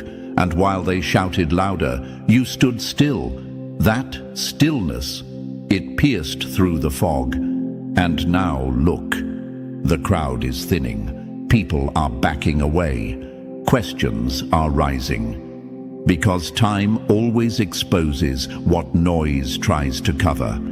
And the only thing still standing, not the story, not the rumor, you stood alone. And that scared them more than anything. Because when one person stands alone in truth, it makes an army of liars look like what they've always been, cowards with a megaphone. Let's keep going. Their numbers are shrinking, but your power, it's only multiplying. And now, chosen one, here we are.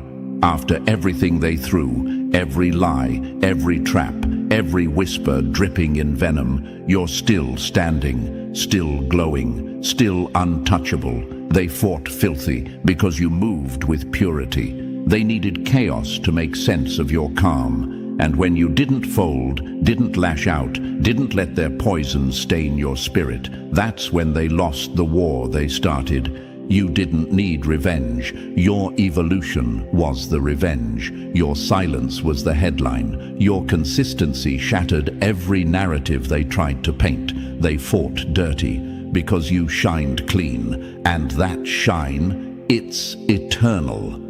So if this message found your soul today, if it reminded you of your strength, your power, your truth, go ahead and bless this movement. Like the video, subscribe to the mission, and drop the number 777 in the comments to declare, I made it through the storm without mud on my hands. And if this message needs to reach another warrior out there, share it. Be the reason someone else rises too. Because remember, chosen one. You weren't just the target, you were the threat. And now, you're the proof that light doesn't need to fight to win. It just needs to keep shining.